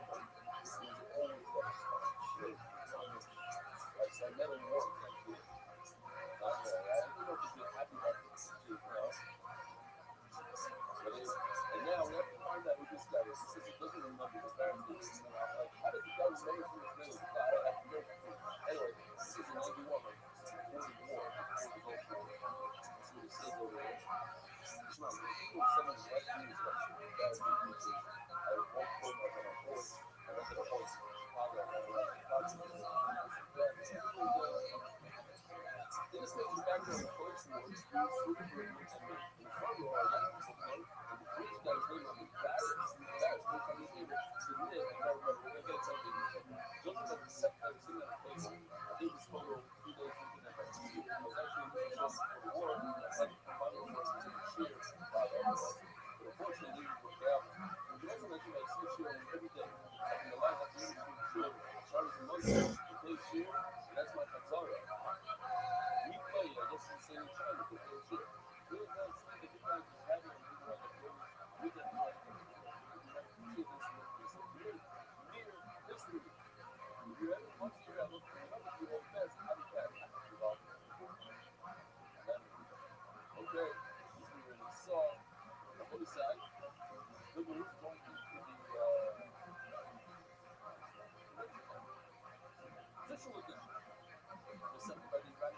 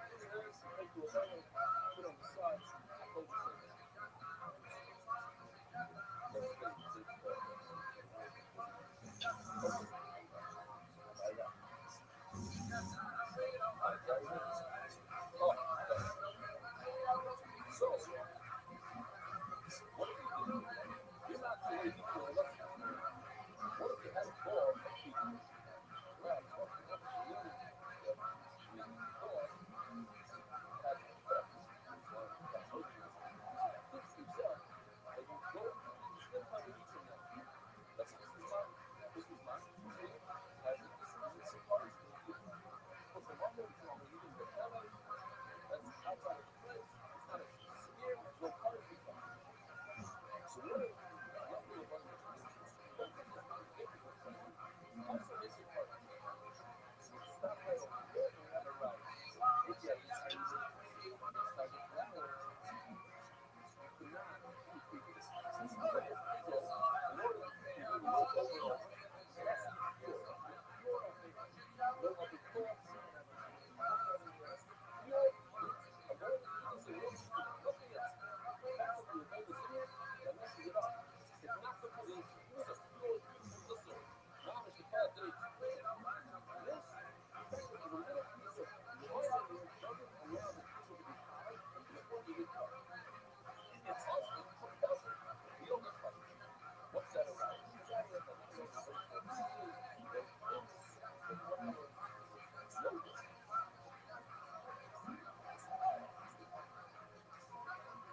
Okay. You're in the world. Fine. Your buddy's always on the side. You can do pizza. I don't see a problem with pizza. You're making based on what I did over here. It's a bad pizza. So it's a difference.